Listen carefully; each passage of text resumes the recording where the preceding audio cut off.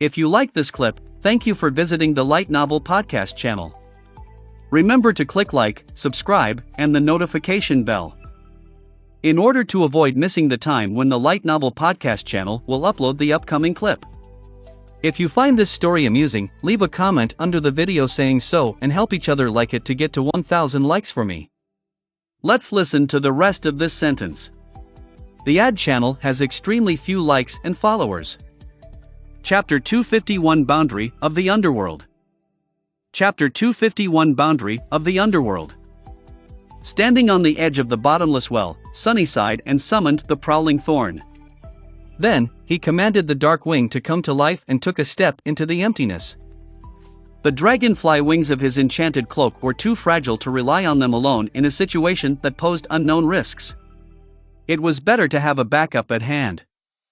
Softly gliding down, he descended in a straight line for a few moments, then made a turn and glanced at the other members of the party.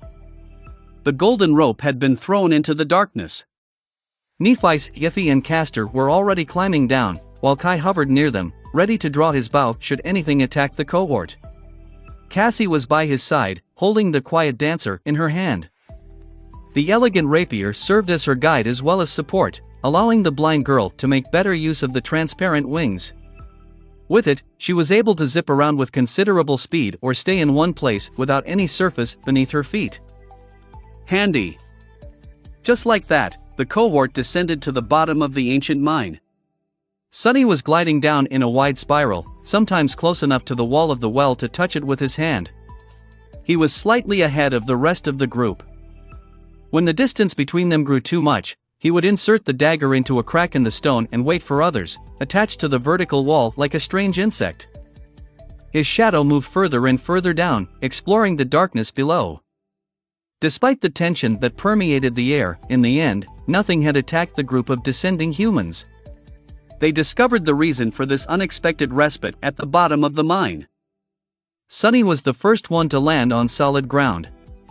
With other members of the cohort still a few dozen meters away, for some time, he was left in complete darkness.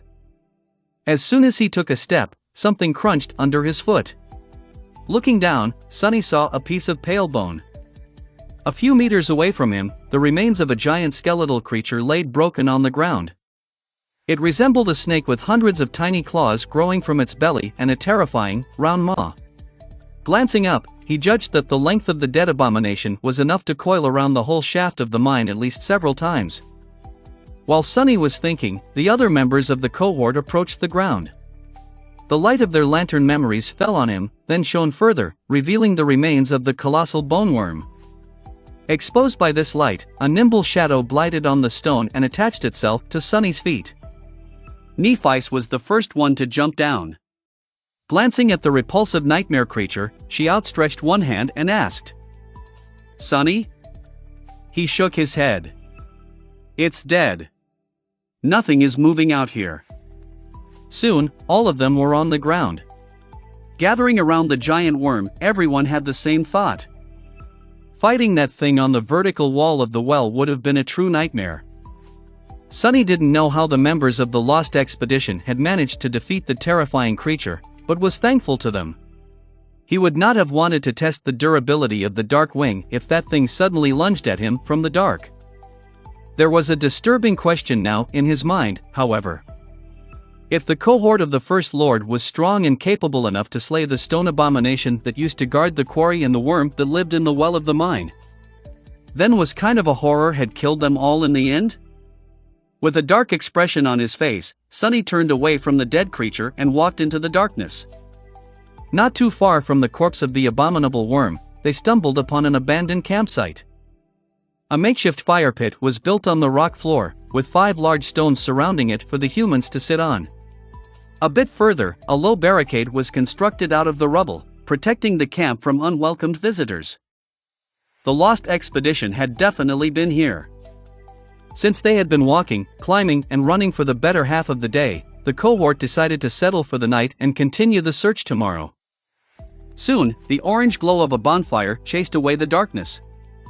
It was a bit strange to relax and cook food in the same place where the First Lord and his companions had rested and prepared theirs all those years ago. Sunny felt as though he was touching history. Or, rather, making it. However, he didn't have too much time for empty thoughts. If what Nephi had told him at the start of this expedition was true, tomorrow was going to be his time to shine. The next day, the cohort ventured further into the tunnels of the ancient mine. No one could tell how deep underground they were exactly, but the feeling of countless tons of stone looming over their heads, ready to come crashing down and bury them under their terrible weight, was not a pleasant one. They were in the belly of the mountains now. After several hours of walking through narrow tunnels, Sonny suddenly felt a soft breeze touch his cheeks. A few minutes later, a distant rustle reached his ears. The deeper they went into the darkness, the louder that rustle became, until finally turning into an easily discernible murmur of running water. Soon, they reached the dark shore of a wide underground river. The running water was black as ink, but not in the way that the waves of the cursed sea had been. There was no smell of salt in the air, too. Wisps of mist were rising above the surface of the subterranean river, swirling in the silent darkness. It looked like a boundary of the underworld. There was a stone pillar built on the shore, and tied to it, a beautiful boat made of pale wood swayed gently on the cold black surface of the dark river. Looking at the graceful boat, Sonny sighed. It was time to earn his keep at Chapter 252 Unseen. Chapter 252 Unseen. This was the last secret about the fate of the lost expedition that Cassie had gleaned from her visions. But even then, the knowledge she had received was fragmented and incomplete. All she could tell the members of the cohort was that, once they crossed the dark river and until reaching the next boundary, they had to keep their eyes closed at all cost, no matter what happened. No living thing could see what lay beyond these cold waters and remain whole. At least that was what she told them.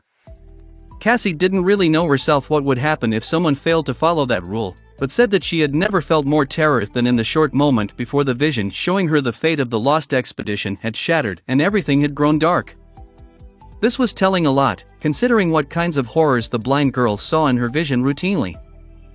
In any case, this was where Sonny came in. While looking through the eyes of the shadow was still too dangerous, he could lead the cohort to their destination with the help of his ability to sense space through the shapes of shadows populating it. At least in theory. Standing on the shore of the dark river, 6 humans tied the golden rope around their waists. When everyone was ready, Nephi took out 6 strips of cloth and a block of wax. Lighting a small white flame on her palm, she sighed and turned to Effie. "You're first." The huntress made a complicated face, but then obediently approached their leader. What followed next looked simultaneously intimate and disturbing.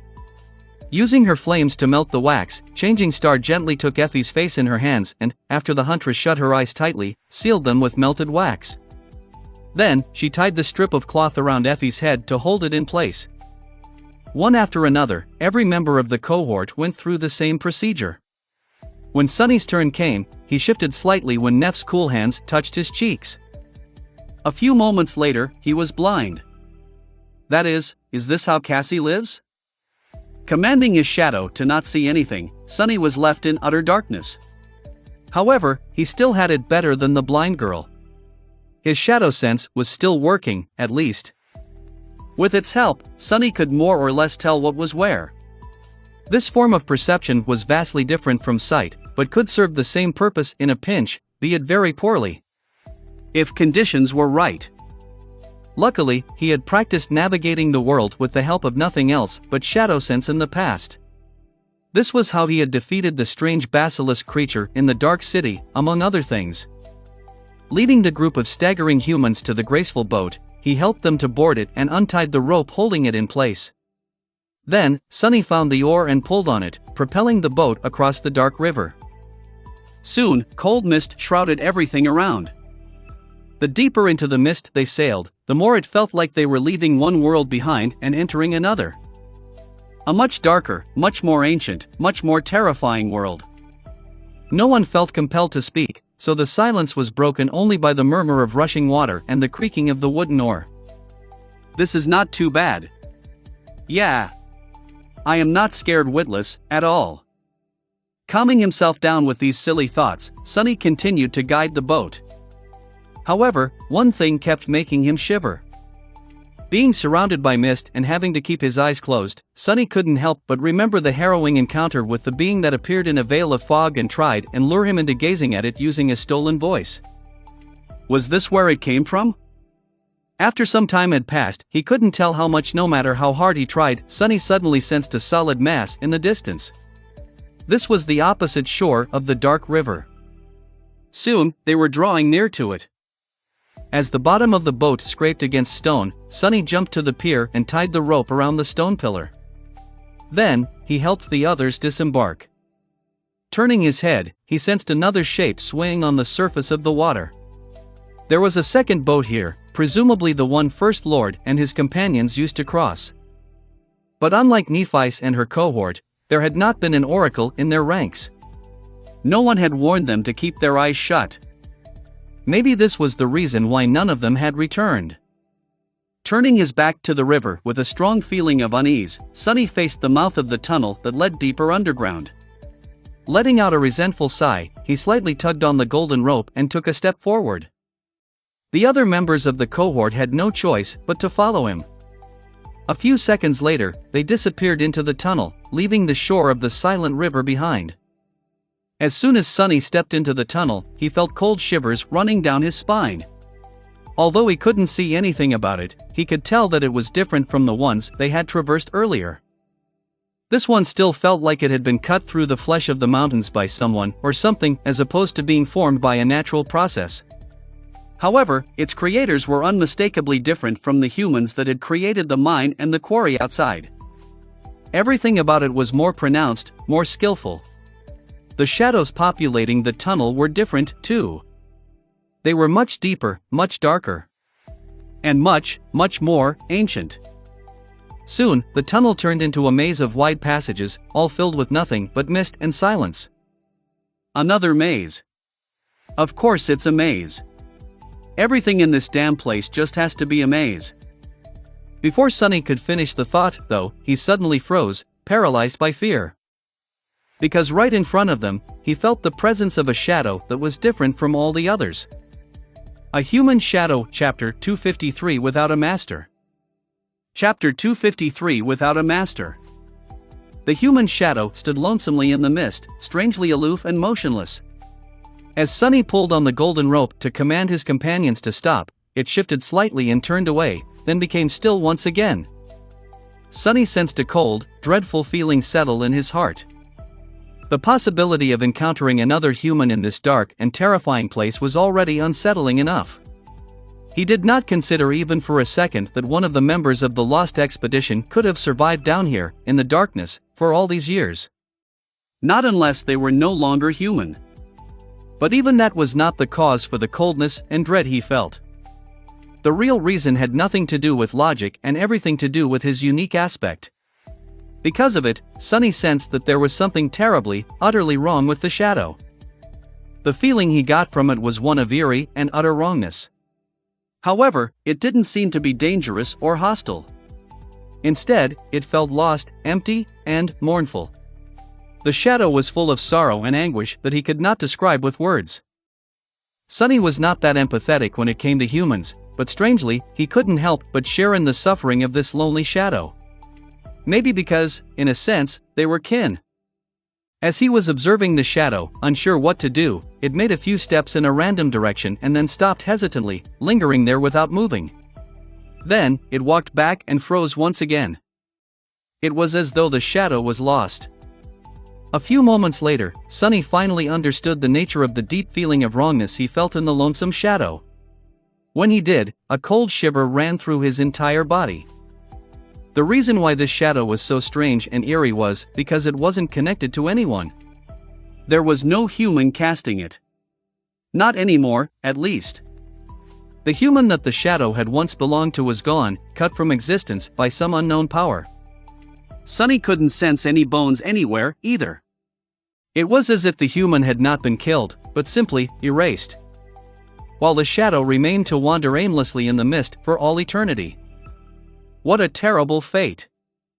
But the question remained, what was he supposed to do now? The shadow was in his way. Sunny had to either walk past it or return back and try to find another way through the maze. But what threat could this pitiful thing pose? It was just a shadow, after all. His own couldn't harm a fly no matter how hard it tried. This one had to be the same. With a deep sigh, Sunny slowly walked forward. With each step he took, he could sense the lonesome shadow better. At some point, it sensed him, too. Turning to face Sunny, the shadow hesitated for a few moments, then tentatively glided closer. He could feel an outburst of muted emotions radiating from it: surprise, hope, and then, sudden despair. Realizing that he wasn't its long-lost master, the shadow froze. Its shoulders dropped.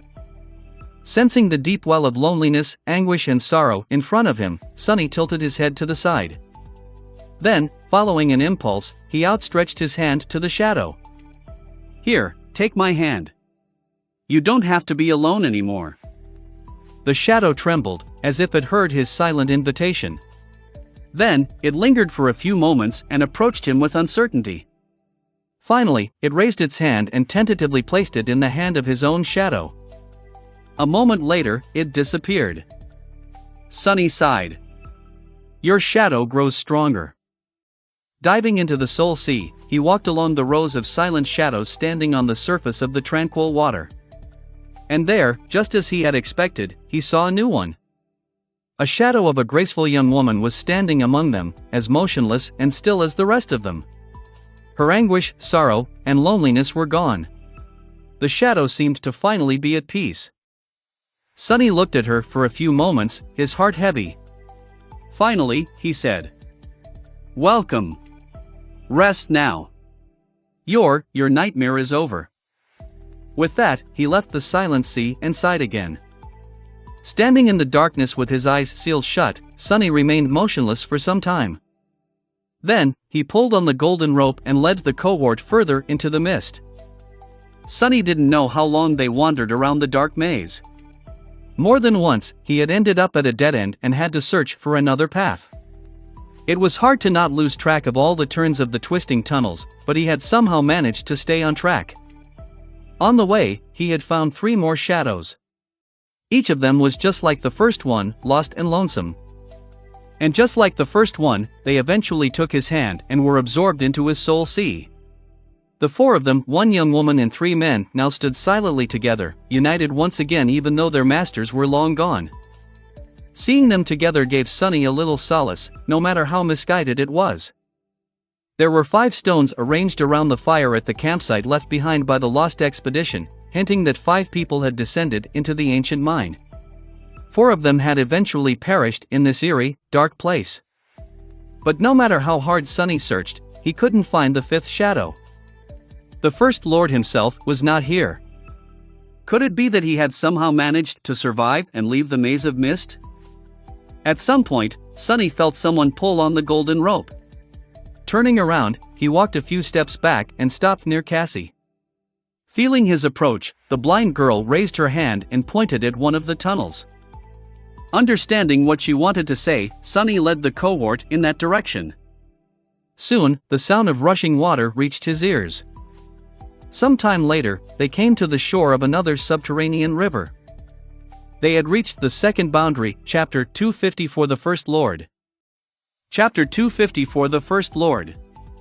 For a moment, Sunny was afraid that they had been walking in circles all this time and now returned exactly to where they had started. But then, he calmed himself down and noted that this river, while as eerie as the one they had crossed on a wooden boat, was rather different. He couldn't exactly explain it, but it didn't feel the same. Plus, there was no pier with 2 boats tied to stone pillars anywhere in sight, or rather, sense. Instead, there was a bridge. Sunny could feel its shadow falling on the cold water, solid and firm as the stone it was built from.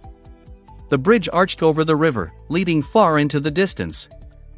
Not wishing to spend another minute in the terrible maze that no living thing could see if it hoped to remain alive, Sunny led the cohort toward the bridge. If Cassie was correct, they would be safe after crossing the second river. Sunny surely hoped that it was true, because the long journey where he had to play the role of a guide for 5 blind people had been nothing short of exhausting. After spending 7, or was it 8 by now? Months on the forgotten shore, Sunny had thought that he possessed a high tolerance for terror. But this last ordeal tested the limits of his mental endurance. Walking through that dark place with his sight taken away. It was a miracle that Cassie had somehow managed to remain sane at all. He tensed up when they entered the bridge, expecting for something dreadful to happen at the last moment. But the silence was not broken by anything except for the sound of rushing water, their steps, and laborious breathing. The cohort walked on the bridge, leaving the dark maze behind. Soon, they could feel the mist surrounding them grow thinner. And at some point, it was gone. They crossed the river without any trouble and returned to solid ground again. Making several more steps, Sonny stopped and finally allowed himself to tremble. Then, he opened his mouth and said in a hoarse voice, "Are we through?" Although Cassie had not said anything about the need to remain quiet, each of them subconsciously avoided speaking ever since entering the mist. Because of that, the sound of his own voice startled Sonny a little. A few moments later, Cassie answered in a hesitant tone. I think so." Without wasting any more time, Sonny untied the cloth that covered his eyes and removed the wax from them. Then, he carefully opened them and looked around. They were standing on a stone shore inside a vast cave, through which the underground river was flowing unobstructed. Some distance away from them, the wall of the cave came down, with a mouth of a wide tunnel visible in it. By his side, other members of the cohort were removing the strips of cloth. Sonny could hear the sighs of relief coming from them. However, his attention was instantly drawn to Nephis, who had already opened her calm gray eyes and was looking at something behind him.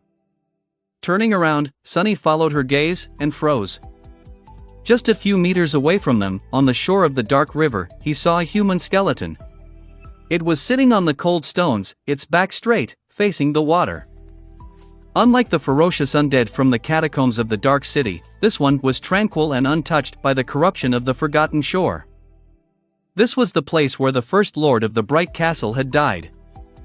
The young man whom the members of the cohort only knew by his title had died on the shores of the cold underground river, just a few meters away from the bridge that he had used to escape the terrible place which, according to Cassie, no living being should have been able to escape.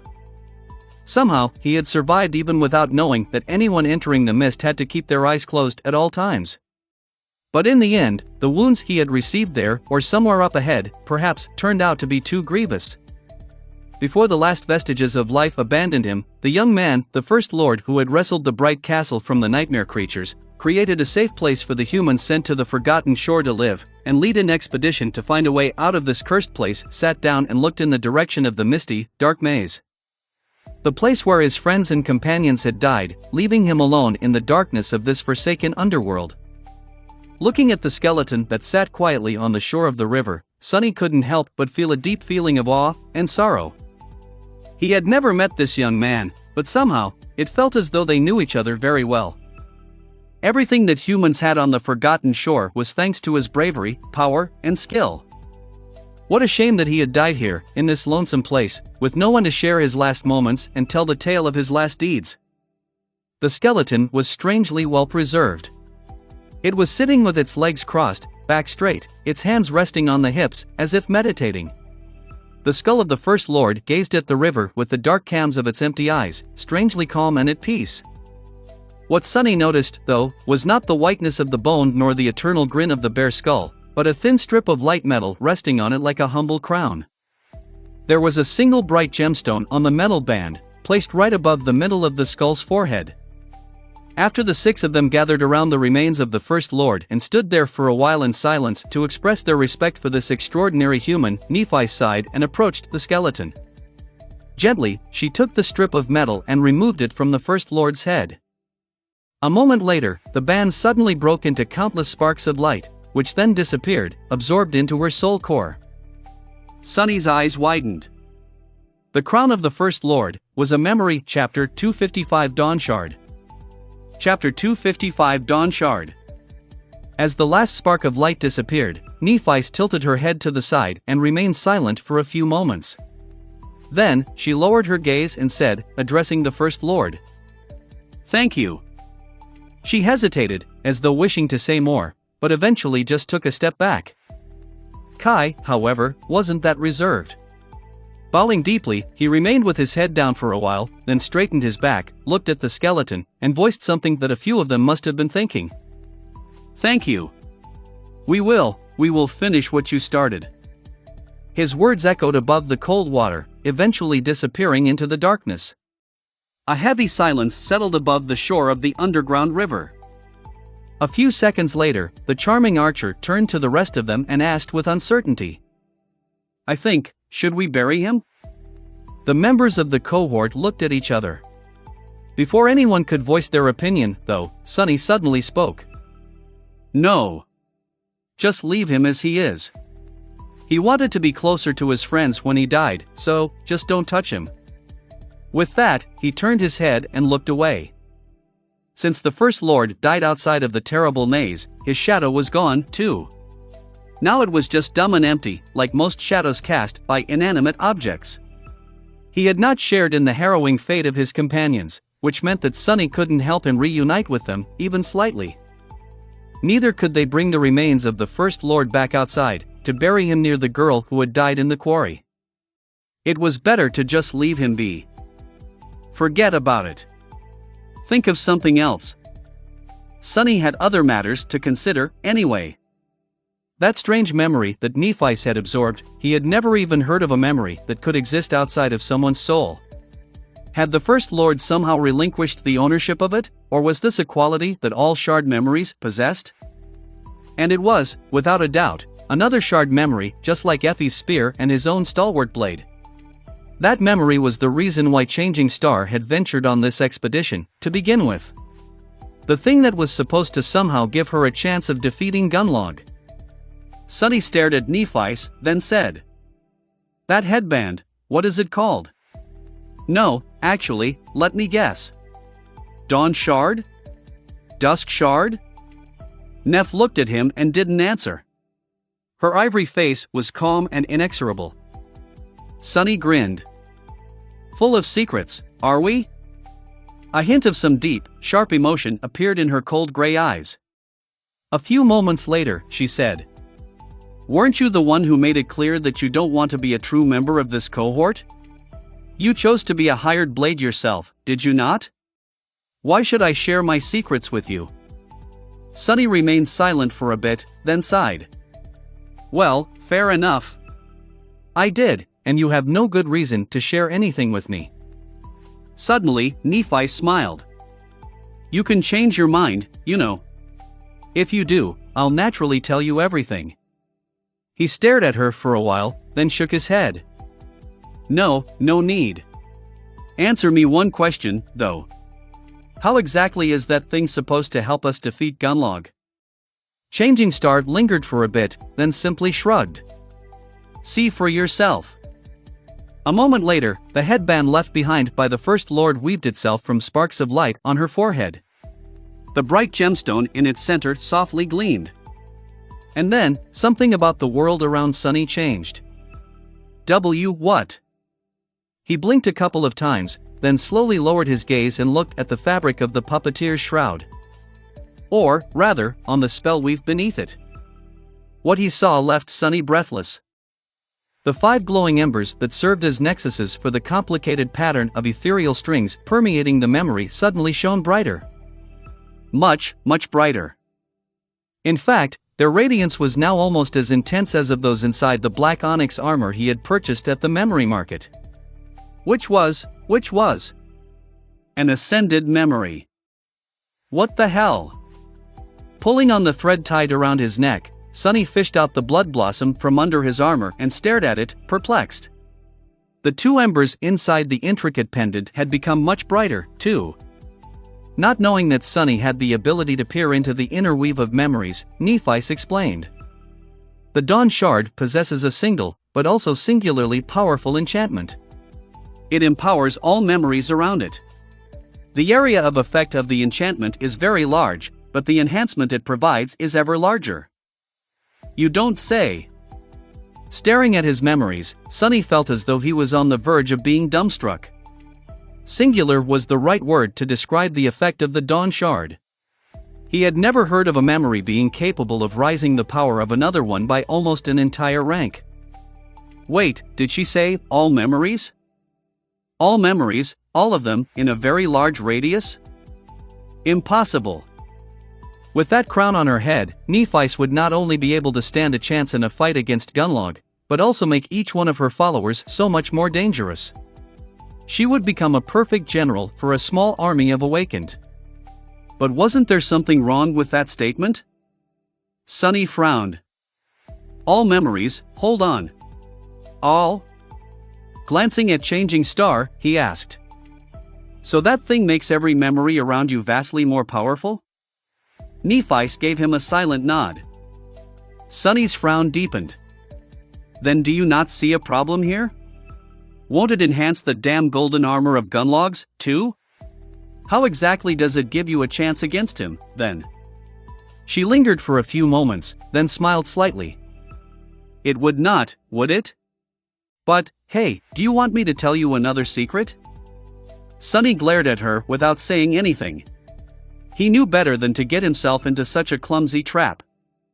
Only, as it turned out, there was no trap. Nephice just waited for a bit and continued.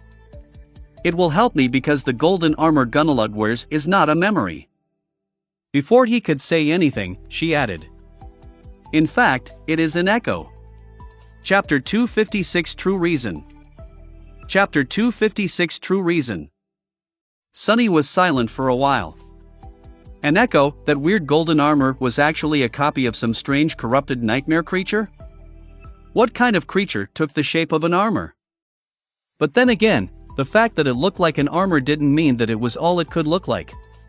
The main trait of the golden armor was that it seemed to be made out of liquid metal.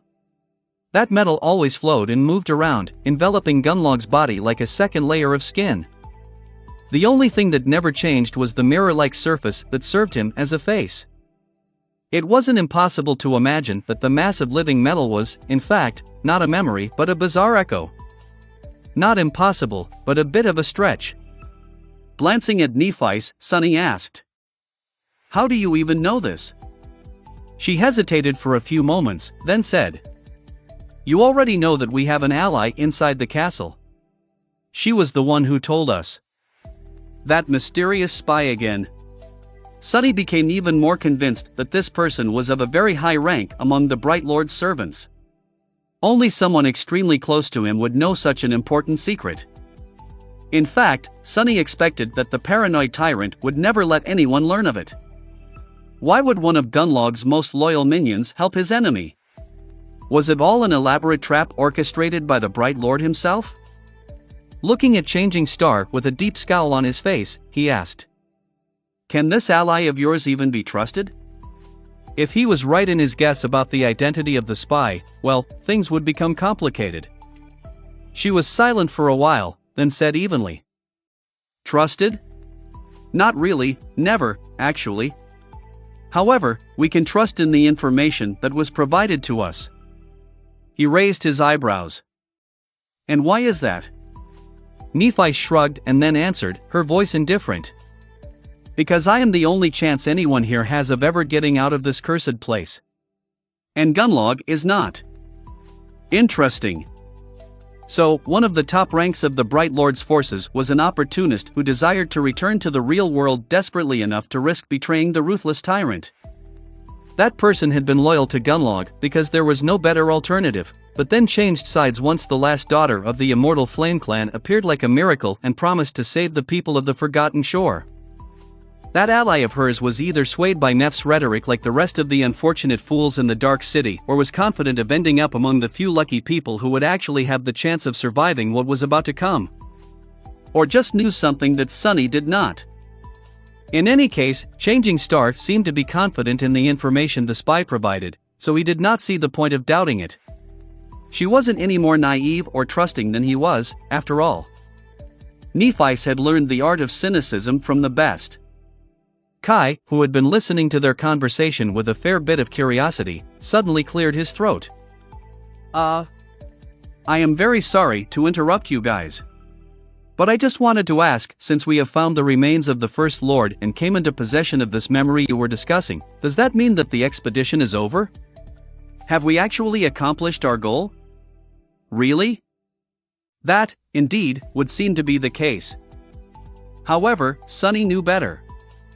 With a friendly smile, he shook his head. No. No, buddy, the goal of this expedition has not been achieved yet.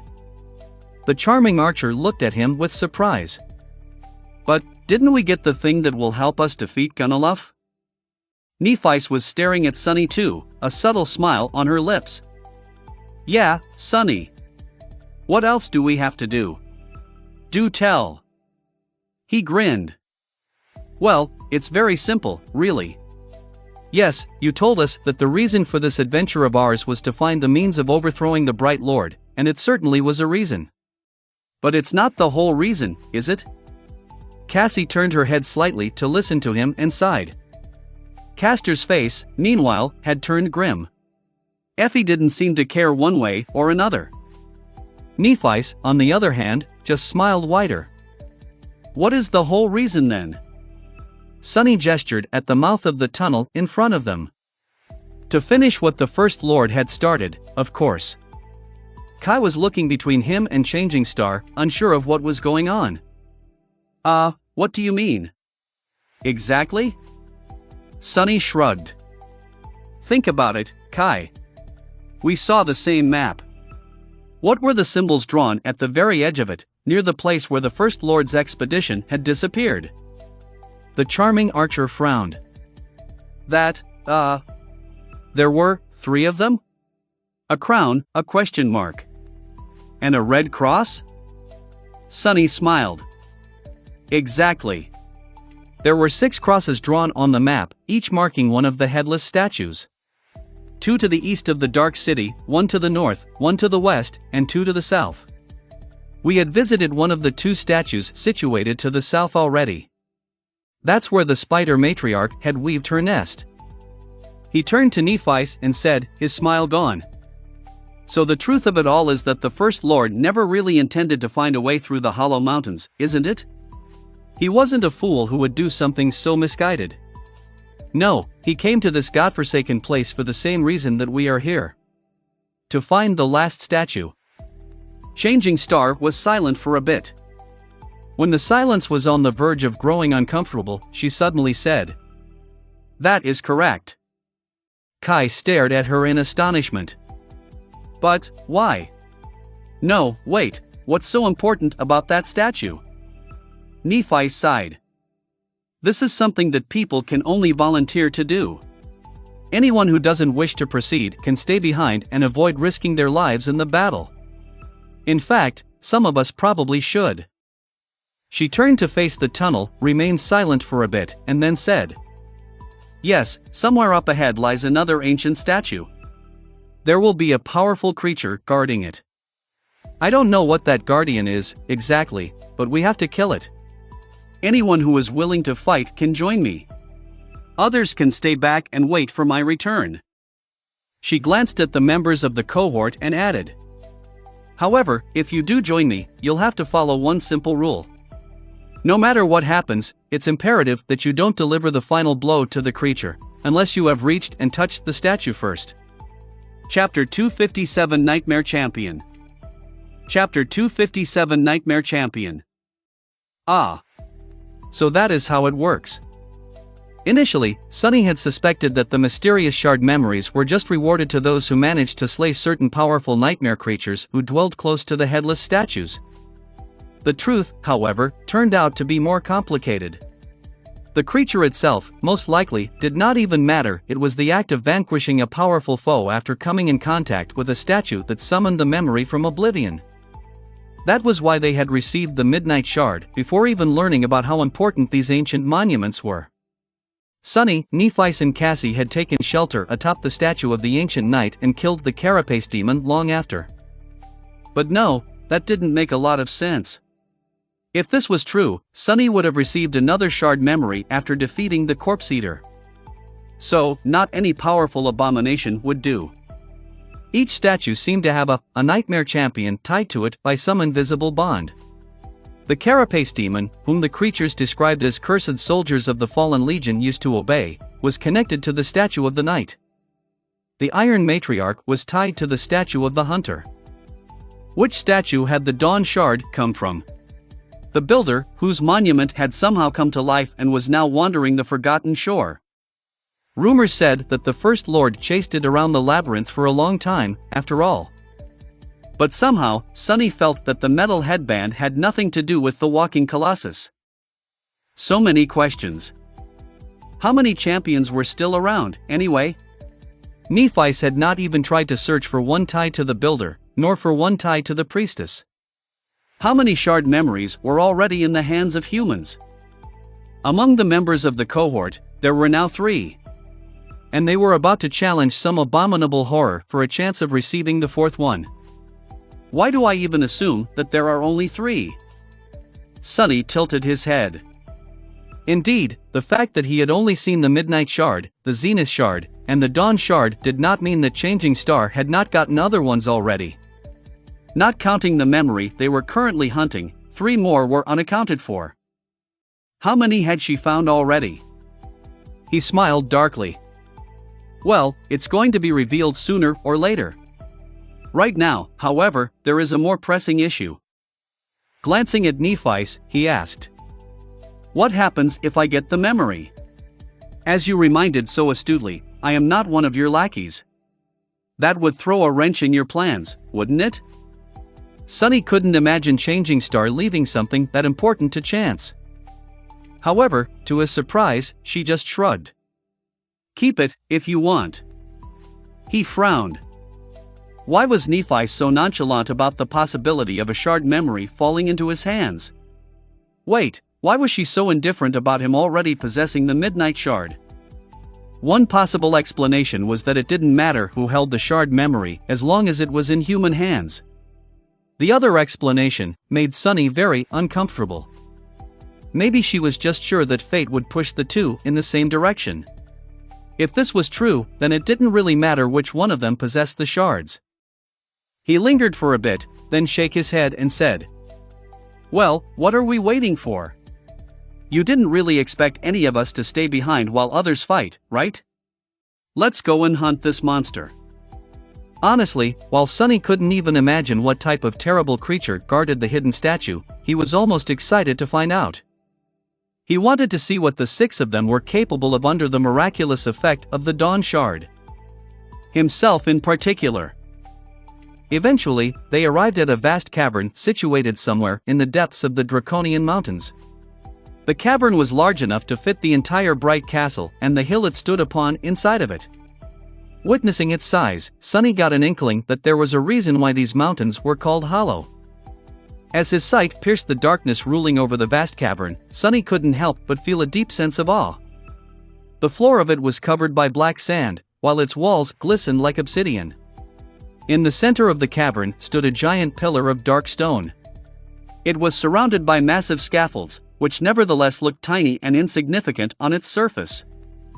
The silhouette of an unfinished statue was easily discernible, cut from the giant pillar by the unknown sculptor. Its upper torso was almost finished, while the lower half was still encased inside the stone. It was as though a dark giant was struggling to free himself from the pillar of stone that imprisoned him.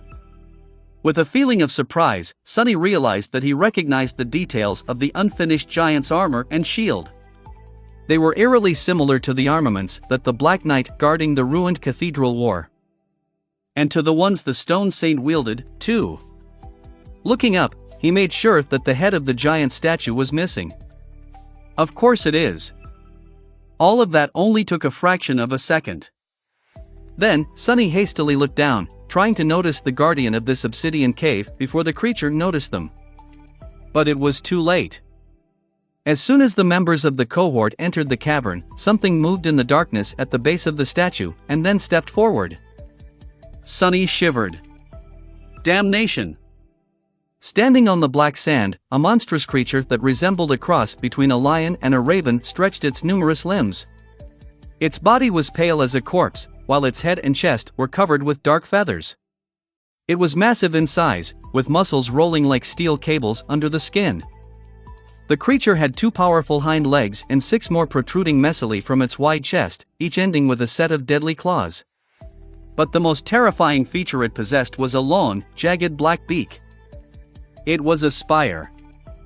Messenger!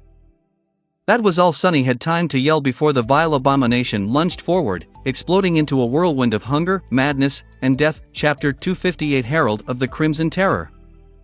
Chapter 258 Herald of the Crimson Terror. Sunny had already faced off against a Spire Messenger once. Back then, the vile creature had killed several experienced hunters in a span of just a few seconds, and the rest had only been spared this fate because of Effie's strength. That and the fact that the messenger had no need to fight them and chose to retreat and search for easier prey. There was nowhere to retreat in this hidden cavern. Sunny didn't even know how the flying abomination had gotten here in the first place. However, he was not the same inexperienced kid he had been all those months ago, either. Sunny had grown considerably stronger. His arsenal of memories was better now. His skill and technique were far beyond what he had known in the past, and his kill count had crossed 100 nightmare creatures a long time ago. There was the Stone Saint, too. But, most importantly, his memories were empowered by the Crown of Dawn. Theoretically, Sunny could stack 3 augmentations on the Midnight Shard, one from his shadow, one from the Miraculous Crown, and one from the Blood Blossom, as long as someone managed to make the messenger bleed. Hopefully, that would be enough to breach the gap between a dormant human and a fallen beast and allow him to actually wound the abomination, unlike the previous 2 times he had tried to cut into the flesh of similar horrors, Corpse Eater and the giant eel that had tried to hitch a ride on the ancient Colossus. But first, he had to survive. Judging that the puppeteer's shroud had a decent chance of withstanding a blow from the messenger thanks to the enhancement of the Dawn Shard, but also not even remotely willing to put that to the test, Sunny dove to the side. A moment later, the massive abomination collided against 2 shields, one belonging to Effie, the other to the Stone Saint. The terrible beak came down, aiming at the huntress. If it was before, the round shield that protected Effie from knee to shoulder would have been easily pierced and torn apart, as if it was made out of paper instead of metal. But due to the empowering aura that emanated from the Dawn Shard, it somehow held. The force of the impact, however, still threw both of them back. Even Shadow Saint, whose flesh was made of stone and weighed accordingly, was launched into the air like a doll made of feathers and rags. But they had bought the cohort the precious second to regroup and counterattack. As Kai and Cassie flew in different directions, creating some distance between them and the ferocious abomination, Nephice and Castor attacked from the sides. One sword shined with brilliant white radiance, while the other gleamed with ghostly green light. However, the messenger was still terrifyingly formidable. The memories wielded by the cohort might have been enhanced, but their masters remained the same. They couldn't compete with a fallen creature in terms of raw power and speed. 2 of the beast's 6 front limbs swiped forward, deflecting the swords. 2 more shot at the attacking humans, forcing them to retreat while barely staying alive. Then, the messenger twisted its neck and caught Kai in its sight. Its powerful black wings lashed down, creating a small hurricane that threw Nephice and Castor aside. Using powerful hind legs to throw itself into the air, the abomination lunged at the retreating archer, who twisted his body in a desperate attempt to aim his bow. And then, suddenly, a triangular blade cut an arc around one of the legs and tied an invisible string around it. Crap! That was all Sunny had time to think before his hand was jerked forward with incredible force. However, this was exactly what he wanted. With the dark wing turning into a blur behind his back, Sunny used the momentum of the pull to turn his laughably slow levitation into real flight. In fact, he shot in the direction of the messenger as though someone had launched him from a cannon. The Midnight Shard flashed through the air and bit into the abomination's flesh. Do it! Indeed, with both the Shadow and the Dawn Shard augmenting it, the stalwart blade was able to cut into the flesh of the fallen beast. Granted, it felt as though he was trying to cut stone. But it was enough. Sunny aimed at the base of the messenger's wing. With all the speed given to him by the combination of using the dark wing to levitate and the prowling thorn to create momentum, the blow Sunny had delivered was truly devastating. In fact, it was so forceful that every bone in his hand almost shattered. But he wasn't the one on the sharp end of the sword. The Midnight Shard cut deep into the wing of the vile abomination, sending rivers of blood streaming down its pale body. As soon as they did, the enchantment of the Blood Blossom awakened, making the blade even sharper. the elegant Tachi tore through the wing, crippling it. The messenger suddenly lost control of its flight and crashed back to the ground. "Eat dust, bastard!" After a moment of glee, however, Sunny hurriedly dismissed the dark wing and plummeted down, landing on the sand some distance away from the monstrous beast. While gliding all the way back to the floor of the cavern would have been more comfortable, he wasn't going to become a sitting duck. Crippled wing or not, the messenger could still jump and use the other one. Maybe. At the same time as Sunny hit the ground and rolled, a menacing black arrow suddenly fell from above, piercing the second wing of the fearsome creature. There was no blood coming from the wound, though the arrow greedily drank it, preventing the blood blossom augmentation from growing a bit stronger. The abomination did not stagger and slowly turn into a mummy like the iron spiders had, however. It simply shook its body, causing the arrow to shatter and crumble into a stream of white sparks. But Sunny didn't see any of that. With his back to the messenger, he was already running toward the giant statue with all the speed he had. Chapter 259 Bloody Mayhem. Chapter 259 Bloody Mayhem. Sunny ran to the statue with every bit of speed he could manage. Which was quite a considerable amount, by human standards, no, even by those of other sleepers. As the wind whistles in his ears, the shadow flew off the blade of the midnight shard and turned around, observing the wounded abomination. Despite the fact that its wings were mangled, the messenger did not seem perturbed. On the contrary, it opened its terrible beak and let out a blood-curdling shriek, then lunged at the tiny humans with even more bestial fury. "I think it's not happy." Despite the mortal peril his companions found themselves in, Sunny did not stop to help them. Nephi's had said that the creature guarding the cave had to be killed by a person who had touched the ancient statue until someone did. This battle was nothing but a futile and stupidly dangerous game. The essence of combat was murder, after all. If no one truly aimed to kill the damn thing, how could they ever hope to survive? So Sunny was helping them after all, in a way. Behind him, things weren't going well for the cohort. The messenger was too big, too strong, too swift for a group of sleepers, no matter how talented. It was already a miracle that none of them had been torn to pieces already. But how long would that last? As the shadow watched, the terrifying beak came down again, and once again, bounced off Effie's stalwart shield. However, this time, a wide crack appeared on the surface of the round shield. Before the huntress could even react, several powerful limbs shot at the cracked shield, each striking it with the force of a cannonball. Finally, the memory gave in and shattered along with Effie's arm. Sunny saw fragments of bone piercing her olive skin as it twisted at an unnatural angle. Damn! Faster! As the pillar of dark stone approached, he watched the messenger try to finish the wounded huntress off and be thwarted by the stone saint.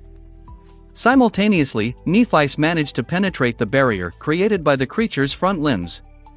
Her sword flashed and bit into the pale flesh, leaving a deep gash on the abomination's side. Judging that he was far enough to not be afraid of a sudden attack aimed at his back, Sunny commanded the shadow to turn around and return to his side. His view of the battle immediately disappeared, and soon, the shadow caught up and wrapped itself around his body. Sunny's speed doubled. Pursued by the sounds of a ferocious battle, he neared the unfinished statue. However, before he could touch it, a human figure suddenly appeared in front of him in a blur and slid on the black sand, stopping right in front of the stone pillar. It was Castor. The proud legacy didn't look all too well. His shiny scale armor was torn by the claws of the terrible beast, leaving 4 deep wounds on his muscular chest. Blood was streaming from them, leaving the handsome young man pale and disheveled. No, it wasn't just that. Castor seemed a bit off, somehow. Sunny just couldn't tell what was wrong with him exactly. He did notice, however, a crystal amulet in the form of an hourglass hanging on a silver chain around his neck. What is that? A charm memory? I didn't know that Castor had a charm. Not wasting any time, the legacy put his bloodied hand on the statue and closed his eyes for a moment. He wasn't wearing one back on the marble arch. Right? Opening his eyes a second later, Castor glanced at Sunny with a dark expression and turned into a blur once again, rushing back to rejoin the battle. Just as soon as he disappeared, Sunny crashed into the stone pillar, unceremoniously using it to stop his momentum. Bouncing off the hard surface, he rolled on the ground and shakily rose to his feet. Ack! Damn it! That hurt! That counted as touching the statue, right? Had to. Glancing back, Sunny saw another blood arrow piercing the flesh of the spire messenger and shattering a moment later. It wasn't destroyed, at least, just returned to Kai. Quiet Dancer was zipping around the massive abomination, aiming at its eyes. The elegant rapier was an echo, and as such did not enjoy the gift of the Dawn Shard, so it was more of a nuisance than a real threat to the beast. Still, it managed to deliver a couple of shallow cuts, causing the bastard to bleed. That was exactly what Sunny needed: blood, as much blood as possible. Launching himself forward, he held the Midnight Shard behind him and dashed toward the messenger. Let's see which one of us can kill it first, caster. Wouldn't it be funny if an outskirt rat like me got a third ascended memory, while a lofty legacy like you still had none? Some distance away from his prey, Sunny commanded the Stone Saint to switch her battle style. The one the menacing shadow liked to use the most, or simply saw as most suited to her equipment and the situation, was deliberate, elegant, and steady. But that wasn't what Sunny needed right now. What he needed was carnage, savagery, and bloody mayhem. Lingering for a fraction of a second, the Stone Saint suddenly threw her shield away, grasped her sword with both hands, and lunged forward. Any sort of grace she had possessed earlier was now gone. Instead of a noble knight, the shadow now appeared as a barbarous butcher. It seemed as though she cared neither about self-preservation nor about protecting the members of the cohort anymore. She didn't even care about killing the enemy that much. All she aimed to do was inflict the maximum amount of pain, the maximum amount of damage, and, most importantly, the maximum amount of bleeding. Just like Sunny had commanded her to do. As he ran back, more and more small, but heavily bleeding wounds appeared on the messenger's massive frame. Its pale body was now half covered in dark blood. Caster's enchanted sword added one or two, but most came from the Berserk Shadow and Changing Star. Effie was still in the fight, as well. Despite the fact that her arm was severely broken and there was bloody foam on her lips, the beautiful spear broke through the abomination's defenses and left a bloody mark on its skin, too. But none of these attacks were powerful enough to end the creature once and for all. Already nearing the scene of the massacre, Sunny willed his shadow to flow onto the Midnight Shard. The power of the Dawn Shard was burning inside of it, making the stalwart blade sing. And on top of it all, the vile blood blossom was filling it with insatiable bloodlust and hunger. Without slowing down, Sunny lunged at the spire messenger and fell on his back. As momentum pushed him forward, he slid on the black sand and thrust the Midnight Shard upward. Piercing the abdomen of the terrible creature, the razor-sharp sword easily cut through skin and muscle, gutting the abomination and causing it to stagger and fall. Chapter 260: How to be a Hero. Chapter 260: How to be a Hero. Indeed, with so much blood streaming down the messenger's pale body, the savage augmentation of the blood blossom had grown vastly more powerful. If before Sunny had felt as though he was cutting stone, now the Midnight Shard sliced through the tough flesh of the abomination with just a moderate amount of trouble. Of course, the fact that it was aimed at the soft belly of the monster instead of the adamantine black feather also played its part. The Tachi cut through the pale skin and muscle tissue, tearing its abdomen open. As blood, guts and viscera fell from the terrible wound, Sunny slid from under the massive creature just in time to avoid being crushed under its weight. Even then, however, the messenger was not yet dead. What? Curses! Lying on his back in an awkward position, Sunny was momentarily left defenseless. He had hoped that his strike would if not kill the monstrous abomination outright, then at least leave it stunned for a few seconds, giving him time to disengage and get away to a safe distance. But the creature seemed to be impervious to pain and the fear of death that all living beings felt. Despite receiving a mortal wound, it only became more ferocious. Staggered by the unexpected attack, the messenger lost balance and fell to the ground. Its head hit the black sand, sending a cloud of it into the air. Then, its round corvine eye locked onto Sunny and flushed with eerie madness. Knowing that he was not going to be fast enough, Sunny desperately tried to roll away. But it was too late. The terrifying jagged beak shot in his direction, threatening to impale him through the chest. Damn it! However, at the last moment, a human figure in an elegant black and white armor suddenly appeared between him and the abhorrent beast. The incandescent sword lashed out, pushing the beak slightly to the side. As the result, the messenger failed to kill Sunny. Instead, the beak pierced the Starlight Legion armor and tore through Changing Star's shoulder, almost severing her left arm. Nephice was thrown aside in a rain of blood, while the abomination opened its mouth and let out another deafening shriek. For a moment, time slowed. Sunny, who had just rose to one knee, noticed a sword surrounded by ghostly green lights approaching the messenger's neck. Castor was seconds away from finishing the cursed creature off. But before he got the chance, a heavy triangular dagger flashed in the air and sunk into the creature's eye, penetrating through it deep enough to reach the brain. The messenger froze. Its ugly raven-like head swayed slightly. The beak fell open, revealing rows of sharp teeth and a long, wet, crimson tongue. Looking at the monster with a dark expression, Sunny pulled on the string of the prowling thorn, wreaking havoc inside its skull. The kunai tore through the round black eye on the way back, flying into the air in a stream of blood, bone, and chunks of brain matter. Finally, the creature convulsed and crashed onto the ground. Its eyes dimmed, then glossed over. The corner of Sunny's mouth curled upward. "You have slain a fallen monster, cursed herald. Your shadow grows stronger. Come on. You have received a memory." A triumphant gleam appeared in his dark eyes. The cohort was in a pathetic state. Effie had the bones in her arms shattered into tiny pieces, with sharp splinters tearing through her skin. Her ribs and lungs were wounded, too. Castor was bleeding heavily from the 4 gashes left on his torso by the messenger's claws. Kai lost too much blood to the blood arrow and was now on the verge of fainting. Neff's left arm was partially severed and barely attached to her body. The sight of it was ghastly. Even the Stone Saint was severely damaged. Only Sunny and Cassie were more or less in one piece. It was all worth it, though. The Spire messenger was actually dead, while they were not.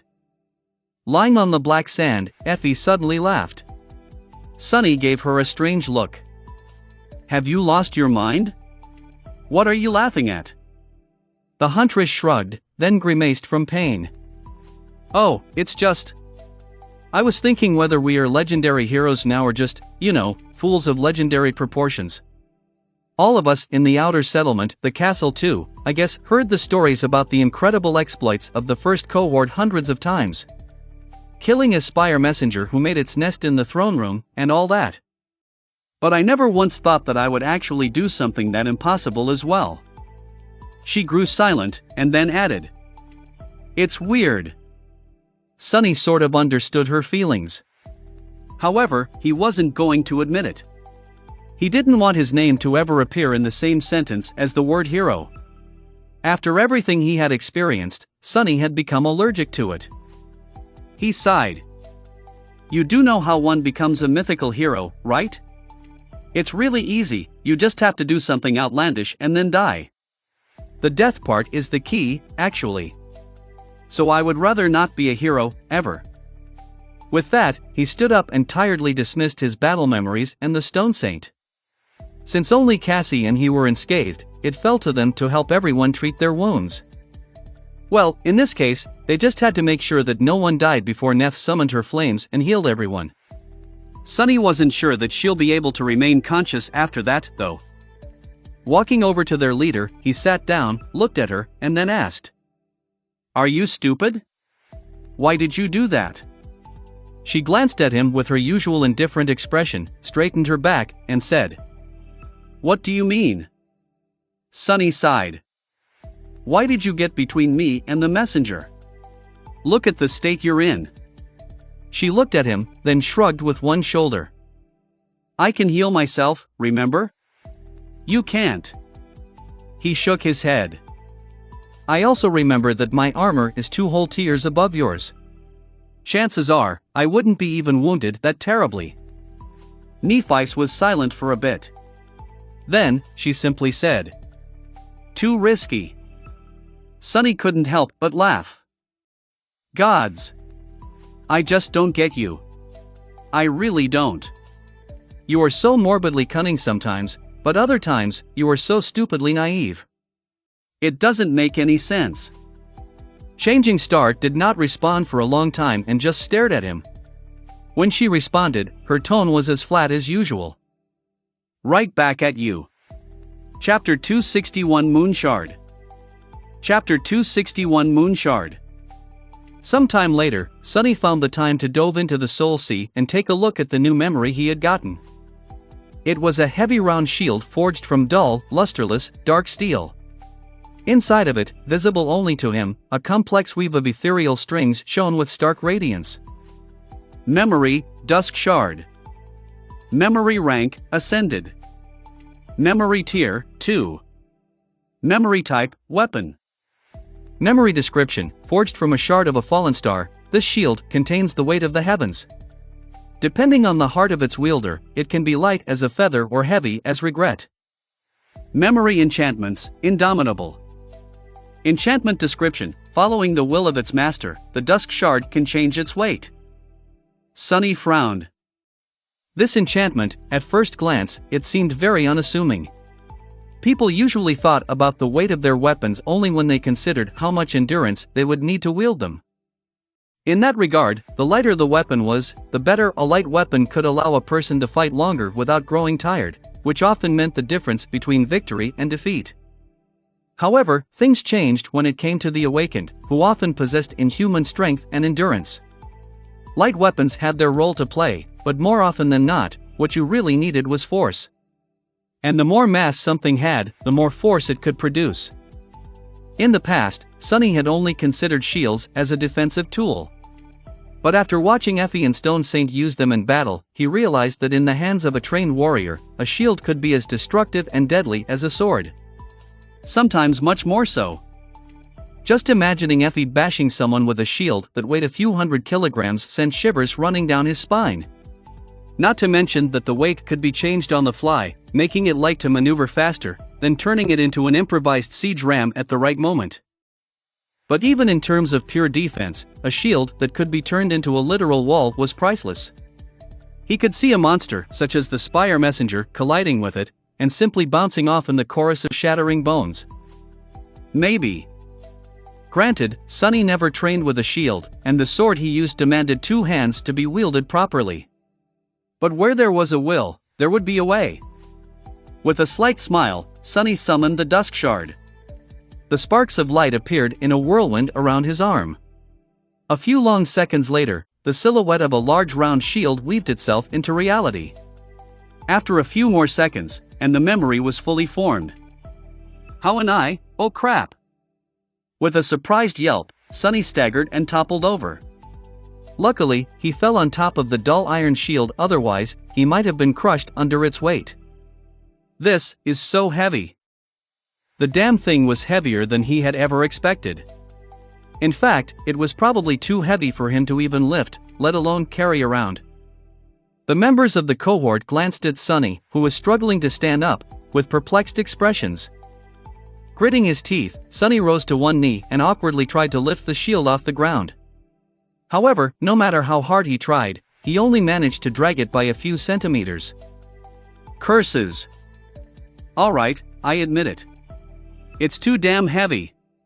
Let's reduce the weight a little. But a few seconds later, his face froze.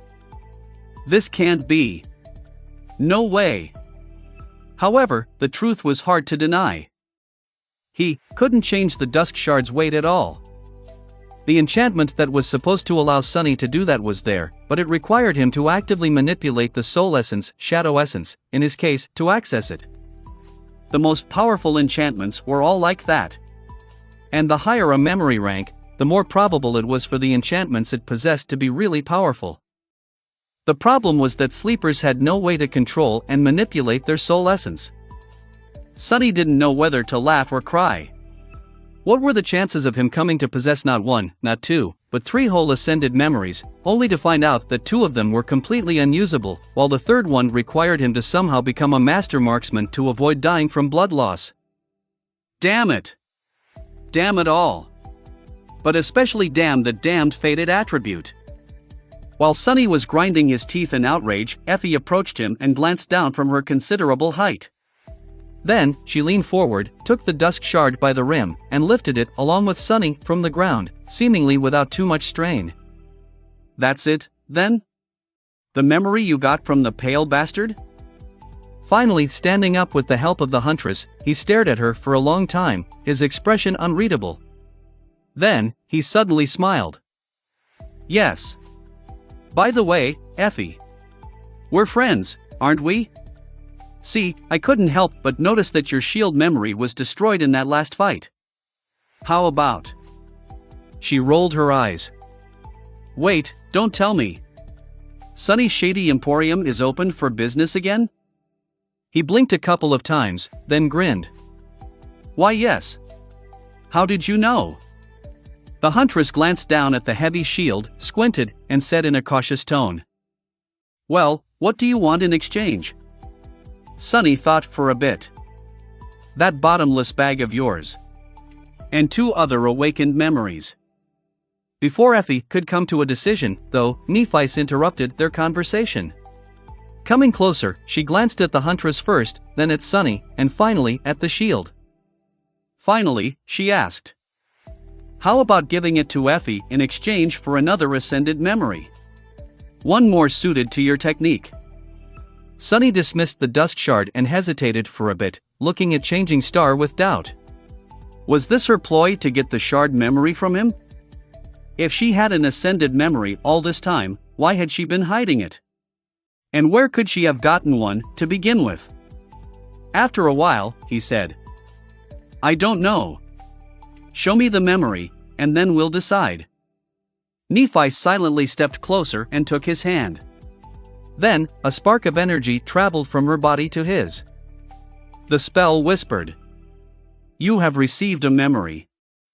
Throwing a dubious glance at Nephice, Sunny summoned the runes and found the name of the memory he had received. His shadow tilted its head, surprised. Shimmering in the air in front of him, a string of runes read, "Memory, Moonshard, Chapter 262 Path to Damnation." Chapter 262 Path to Damnation. Another shard memory? Sunny raised an eyebrow, glanced at Nephice, and turned back to the runes. His eyes glistened. Memory, Moonshard. Memory rank, Ascended. Memory tier, I. Memory type, Weapon. Memory description: when the stars were extinguished and fell, a lonely moon remained in the empty sky.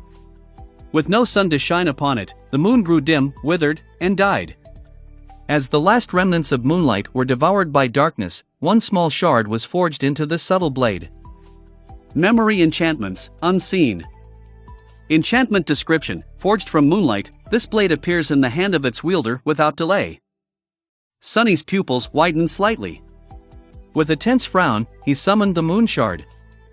A graceful dagger with a long and slender blade appeared in his hand. It tapered to a needle-like point and had a simple crossguard, with a handle made from glossy black wood. The most striking feature of the dagger was that it seemed to be forged out of clear, misty glass. That glass, however, appeared to be as strong as steel, and much, much sharper. In the darkness of the underground cavern, the ghostly stiletto was nearly invisible. What really stunned Sunny, though, was not its look or its rank, but the fact that the moonlight blade had appeared in his head instantaneously. There had been no sparks of light, no process of weaving itself into existence from nothingness. The dagger was simply suddenly there, as if it had always been that way. This was an incredible enchantment.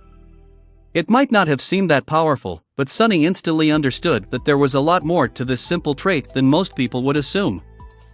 Once summoned, memories took time to form. The dusk shard had weaved itself into existence in about 6 to 8 seconds. But even if it was just a single second, like the time it took Neff's silver sword to appear, the process was still not instantaneous. What's more, the appearance of a memory was telegraphed in advance by the dancing sparks of light. In short, it was very hard to take the enemy by surprise by suddenly summoning a memory. A skilled opponent would always have enough time to notice it and react accordingly unless they were lured into a cunning trap by a sword savant like Changing Star. But even then, it wasn't easy to plan and execute such a move. Yet all of that didn't apply to the moon shard. The slender blade of the ghostly dagger could appear out of nowhere in an instant and immediately strike at the target. What an insidious little thing. It was uniquely suited to Sunny's preferred method of engaging the enemy, indeed. He liked to strike from the shadows and kill with one strike. With the ghostly blade in his arsenal, though, he would not even have to hide in the darkness in order to deliver an unexpected and deadly blow. No one would see it coming. Not to mention that it was an ascended memory. Armed with the moon shard, Sunny would finally be able to wound and kill fallen creatures even without the miraculous enhancement of the Crown of Dawn. His own shadow would be more than enough. Granted, he would have to get really close and personal to a monster in order to use the dagger. But still, at least with it, he stood a chance. Suppressing a satisfied smile from appearing on his lips, Sunny turned to Nephi and asked in an incredulous tone, "Where did you get this thing?" She lingered for a few moments, then said, "North of the Dark City." Sunny nodded. That made sense. There was another red cross on her map, about a week's worth of traveling time north of the ruins. It was drawn near a symbol resembling a grotesque, misshapen skull. Changing Star had indeed been busy in the 3 months that he had spent hunting monsters on the dark streets of the cursed city. Now, 5 of the shard memories were accounted for: Dawn Shard, Zenith Shard, Dusk Shard, Midnight Shard, and Moon Shards. Only 2 remained.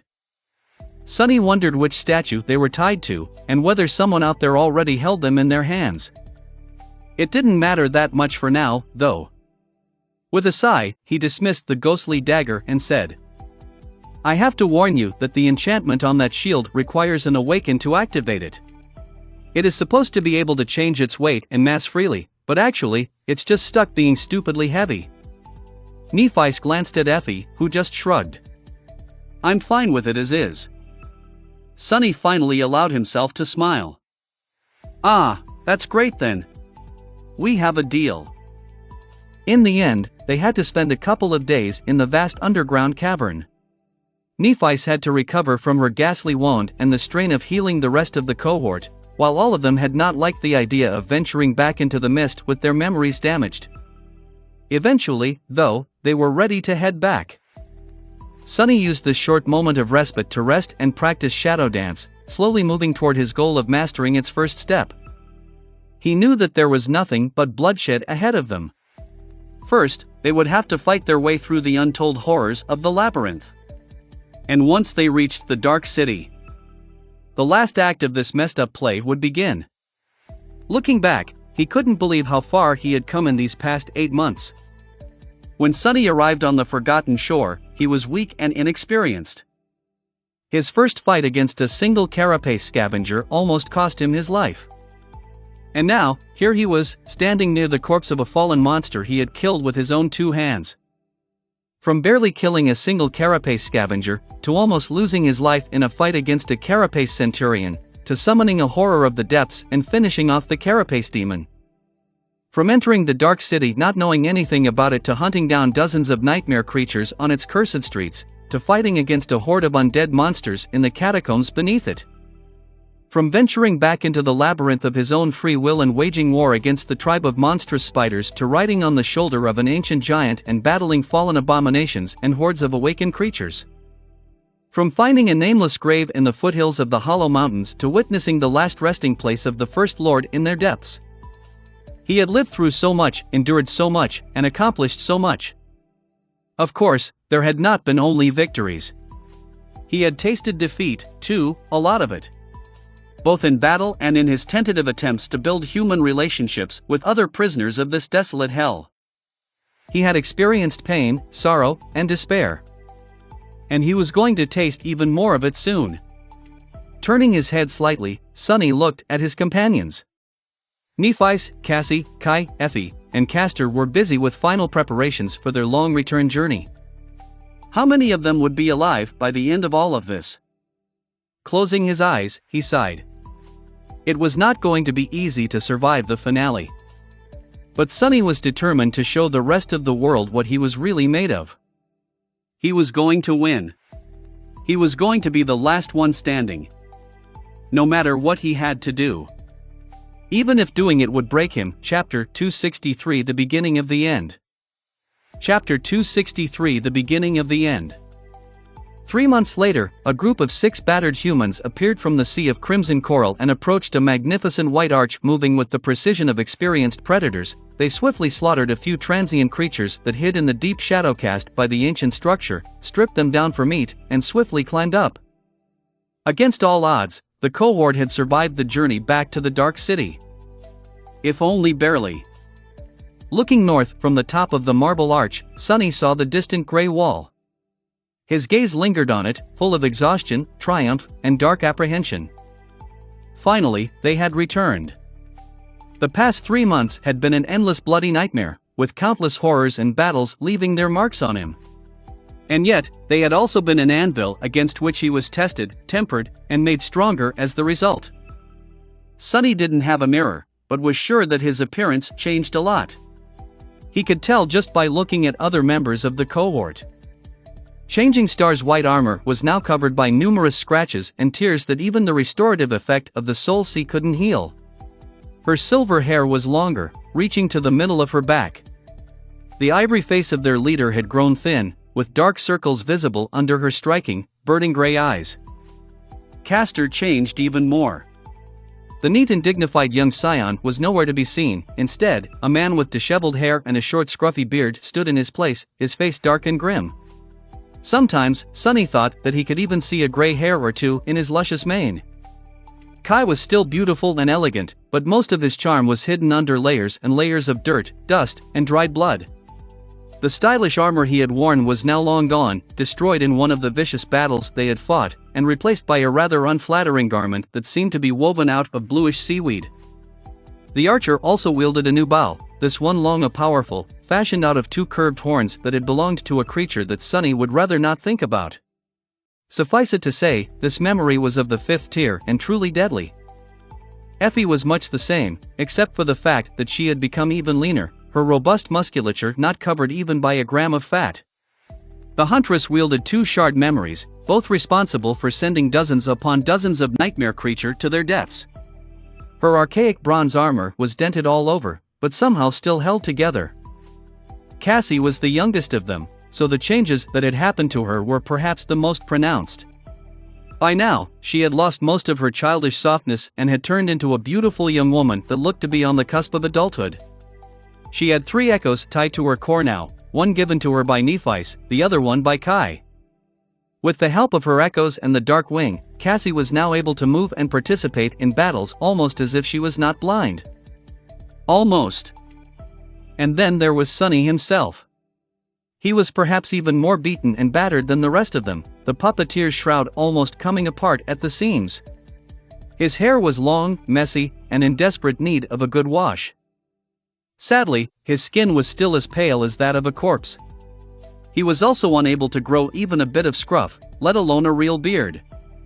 But, oh well, why care about the little things? Summoning the runes, Sunny found a particular cluster and glanced at it. The runes shimmered in the twilight of the approaching night. Shadow Fragments, 938/1000. A dark smile appeared on his lips. Almost. In the past 3 months, Sunny had participated in countless battles. His main responsibility was that of a scout, and as such, he was not a part of the cohort's main strike force. But even then, he had faced and slain more than 100 nightmare creatures. Closer to 200, in fact.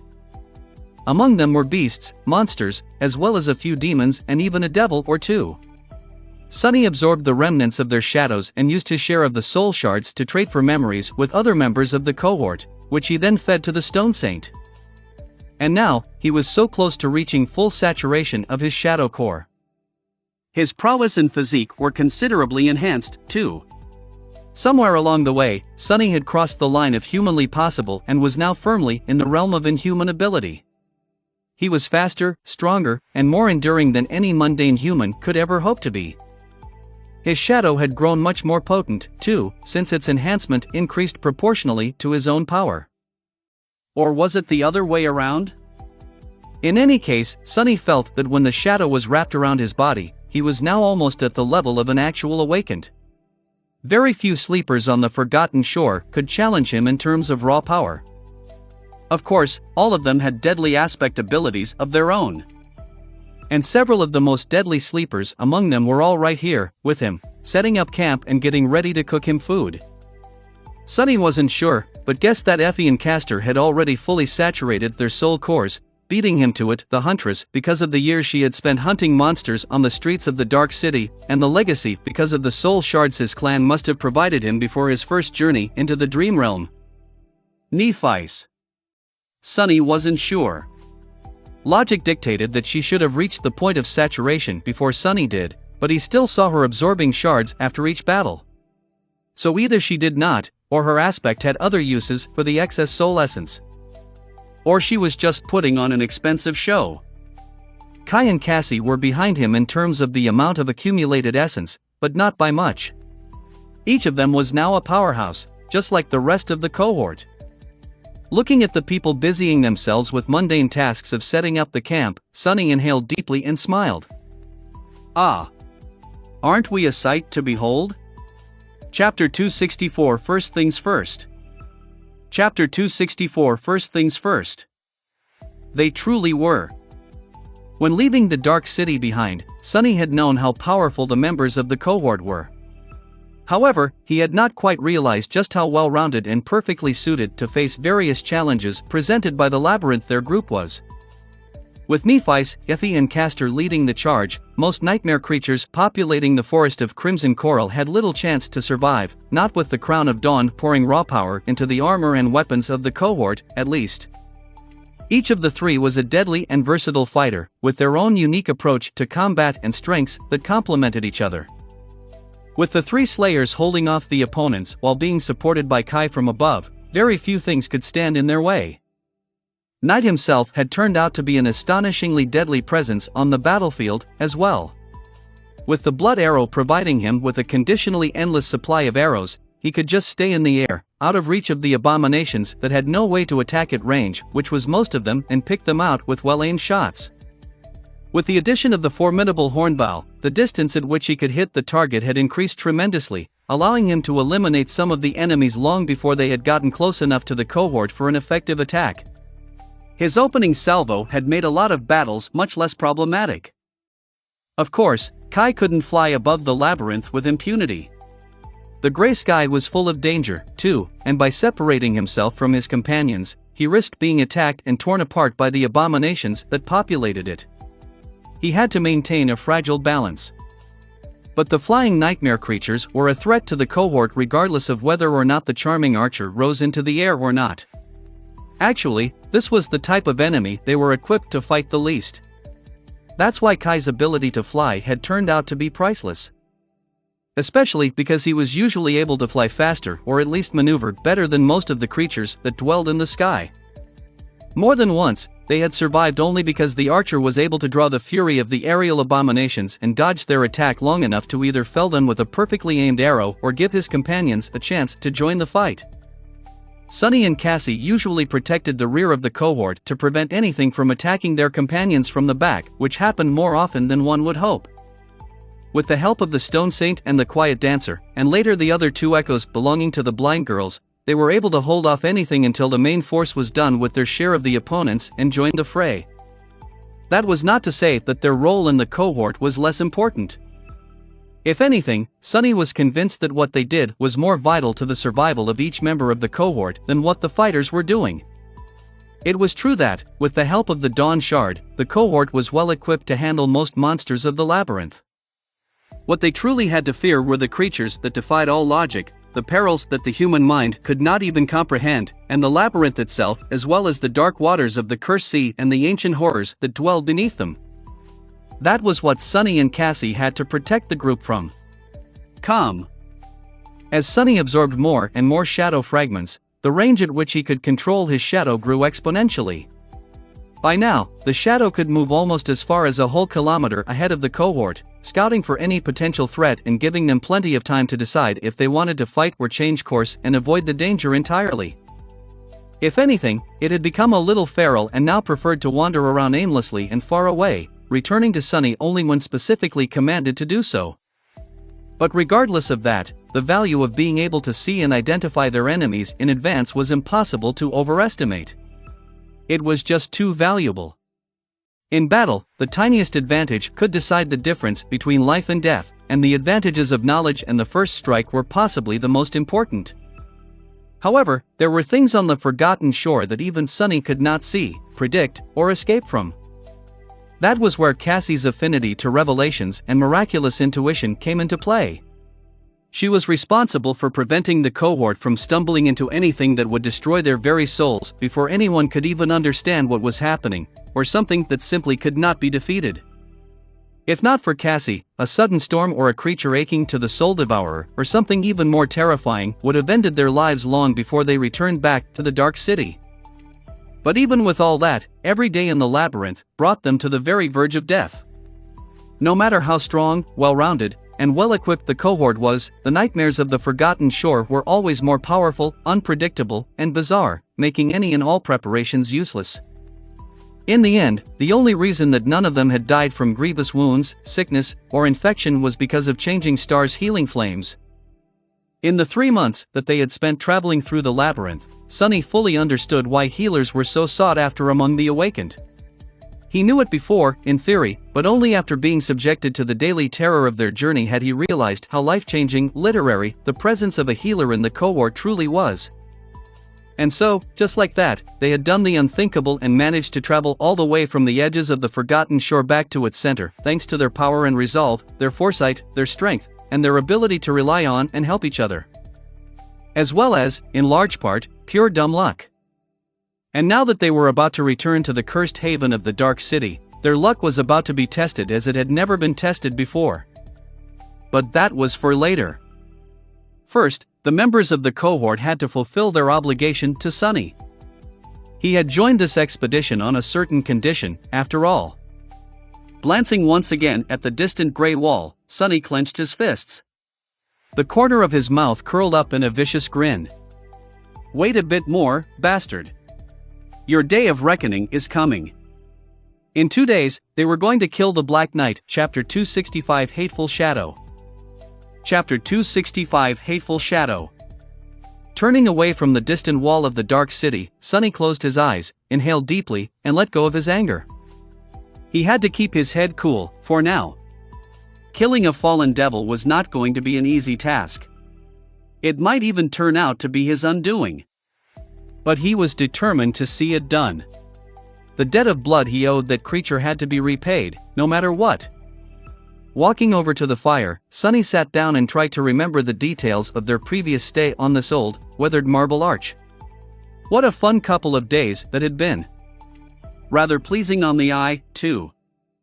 His shadow shook its head dejectedly and turned away.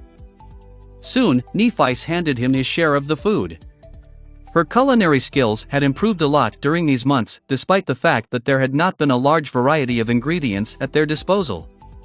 Still, being able to turn the most repulsive of monsters into a delicious meal was something that not everyone was capable of. This should be a separate course at the academy. Teacher Julius had taught him how to consume various things in the dream realm without ending up poisoned to death, but he had neglected to go in depth on how to actually make them taste good. Sinking his teeth into a juicy piece of meat, Sunny forgot about his troubles for a bit and simply enjoyed this rare moment of bliss.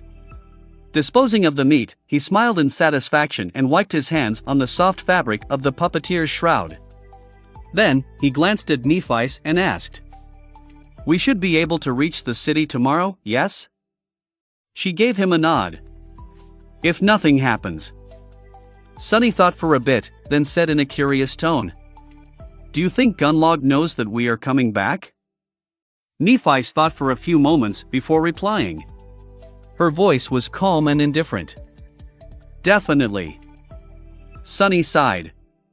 This was his conclusion as well. Back when he had first entered the Bright Castle, he had learned from Castor about a certain artisan that could track the general location of anyone a person had ever met. This was how Castor knew how many sleepers of their crop had been sent to the Forgotten Shore. Even if Gunlog possessed no other method to learn of their approach, all he had to do was ask that woman. Sunny shifted a little and asked, "Should we expect a welcoming party?" Changing Star shook her head. "I don't think so. There's no need for him to do anything. Gunlog knows that we will come to him of our own free will, simply because there's nowhere else for us to go." She fell silent for a while, and then added, "But most of all, this has never been about killing me or my people. It was always about destroying the ideas I represent. What's the point of crushing me if no one is there to see it? Gunlog won't do anything without an audience. He had sent Harus to stop us from escaping the stage, but now that we are back on it, there is no need for him to rush the inevitable."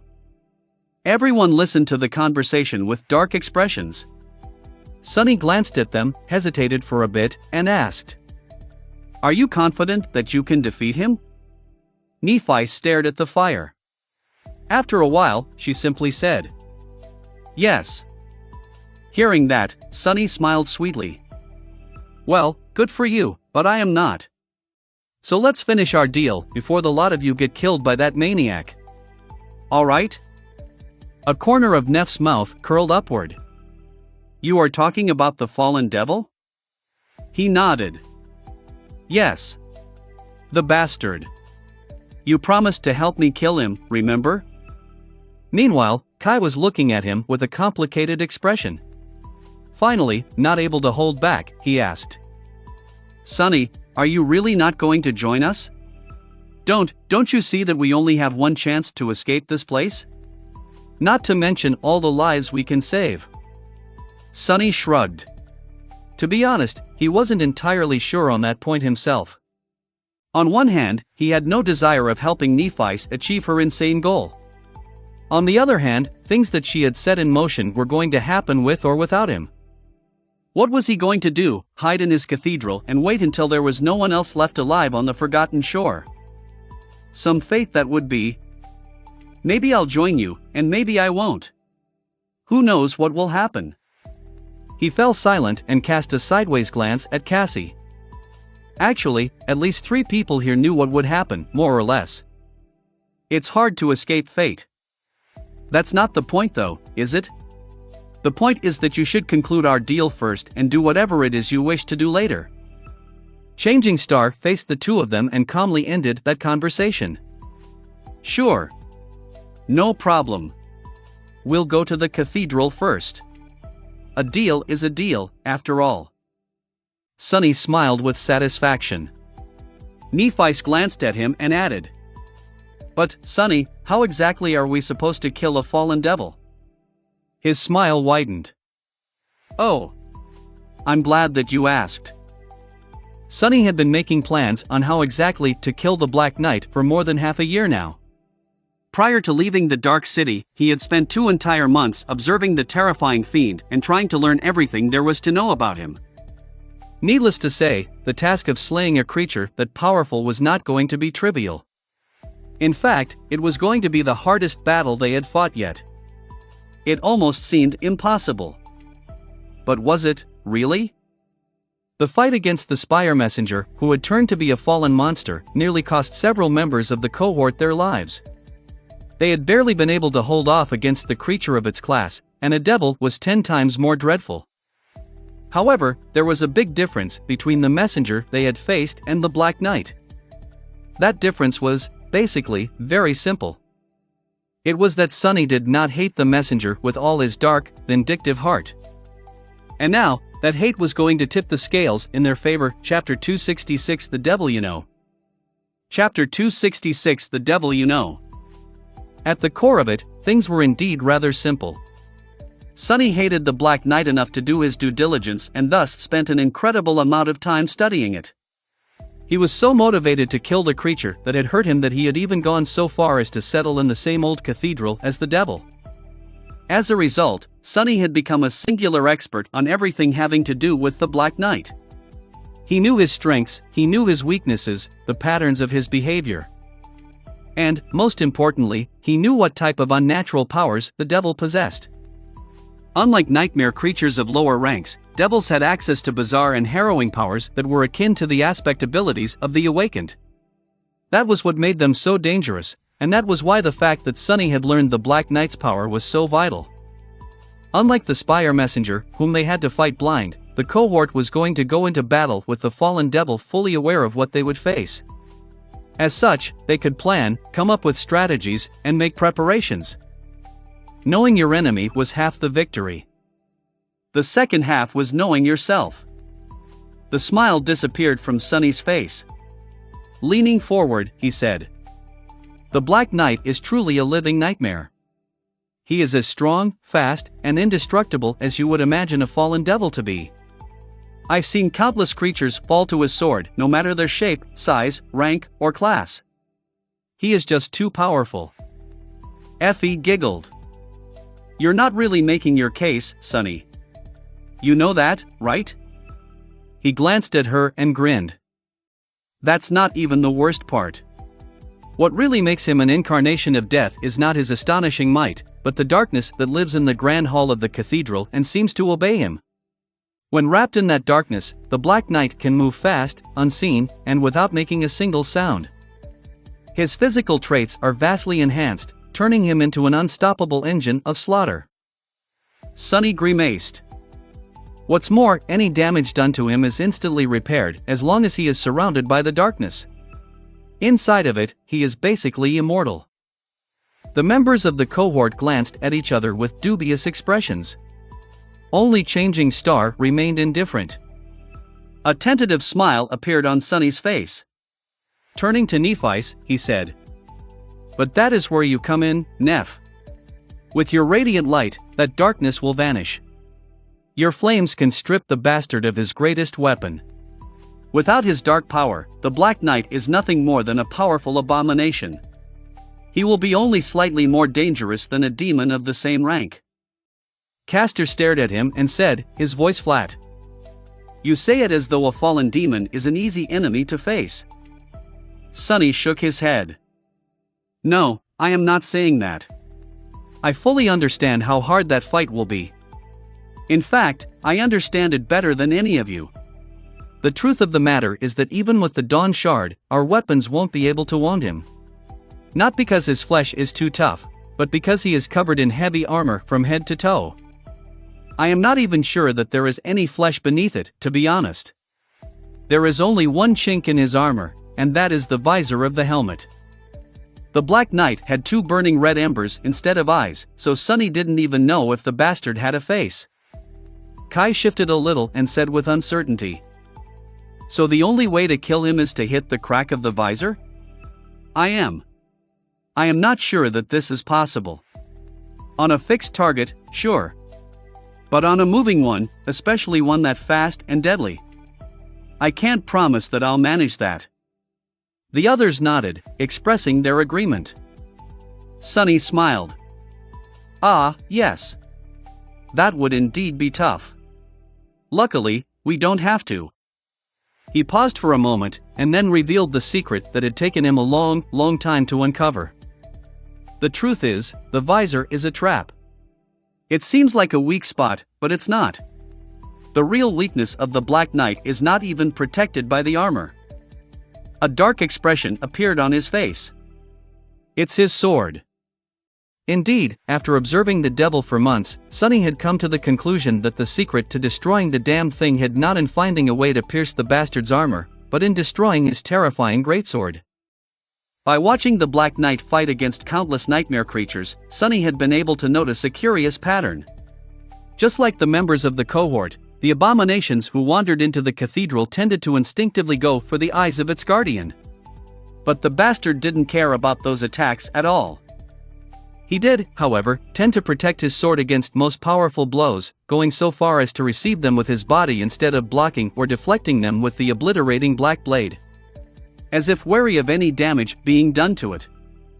By focusing on this pattern, Sunny had confirmed that the sword was indeed the only thing that the fallen devil seemed to be reluctant to put in harm's way. It was his true weakness. Nephi tilted her head slightly and echoes his words. His sword? Sunny nodded.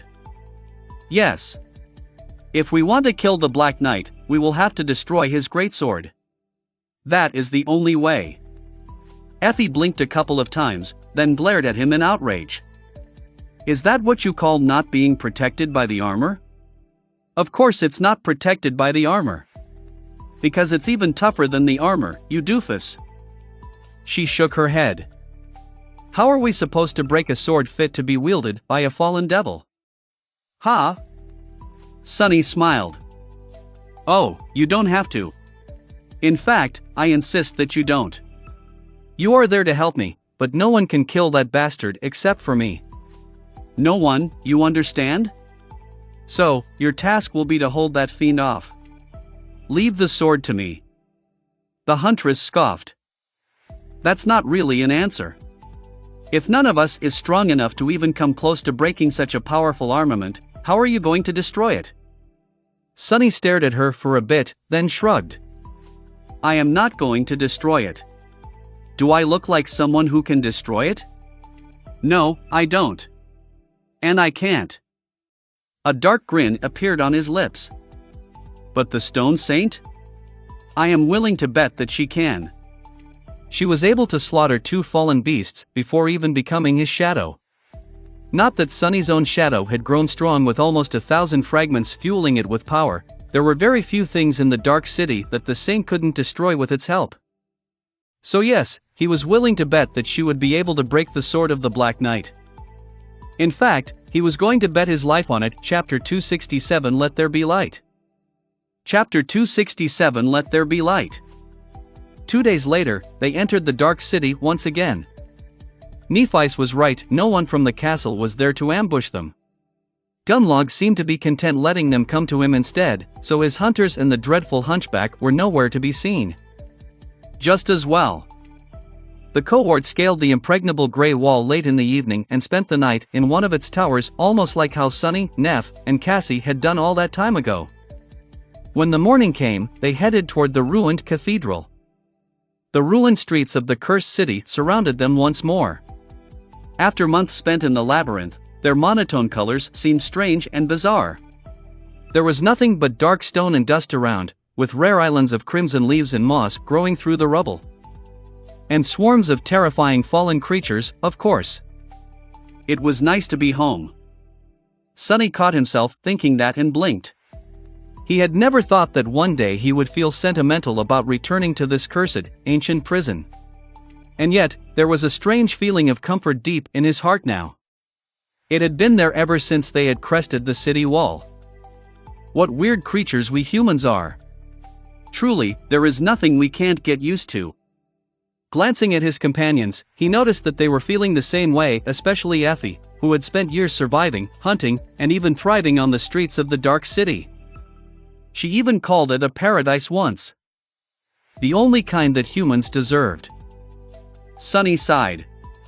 Regardless of the strange ideas the huntress had, he believed that humans weren't meant to live in a paradise. If they were to ever find one, they would quickly turn it into hell. Just like what the humans trapped on the Forgotten Shore were doing right now. Soon, the ruins of the magnificent cathedral were in front of them. The members of the cohort stopped some distance away, looking at the ancient temple with dark expressions. The journey through the Dark City had turned out to be uneventful thanks to Effie's masterful guidance and the shadow scouting ahead to help her learn of any dangers ahead of time. But the real danger hid at the end of the path, and now, they had reached it. Sunny had spent the last 2 days teaching the rest of the group everything that he knew about how the Black Devil fought, what his habits were, and how they had to approach the upcoming battle. They were as ready as they were ever going to be. Turning to them, he lingered for a few moments, and then said, "Remember, I must be the one to deal the final blow. It is very important to me." Looking at him with a complicated expression, Kai sighed. "Why are you so obsessed with killing this devil, Sunny? Won't it be better to leave that creature be? I just don't understand this whole endeavor." Sunny smiled. "Have you ever been gutted, Kai? And I don't mean emotionally. I mean literally, with a sharp piece of metal?" The charming archer shivered. No. Were you?" The smile disappeared from Sunny's face. "Yes. I was. That bastard over there cut me open with his big sharp sword and left me bleeding to death in a ditch. So, it's only fair that I do something similar to him, is it not? I don't know how it works with you citizen folks, but out in the outskirts, you don't let things like that go. Simple as that. The day you let a person who hurt you walk free was the day you announced to the world that anyone could stomp on you with impunity. After that, it was a short road to the grave, or worse. So people in the outskirts were very serious about their grudges. Granted, the Black Knight was not really a person. But the same principle applied. Kai stared at him with a complicated expression, then asked in a strange voice. Really? Then, how did you survive? Sunny turned away and moved his shoulders slightly. A combination of good attributes and powerful memories. That's how I survived. Well, most of me did. With that, he shook his head and gritted his teeth in anger. Enough talk. You all know the plan, so let's get it over with. Today, Sunny was going to reach the pinnacle of his hunter career. He was going to hunt the devil. Inside the tenebrous grand hall of the majestic cathedral, darkness reigned unopposed. It drowned the vast hall, clinging to its walls and tall columns. The rare beams of light falling through the narrow windows only served to make it seem deeper. 6 humans entered the temple, the light of their lantern memories failing to pierce the veil of darkness even slightly. For a moment, there was utter silence. And then, a sudden yell broke it apart. Now! A tall young woman with silver hair and calm, striking gray eyes raised her sword. Then, a wave of brilliant white light shone from it, reaching far and wide. The darkness was instantly torn apart and obliterated, vanishing into the deepest, darkest corners of the cathedral. And there, right in front of them, a giant clad in black steel armor was revealed, his sword already on its way to reap the lives of unfortunate fools who had dared to desecrate the silence of the ancient temple. The greatsword he wielded seemed as heavy as the stone pillars that supported the roof of the temple. Falling from above, it looked like a vertical tear in reality that revealed the impenetrable darkness hiding beneath. What could stop such a monstrous blow? Perhaps the shield that contained the weight of the heavens themselves could. Effie dashed forward, raising the dusk shard. The heavy shield received the terrible impact of the devil's unstoppable attack. A deafening sound of steel clashing against steel rolled across the grand hall like a sound shockwave, growing louder as it reflected from the stone walls. The shield held. The floor beneath Effie's feet, however, did not. It cracked and shattered, sending the huntress reeling back. A pained yelp escaped from her lips. The Black Knight lingered for a moment, seemingly surprised by the obliteration of the darkness that had shrouded him. However, his hesitation lasted only for a fraction of a second, not nearly enough for the humans to prepare themselves for his next attack. And it was already coming. Without paying any attention to Effie, who was flying back, the devil turned with astonishing swiftness and aimed his sword at Nephi's. But before he could perform his second strike, a massive piece of rubble the size of an adult human suddenly flew through the air and crashed into the armored giant at full speed. All the Black Knight could do was lean forward and meet it with his shoulder. The boulder exploded into 1,000 pieces, leaving the devil unscathed. The creature that threw it walked through the dust with utter indifference, 2 ruby flames burning behind the visor of her helmet. The Stone Saint had arrived to face the Black Knight. Chapter 268 Clash. Chapter 268 Clash. The Stone Saint walked toward the Black Knight with stalwart indifference. Her body shone with dark radiance, and there were wisps of ghostly gray fog dancing on her elegant armor. The ruby eyes of the taciturn monster burned with menacing crimson flames. The darkness that served the devil had been vanquished by changing stars' incandescent light, but the shadows populating the ancient temple only grew deeper because of it. Now, they were shifting, as if reaching toward the saint to fall upon her shoulders like a mantle. Without slowing down, the shadow raised her shield and hit its rim twice with the edge of her sword, as though challenging the Black Knight to a battle. Oh, Ko! With the 2 creatures finally facing each other, it became even more apparent that there was a mysterious connection between the 2 of them. Despite the fact that the Black Knight towered above the graceful living statue, their general appearance and the design of their armaments were eerily similar. It was just that in front of the intricate stone-like armor of the shadow, the devil's own formidable full plate, which had been masterfully forged from indestructible black steel, seemed almost crude. Facing the original masterpiece, he looked like a clumsy imposter. Sonny knew that his intuition was right when he caught a hint of the same dim, nascent emotion that the shadow had shown toward the walking colossus. Despite the fact that the fallen devil was vastly more powerful than her and both outclassed and outranked her, witnessing him, the stone saint felt nothing but disdain. Contempt, even. All of these observations had not taken Sonny more than half a second. In the next moment, both creatures dashed forward and collided in a furious clangor of metal. The battle had begun. Now that his core was close to being saturated to the brim by the shadow fragments Sonny had collected from hundreds of nightmare creatures and a few humans, the augmentation provided by the shadow was able to make him powerful enough to almost reach the level of an actual awakened.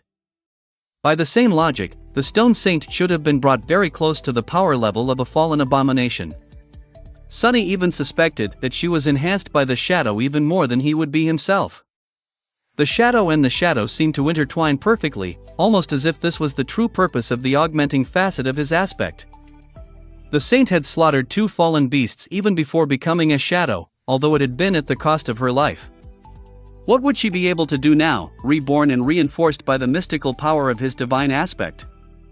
Kill a deadly bastard of a fallen devil, hopefully. But still, the gap between the two of them was just too vast.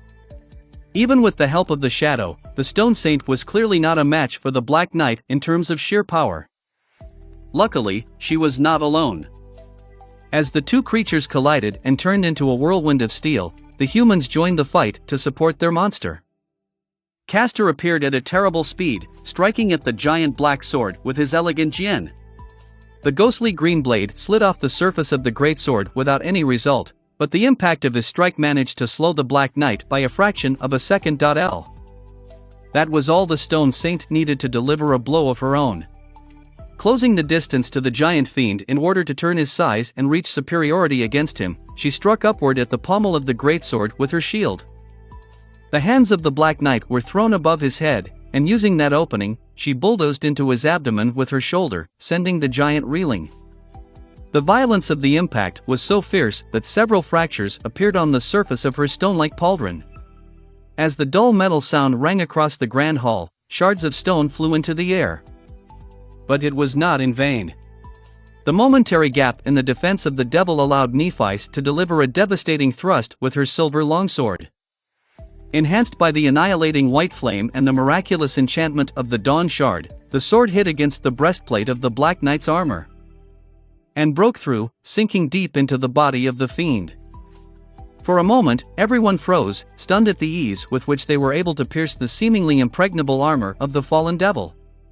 Just a moment before, Castor's jian didn't even leave a scratch on the black steel of the fiend's greatsword. But then, things took a sharp turn for the worse.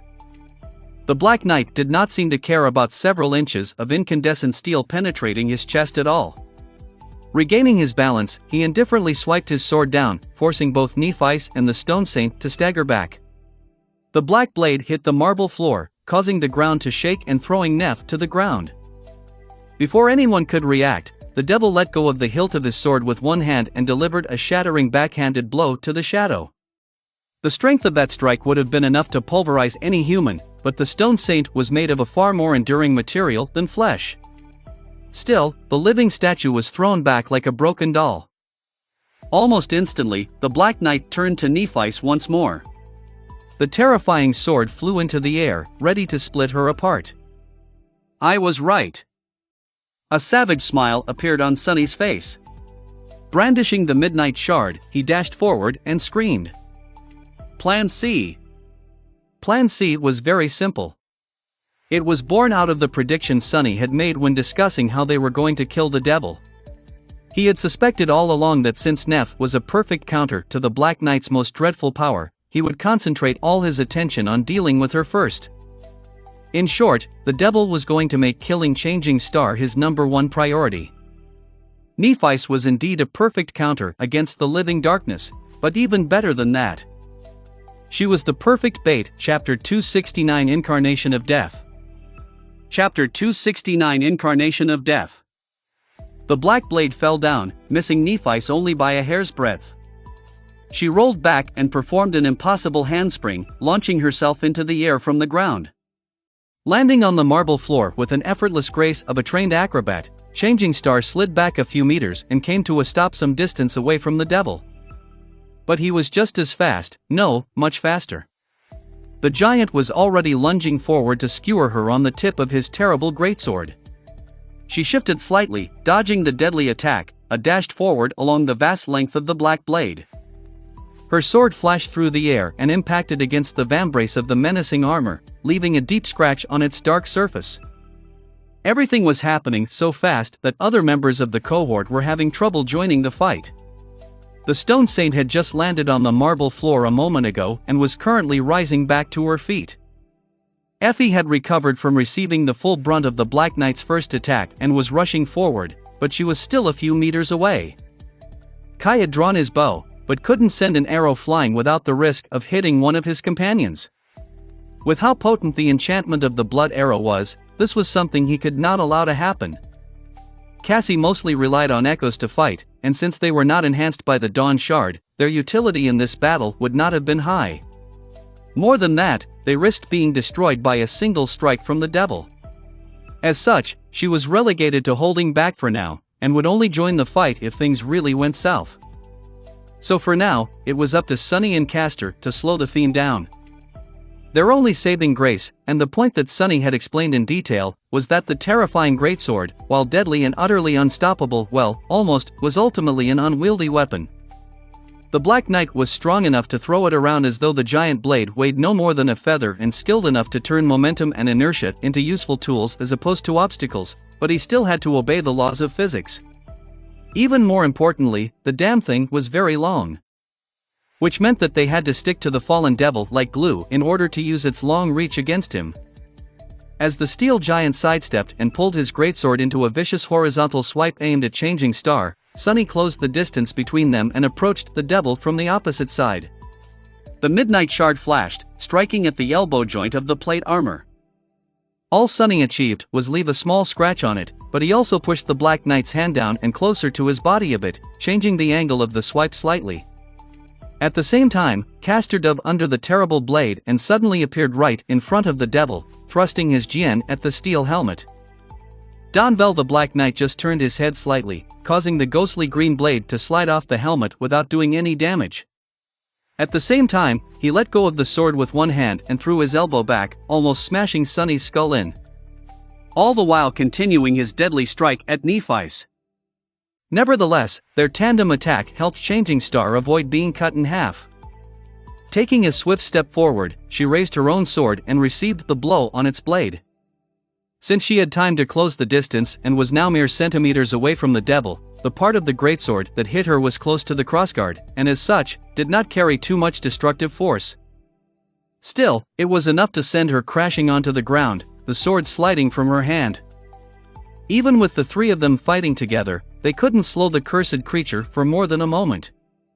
But then, a moment was all they needed. Because it gave Effie enough time to rejoin the fight. It also gave Kai the opportunity to take a shot. A black arrow streaked through the air, and plunged right into the crack of the devil's visor. Sunny noticed a startled expression on the charming archer's face. He himself was stunned, too. No one had expected Kai to actually hit the bastard right in the only chink in his armor, least of all Kai himself. The head of the Black Knight was violently jerked backward. But in the next moment, Kai staggered and groaned. Curse it! Why am I always right? Sunny had anticipated that result, too. He had guessed a long time ago that there was no flesh beneath the menacing black armor. Rather, the armor itself was the nightmare creature, or at least the vessel for the evil soul of a powerful revenant. As such, there was no blood for the ghastly arrow to drink. That's why Kai had been affected by the backlash of his fallen memory despite hitting his target. Just in case something like that happened, Sunny had tasked the charming archer with fashioning a few mundane arrows out of splinters of bone that was everywhere on the forgotten shore. So Kai wasn't entirely out of the fight, yet. However, the amount of damage he would be able to do to the terrifying devil was not extremely low. Damnation! But Sunny had no time to lament this turn of events.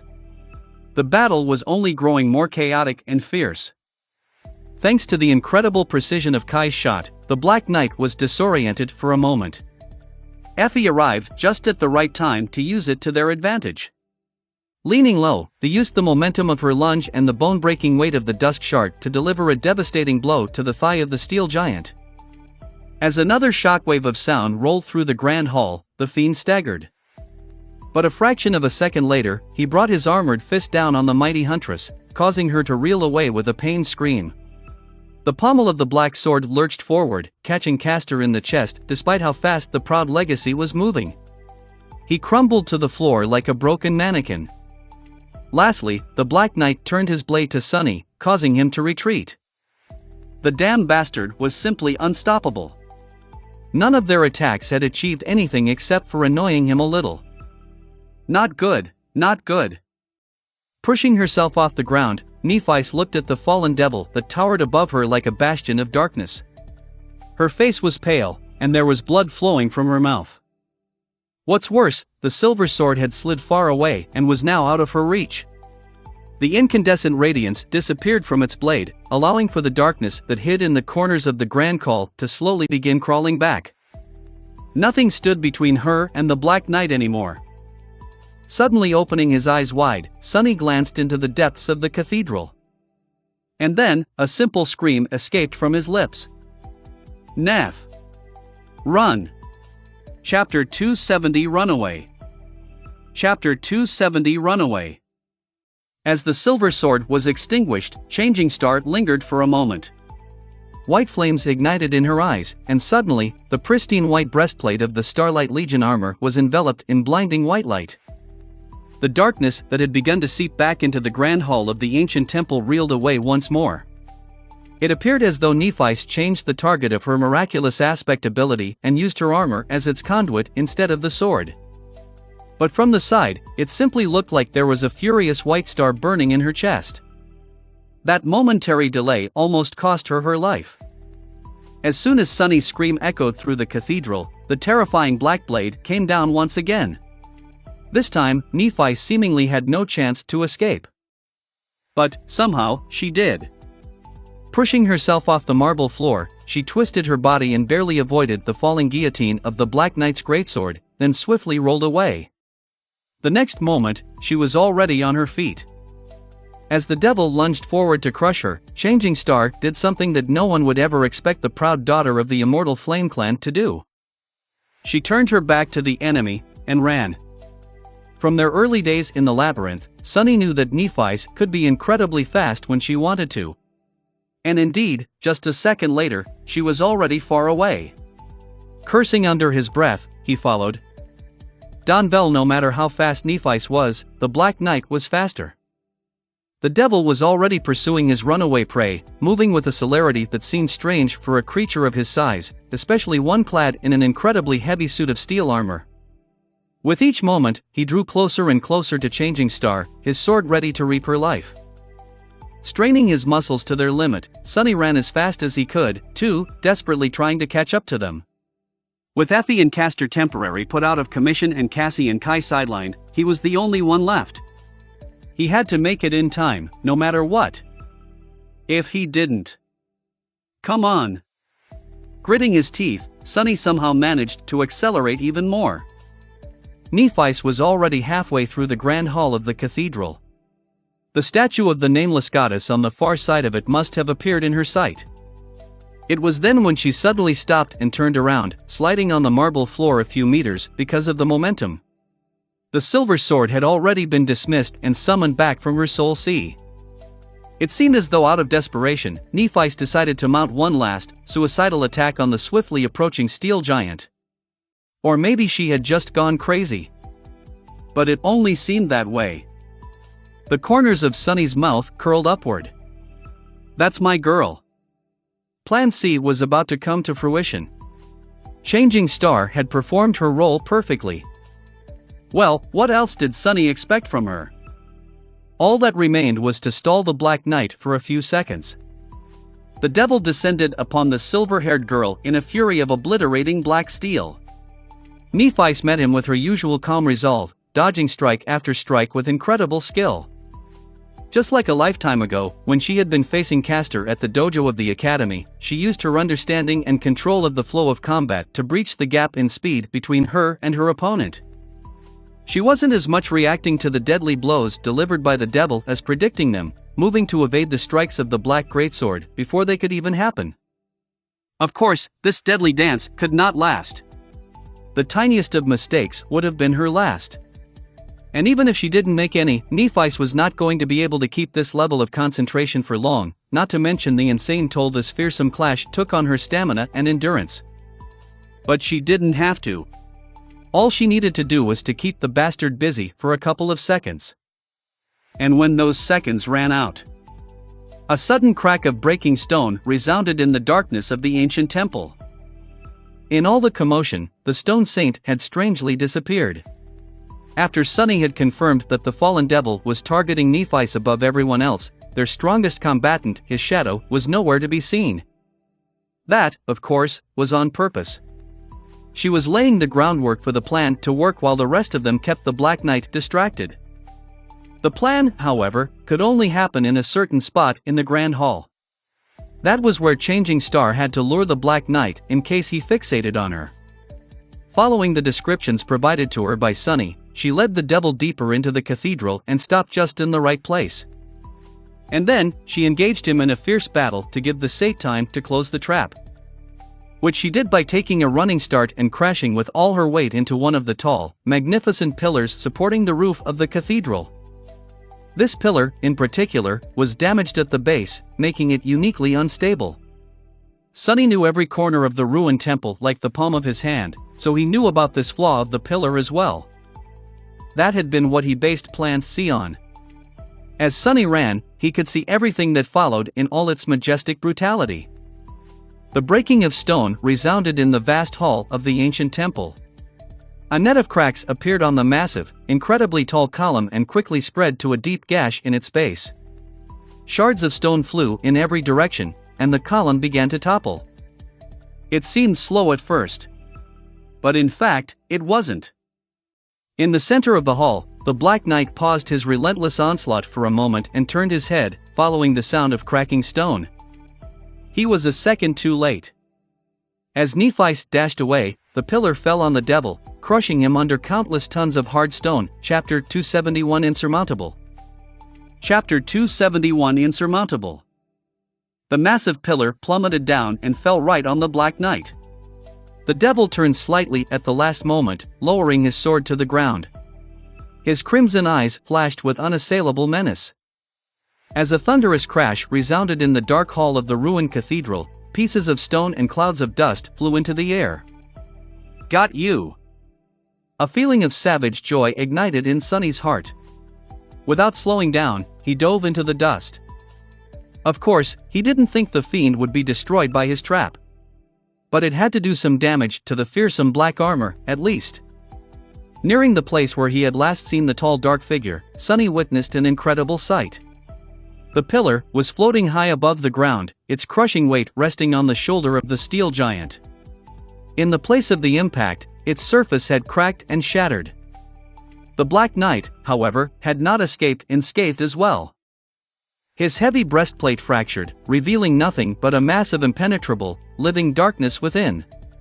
The pauldron on the shoulder that had received the blow was practically destroyed, leaving that whole arm hanging listlessly, twisted at a strange angle.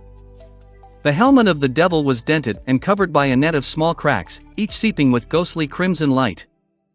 The Black Knight did not look good, if utterly terrifying. What was even better, though, was the fact that he was currently stuck under the pillar, unable to move. Sunny had to make us of that situation. But before he could, the devil raised his broken arm and placed it on the column. Then, he lowered his head, as though gathering his strength, and effortlessly threw the monumental stone pillar into the air. Sunny's eyes widened. Diving down, he barely avoided the flying wall of granite. The pillar flew above his head and crashed down onto the marble floor, then rolled several times and came to a rest in a deafening rumble of shattering stone. The length of it blocked the grand hall, cutting the way for the rest of the cohort. And also, Sunny's path of retreat. Not that he had any plans of retreating. Regaining his balance, Sunny brandished the midnight shard and dashed toward the wounded Black Knight for a vicious attack. Both he and the Stone Saint arrived at the same time.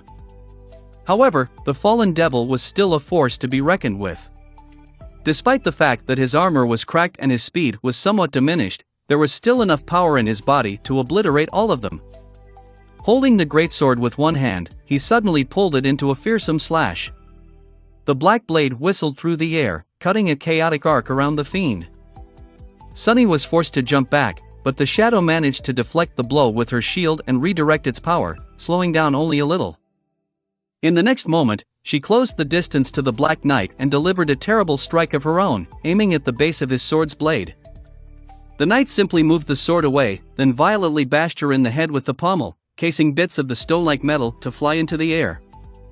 The saint staggered back, the visor of her helmet shattered. Unlike the mass of darkness hiding in the black suit of steel armor, there was an actual face beneath hers.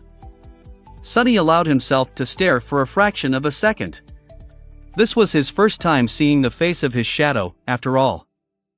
The Stone Saint looked just how he had imagined. Her skin was gray like granite, and the features of her face were almost like that of a human, with the exception that they were just too flawless. It was as though she had not been born, but actually cut from stone by a mad sculptor, one obsessed with absolute perfection. As the result, what should have been beautiful looked eerie and hideous instead. In fact, glancing at the inhumanly perfect face of his shadow, Sunny felt nothing but a cold sense of revulsion. Fright, even. The fact that her haunting face was utterly devoid of any hint of human emotion only made it even more disturbing.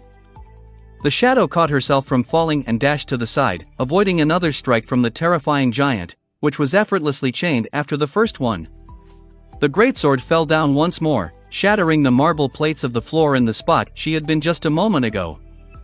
It was then that Nephice rejoined the fight. The three of them attacked the Black Knight simultaneously, perfectly coordinating their assault. Changing Star threw her longsword forward, aiming to sever the broken arm of the devil entirely. The Stone Saint went after the greatsword again. And Sunny did something crazy. Dashing to the enormous black blade, he stepped on its surface and ran up, using it as a ladder. He had a solid second of stability before the greatsword was pulled into another attack. Feeling it moving beneath his feet, Sunny used the momentum to jump up and grab onto the helmet of the terrifying fiend. Mounting the devil, he hung from the Black Knight's neck and delivered a savage stab at his shoulder. His aim was just a centimeter away from the edge of the pauldron. Sunny's hand was empty when he started the strike, but by the time it reached its mark, the moon shard was already grasped in it. During their journey back to the Dark City, he had noticed that Ascended Memories received a less dramatic enhancement from the Crown of Dawn. Unlike the Awakened ones, they weren't elevated by almost an entire rank in terms of power. The augmentation, however, was still significant.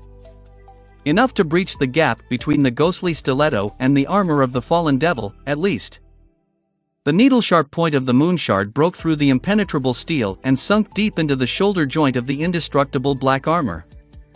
Obviously, Sunny knew that this strike would not do a lot of damage to the fiend. But dealing damage was not his goal. Devil or not, fallen or not, the Black Knight still had to obey the laws of physics. In particular, having several inches of steel, glass, stuck in the joint of his armor was inevitably going to reduce the mobility of his arm. Indeed, with both of his arms damaged, the speed with which the fiend was able to move his greatsword around considerably diminished. It was still utterly terrifying, nevertheless. But not insurmountable anymore. Just a moment faster than the Black Knight, the Stone Saint stepped over the black blade and pinned it to the floor with one of her greaves.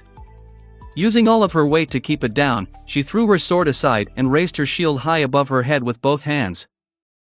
Donvel for a moment, time slowed down. And then the shadow brought the shield down, delivering a devastating blow to the weakest point of the greatsword. The rim of the stone shield hit against the black steel. And with a deafening ringing, the greatsword shattered. Chapter 272 Shadow and Darkness. Chapter 272 Shadow and Darkness. Augmented by the shadow and with the help of 900 fragments that Sunny had collected, the saint had become incredibly strong. The graceful stone body of the taciturn monster hid incredible power to begin with, and now, it was vastly enhanced. Holding her shield with both hands, the shadow delivered a devastating blow at the weakest point of the black blade. The blade, which was pinned between the marble floor and her greave, rang deafeningly, and shattered. Still mounting the Black Knight, Sunny grinned with vicious joy. Then, he let go of the dented helmet of the devil and pushed himself off, performing a backward flip and landing nimbly several meters away. Nephi immediately disengaged, too. Both of them knew that nothing was more dangerous than an enemy on the brink of death. With nothing to lose, humans often relinquished any sense of self-preservation and turned berserk, taking their killer with them to the grave. Nightmare creatures were much the same, only more terrifying. Despite the fact that Sunny was sure that the devil's weakness hid in his sword, he wasn't certain what would happen if the blade was actually broken. Hopefully, the Black Knight would just crumble into a pile of steel. If not, it would be better to be far away when they found out. As the shards of the black blade rained on the floor and the stone saint fell on one knee, a shudder ran through the devil's body. The darkness hiding in the corners of the ruined cathedral suddenly boiled and lunged forward in a wave. But none of it reached the Black Knight, annihilated by the radiance of Changing Star's intricate white armor. The devil froze in a twisted pose, his hands powerlessly hanging down, his back bent. The black steel of his armor was rusting. It was swiftly turning dull brown, its luster gone, its once impregnable surface looking corroded and brittle. Then, he slowly and laboriously raised his head and turned it slightly to the side. As if staring at the face of the nameless goddess whose statue oversaw the dark hall of the ruined cathedral for thousands of years. As the devil looked at the goddess, the crimson light of his eyes slowly weakened and dimmed. And then, suddenly, exploded into furious red flames. The rusty armor came apart, exposing the mass of darkness hiding within. The darkness stretched its limbs and rose above the kneeling shadow, the parts of the armor that floated in it giving the creature a vaguely humanoid shape. Revealing its true form. A ghostly colossus made of darkness and rusting steel towered above the taciturn monster like an omen of death, two crimson fires burning furiously in the black depths. Another flame appeared just beneath them, like a twisted mouth made from the flames of hell. And then, a terrifying roar shook the ancient temple. Sunny took an involuntary step back, a feeling of dread rising from the depths of his soul. His eyes searched for Nephi and found her standing a few meters behind the stone saint. Changing Star was hesitating, looking at the dark apparition with an uncertain expression. She caught his gaze, lingered for a moment and then nodded, understanding what Sunny wanted to convey without the need for any words. Then, Nephi cautiously backed away, not letting the devil out of her sight. What was going to happen next was not something a human could survive. Not a sleeper, at least. With a harrowing fury, the creature of darkness crashed down on the shadow. Its hands tore through the air and wrapped around the taciturn monster's neck, then raised the living statue in the air as if her stone body weighed nothing. The devil brought the saint high above the marble floor of the ruined cathedral and squeezed her neck, as if trying to strangle her. A net of cracks streaked through the shadow's armor, bits of stone falling down. Through all of it, the emotionless expression on the hauntingly inhuman face of the saint did not change one bit. But in her ruby eyes, a hint of a feeling appeared, much stronger than ever before. Disdain. Letting go of the shield, she raised her hands, grasped the vambraces of the rusting armor, and easily shattered them in her grip. As another roar resounded in the darkness, the taciturn monster fell back to the ground. Landing with nimble grace, she instantly dodged the claws of the apparition, which had bent down to shatter the living statue once and for all. Then, she took a step forward. The stone saint was right beneath the leaning devil now. As her ruby eyes flashed with ruthlessness, she lunged forward and delivered a crushing blow to his chest. Her gauntlet tore through the breastplate of the rusted armor and sank deep into the living darkness, right where a human heart would have been. Or a soul core. A moment later, the crimson flames burning in the depths of the dark creature exploded into a wave of blinding red light. And disappeared. The dark essence of the devil dissipated like fog, its remnants vanquished by changing stars' radiance. The pieces of armor fell to the ground in a clangor of steel. The terrifying devil of the cathedral, the Black Knight, was dead. Sonny threw his head back and let out an exhilarated, vengeful laugh. Die. Die, you bastard. Die and go to hell, forever. Oh, revenge tasted so great. A moment later, the voice of the spell whispered sweetly into his ear. You have slain a fallen devil, forsaken knight. Your shadow grows stronger. Sonny smiled. Anything else you want to add? A memory? An echo?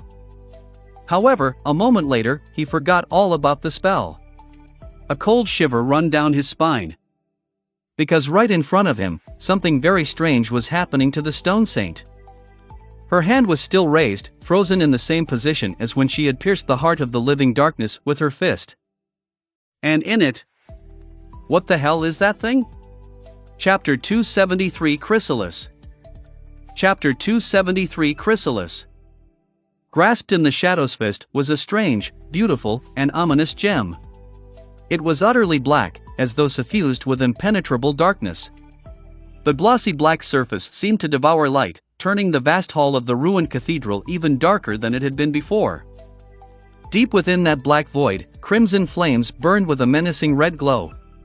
It was pulsating in a slow and bizarre rhythm, drowning everything around in dim red light. Painted by it, the stone saint seemed to be drenched in blood. The gem she held looked like a bloody, still beating heart that she had torn out of someone's chest. Gazing at it, Sonny felt a strange sense of foreboding. What the hell is this thing? The gem looked sort of like a soul shard, but different. He had never seen a black shard, to begin with, or one radiating such an intense glow. It also didn't seem like a piece of a broken core. On the contrary, it appeared whole. Is that what a soul core of a nightmare creature looks like? No, not a soul core. A soul? Stunned, Sonny counted the crimson flames burning in the depths of the black gem. 1, 2, 3, 4. 4 flames for the 4 cores of fallen devil. The thing that his shadow held in her hand was the Black Knight's soul, or some sort of his essence, at least. By how had it turned into a material form? Did the stone saint do it? If so, how, no, why? What is she doing with it? As Sonny and Nephi looked in stunned silence, the shadow finally moved. Bringing the black gem close to her face, she lingered for a moment. A hint of a dark, macabre emotion appeared in her eyes. And then, the stone saint swallowed it. Sonny blinked. What? The shadow opened her mouth, bit into the eerie crystal, and swallowed it. Just like that, the soul of the Black Knight was devoured. The red glow it emanated disappeared, returning the world to its natural shade. And a moment after that, the stone saint fell into the shadows and disappeared, too. Wait. I didn't dismiss her. What the hell is happening? Nephi looked at him with a perplexed expression. What just happened? What did she do? For once, Sonny didn't have to twist the truth and deceive anyone. Opening his mouth, he honestly said, I have no idea. Walking over to the pile of rusty steel that remained after the devil had been destroyed, Sonny moved it around with his foot for a bit and then mumbled. There's no shards left. It's empty. Changing Star remained silent for a few moments, then frowned.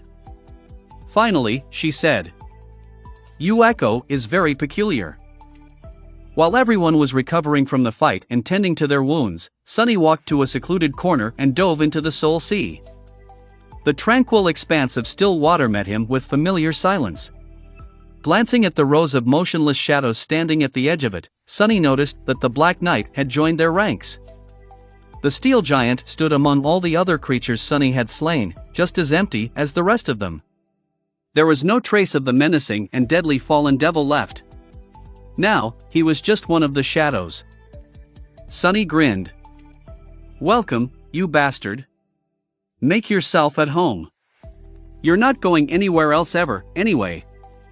A feeling of deep, dark satisfaction grasped his heart. Staring at the motionless form of his sworn enemy, Sunny had to stop himself from kicking the Black Knight with all his strength. He was just a shadow now, after all. Kicking him would have been like kicking the air. Plus, Sunny wasn't vindictive to that degree. Killing the bastard once was enough for him. Who's the one laughing now, huh? I won't deny it, you got me good. But I'm still breathing while you're dead. At the end of the day, that's all that matter. This world, no, both this world and the real one were full of creatures that were bigger, stronger, and more powerful than Sunny. Many of them had either threatened his existence or felt compelled to treat him like dirt to show their superiority. But he was still here despite all of them, neither destroyed nor subjugated. He was free, alive, and growing stronger with each day. One day, they would be the ones cowering in front of him or be destroyed by him. Just like the Black Knight had been. With a dark expression, Sunny turned away and walked to stand beneath the black sun of his shadow core. Then, he summoned the Stone Saint. But nothing happened. Sunny frowned, then repeated the summon again to the same effect. Suddenly worried, he willed the runes to appear in the air in front of him. Luckily, his worst fears did not come true. The Stone Saint was still listed as his shadow. Then what is going on with her? Concentrating on the runes describing her name, Sunny made it expand and read. Shadow, Stone Saint. Shadow rank, Awakened. Shadow class, Monster. Shadow attributes, Battle Master, Stalwart, Spark of Divinity. Shadow description, Shadow Saint was created by the treacherous lost from light in the cursed darkness of the Forgotten Shore. Shadow fragments, 80/200. So far, everything was the same. Even the number of shadow fragments he had fed her did not change. However, there was a new string of runes shimmering beneath that number, where nothing had been before. When Sunny saw it, his eyes widened. The runes read: The Stone Saint is evolving. He lingered for a few moments, and then looked up at the shadow core.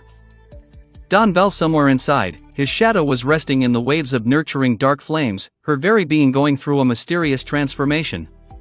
It appeared as though consuming the soul of the Black Knight had allowed her to enter a stage of growth that Sunny had not anticipated. How long would that evolution process take? And what kind of a transformation the Saint was going through? Sunny had no idea. However, he couldn't wait to find out. Chapter 274 Salvation. Chapter 274 Salvation. Evolving, the Stone Saint was evolving. Leaving the mindscape of the Soul Sea, Sunny furrowed his brow. His eyes, however, were full of excitement. What exactly about her was going to change, though? There weren't that many possibilities. It could be either her rank, her class, or her attributes.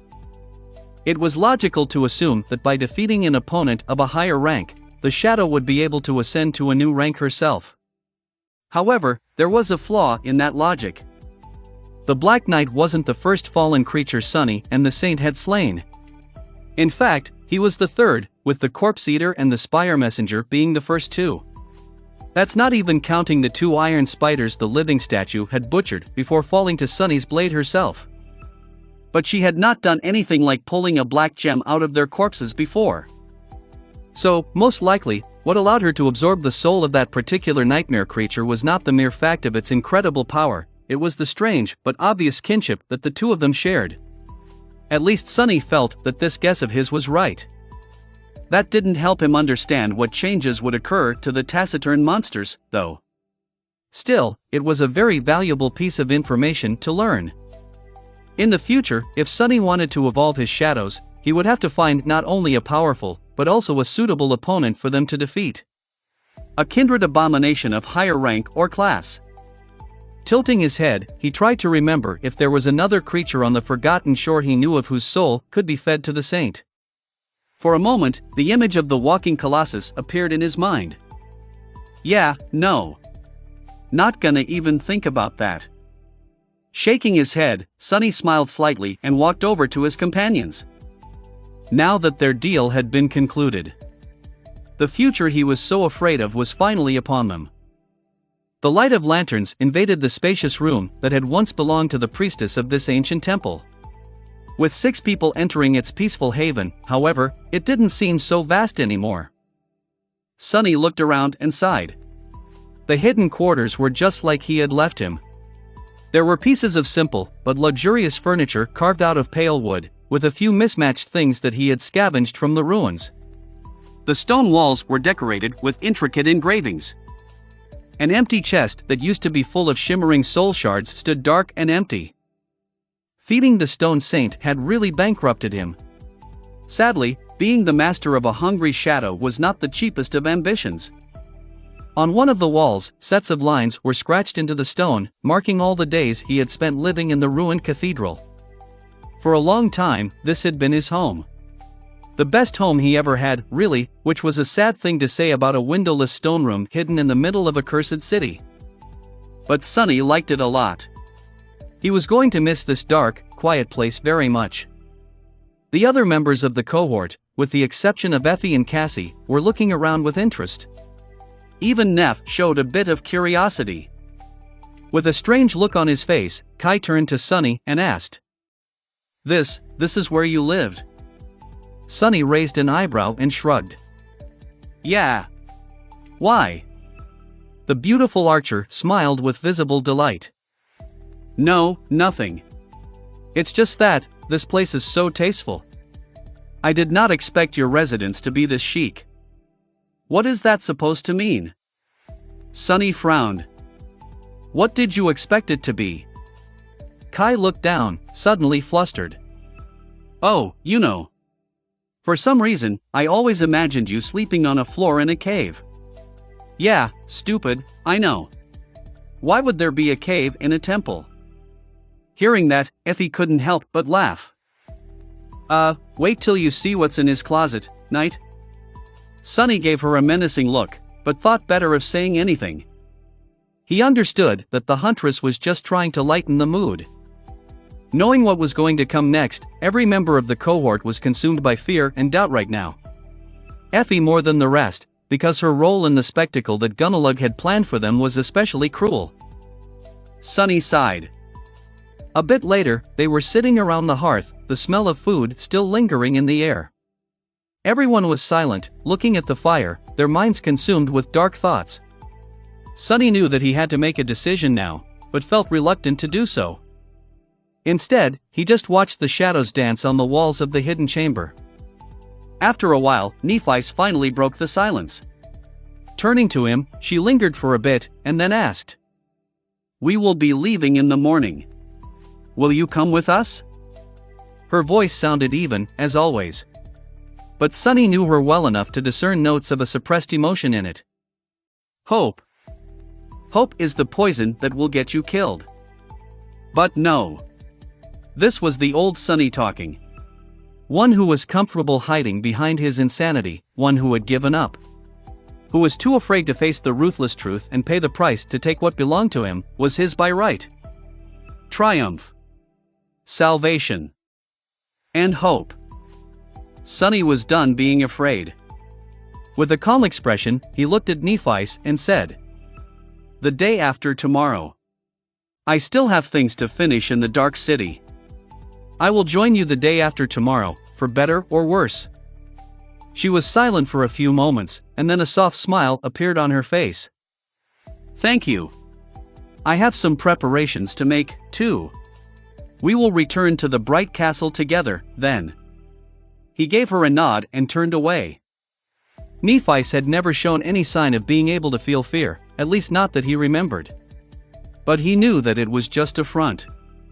In fact, she knew fear all too well. Better than anyone here, except maybe for him. She was introduced to it at a very young age, after all. So he suspected that behind her indifferent face and even voice, she must have been scared, too. She was just a young girl, after all. And it was she who was going to fight the immortal Bright Lord to the death soon, not them. Sunny looked at the shadows. One day. After one day, the prophecy will begin to come true. Chapter 275 Secrets of the Ruined Temple. Chapter 275 Secrets of the Ruined Temple. As soon as the dawn came, bringing with it the mournful sound of retreating waves, Nephi and her cohort left the ruined cathedral. Sunny remained alone, standing on the edge between the darkness of the old temple and the light of the new day. Lingering in the ornate doorway, he remained motionless for a while and watched as the artificial sun rose into the bleak gray skies above the cursed city. After months spent in the company of other humans, being by himself once again felt strange, just like it had felt strange to be with other people after all the time he had spent on his own here before that. Turning around, Sunny returned into the darkness.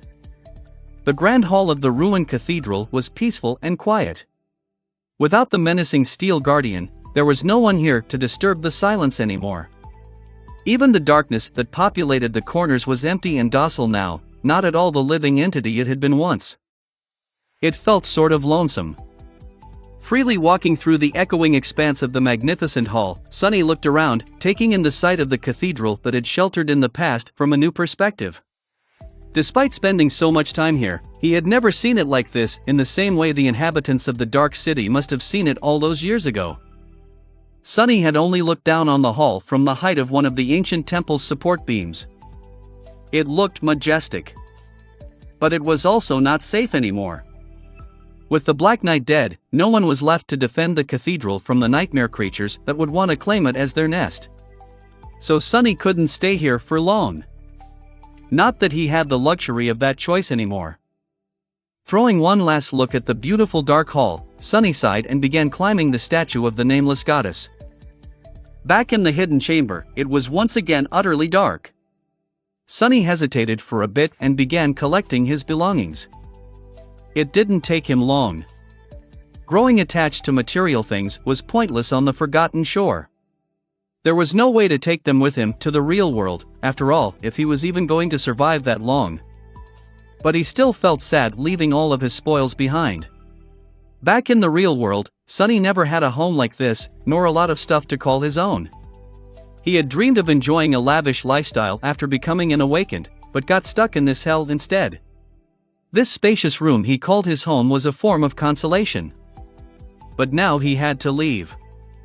In the end, he only took the bare necessities and then tidied the place up, wishing to leave it clean and orderly despite knowing that there was little chance of anyone stumbling on this place again.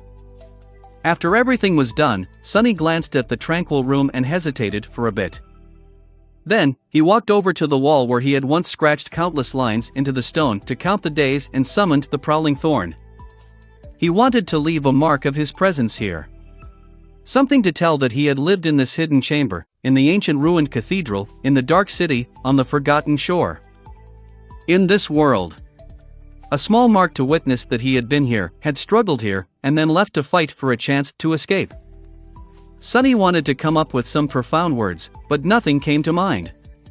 He wasn't really a profound person, anyway. What he really wanted to carve into the wall was his true name. But even now, the paranoia stopped him. What if someone would come here one day and read it out loud?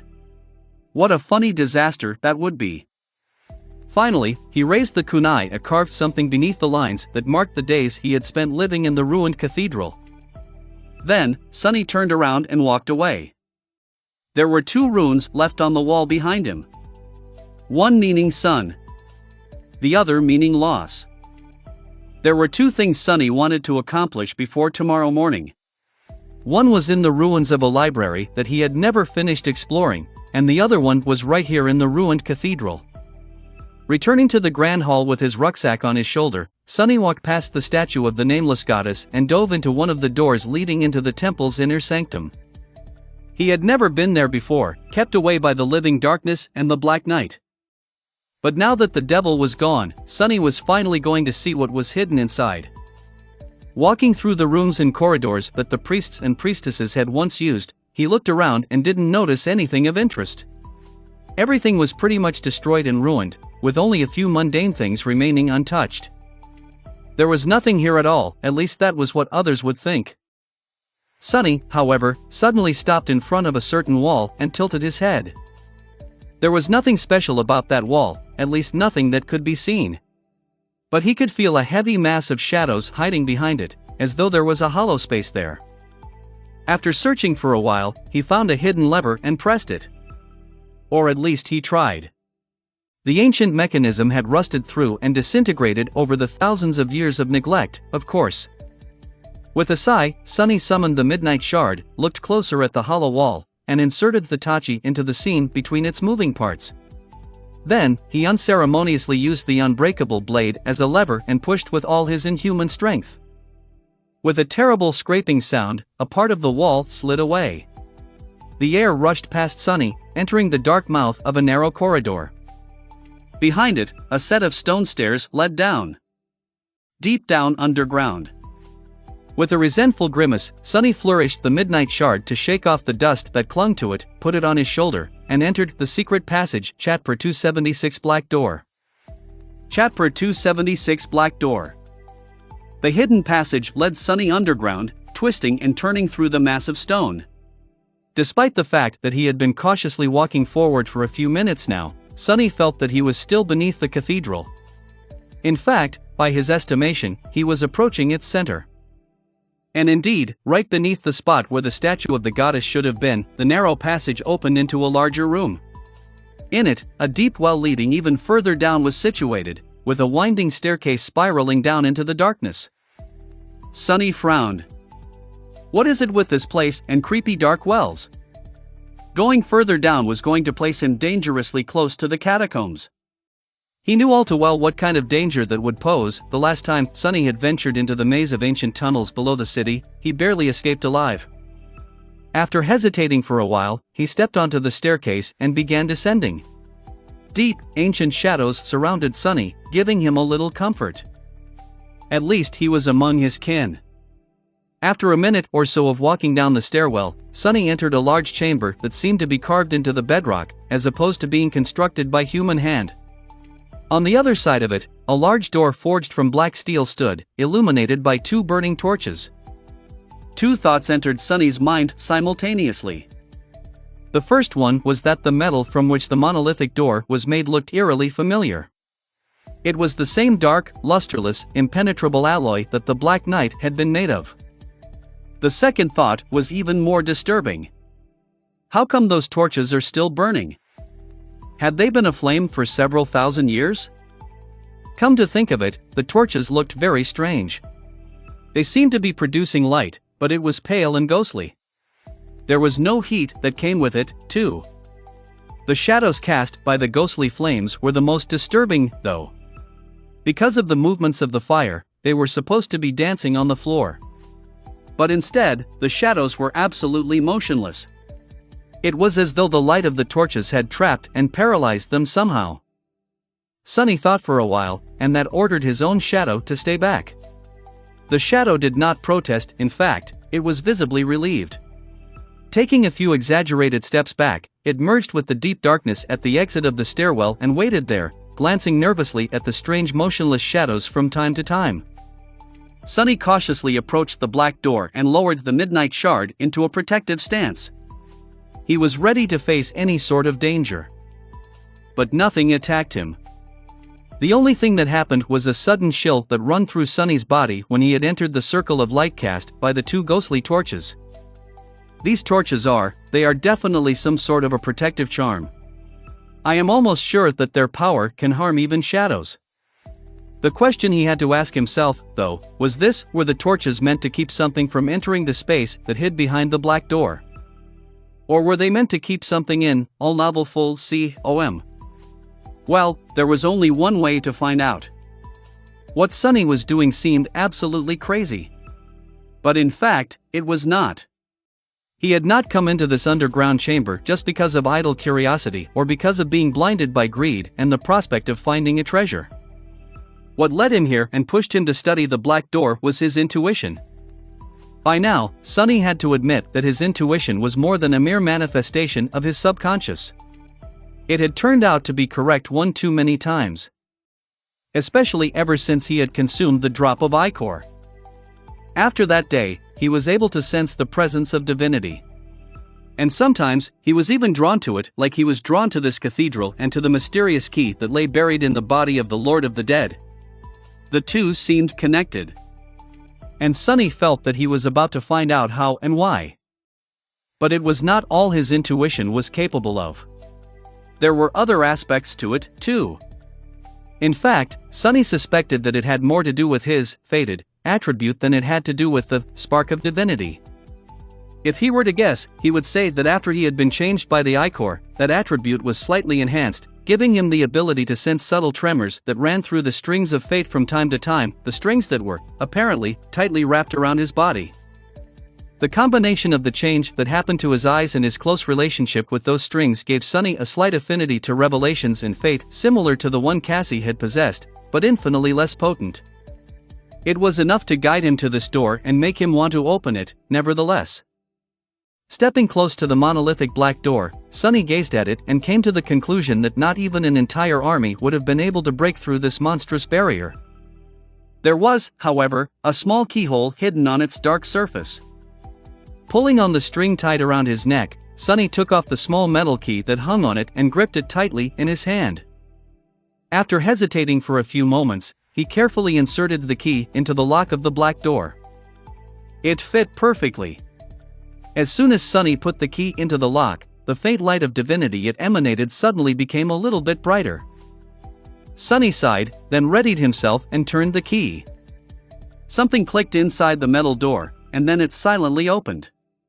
The pale light of the ghostly torches swayed, as though moved by an otherworldly wind. Behind the door, a small room was carved into the rock. And in it, a corpse in a dark mantle was chained to the floor inside a circle. Sonny couldn't tell if the corpse belonged to a man or a woman, because there was a strange mask covering its face. The mask was made out of black lacquered wood and carved to resemble the face of a ferocious demon. Its teeth were bared, with 4 fangs protruding from its mouth. The mask was crowned with 3 twisted horns. Inside the black chasms of its eyes, there was nothing but utter darkness. Chapter 277 Demon of Fate. Chapter 277 Demon of Fate. Sonny held his breath, affected by the disturbing scene in front of him. The corpse was kneeling on the floor of the small cell, its hand chained to the floor. There was a circle carved into the stone around it, with countless symbols that Sonny could not understand surrounding it. However, the circle was broken. In the thousands of years since the fall of the Dark City, the floor of the dungeon cell had cracked, with several fractures running straight through the intricate engraving. Whatever it was the circle was meant to contain had either perished or escaped a long time ago. Now, the only thing that remained was a withered corpse. Coming closer, Sonny took another look at the person who had been imprisoned and died under the ruined cathedral, in a cell situated exactly beneath the statue of the nameless goddess.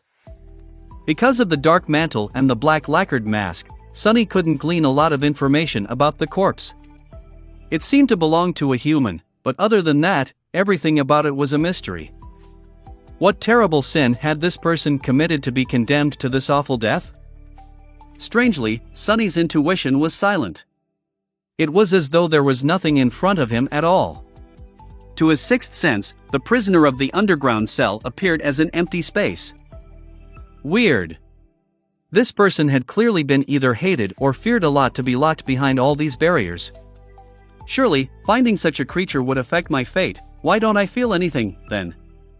With a tense frown, he took a deep breath and carefully stepped inside the circle. It was then that Sonny noticed a chaotic mess of runes drawn on the floor near the prisoner's left hand. The sight of them almost sent him into a seizure. Staggering away, Sonny fell to his knees and threw up.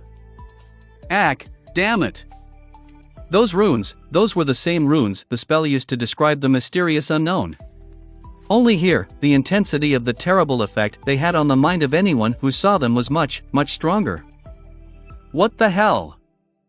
Wiping his mouth, Sonny grimaced and glanced at the masked corpse with a bit of resentment. Then, he picked himself off the floor, took a deep breath, a look at the terrible runes once again. Immediately, Sonny felt a splitting headache and a sickening, terrible sensation spreading through his mind. It was as though all his thoughts and memories were being torn and twisted. But despite all of it, Sonny persevered and kept staring at the final message that the prisoner had left behind. He knew he couldn't read the runes, he didn't know that particular language, and the spell either was forbidden, incapable, or refused to translate them. But for some reason, Sonny felt compelled to try. Fighting through the intense pain, he slowly studied the strange runes. And then, suddenly, his eyes widened. Because right below the chaotic mess of them, a line of text was written in the script he was familiar with, the usual runic language that the spell always used.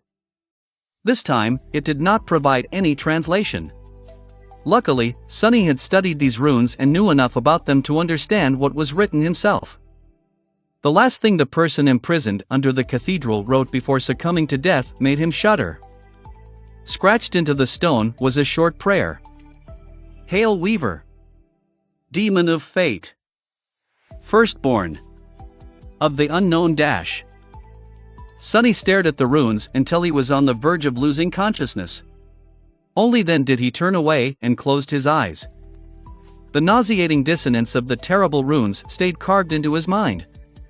Only after several minutes passed did it fade a little, allowing him to breathe again.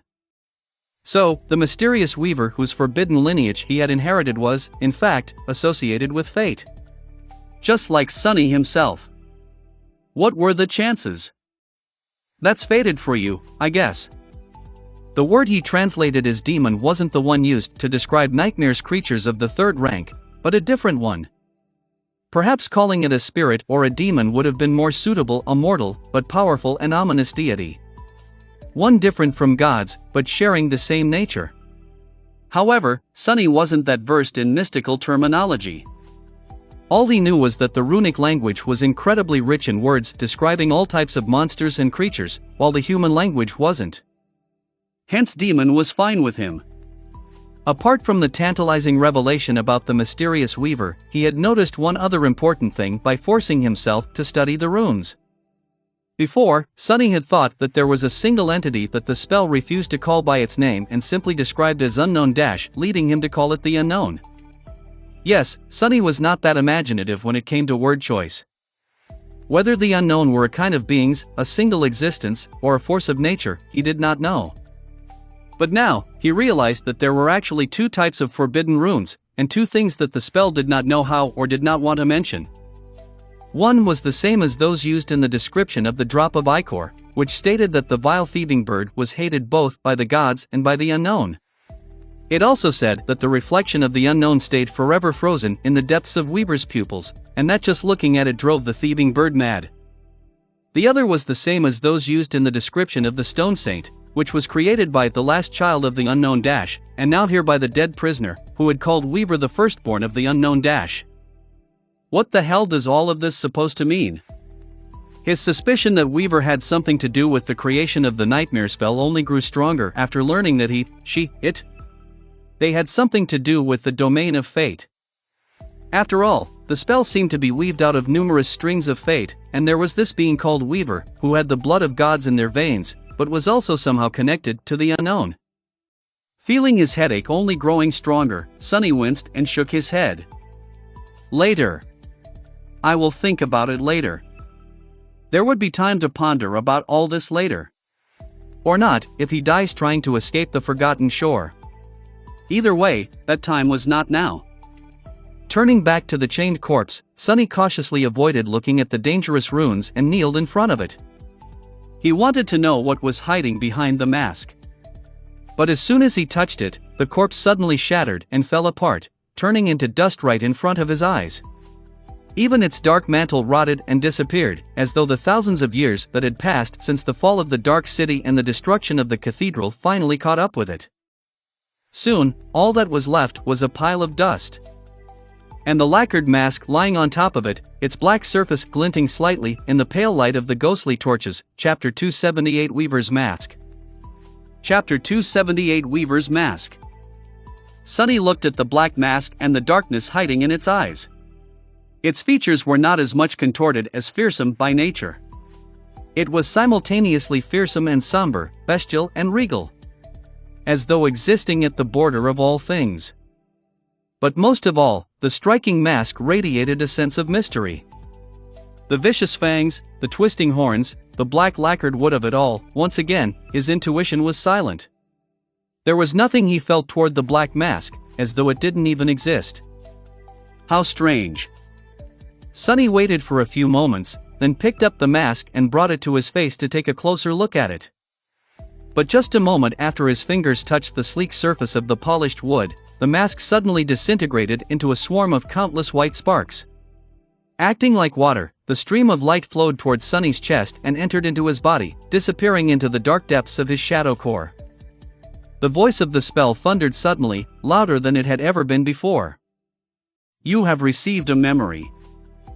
Sunny remained motionless for a few seconds, thinking about what just happened. By now, he knew that some memories could exist outside of the soul cores, just like how shard memories did. Was the black mask one of them? Somehow, he felt that it wasn't. Why, I am even guessing. Let's just take a look. The reason he was lingering was because of the magnitude of the situation. Sunny didn't know anything about the mysterious mask, but he believed that this relic of the past was truly unusual. The circumstances that had led to its discovery were too extraordinary, and the place it was hidden in was too uncanny to think otherwise. So he was understandably apprehensive. With a bit of tension, Sunny dove into his soul sea and looked up at the spheres of light floating around the black sun of the shadow core. There was a new one there, which seemed to be much brighter than the rest. Summoning it down, he soon found himself looking into the eyes of the dark mask that hovered in front of him. It was as though he was facing an invisible person wearing it. Shifting uncomfortably, Sunny lowered his gaze a little and looked beneath the black lacquered wood. A moment later, he had to suppress the involuntary desire to cover his eyes with a hand.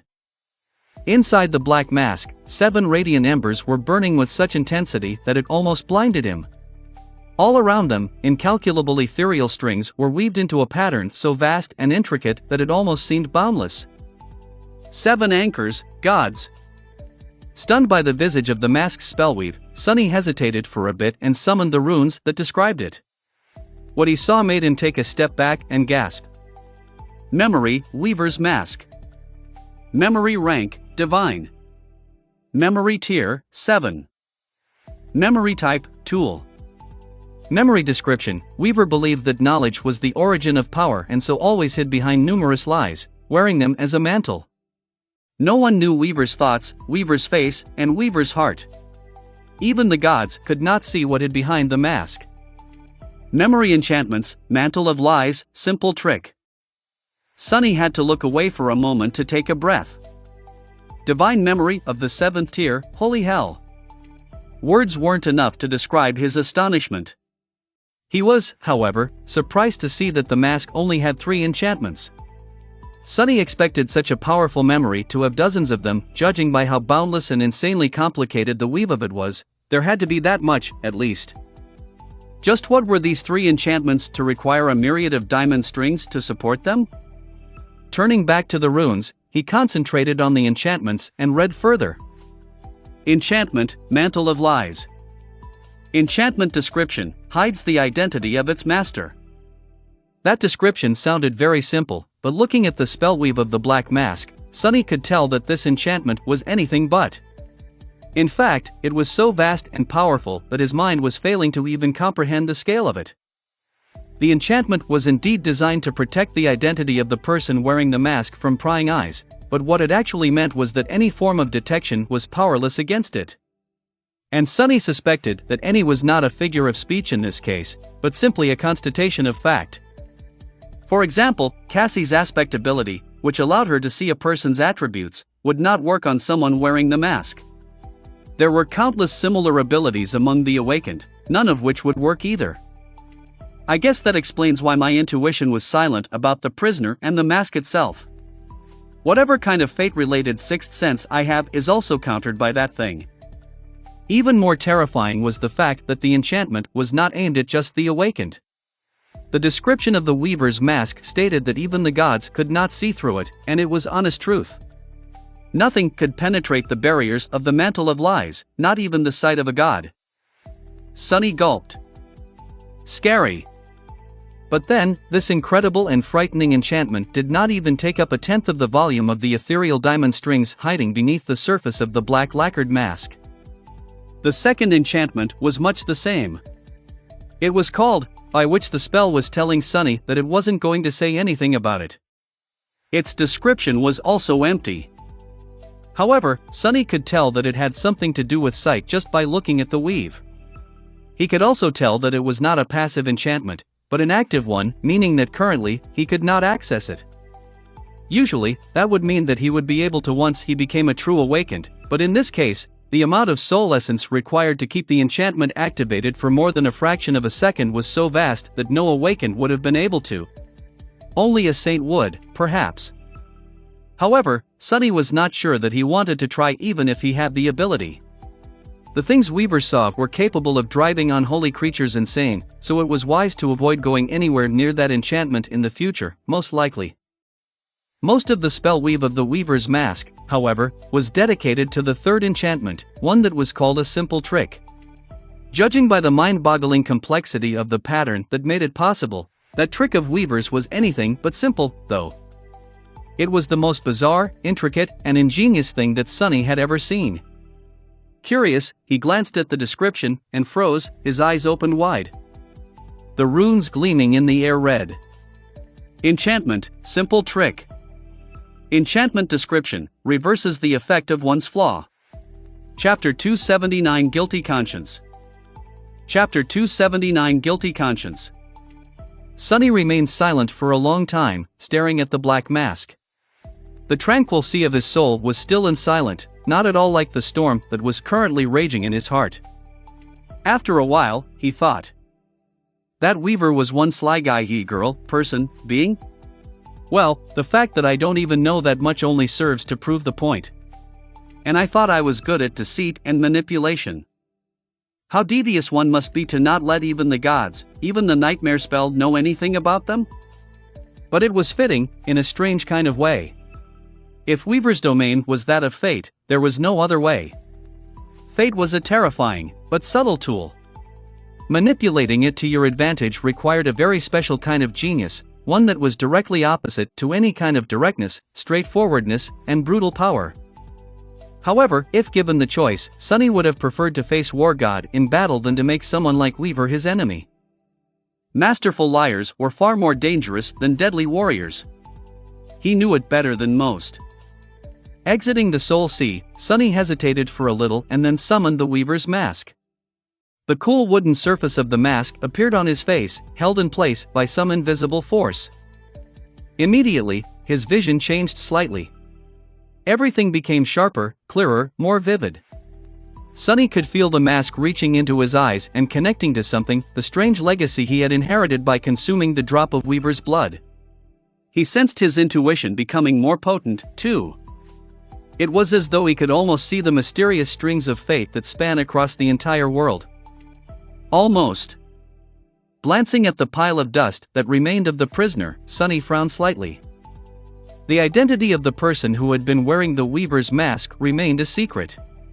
Just who had this corpse belonged to, and how had they ended up chained to the floor in a hidden dungeon cell beneath the majestic cathedral? The easiest thing to assume was that it was Weaver themselves, but Sunny dismissed that theory immediately. From everything he knew about the original master of the mask, the power of that creature was just below that of the gods, and that of the unknown, perhaps.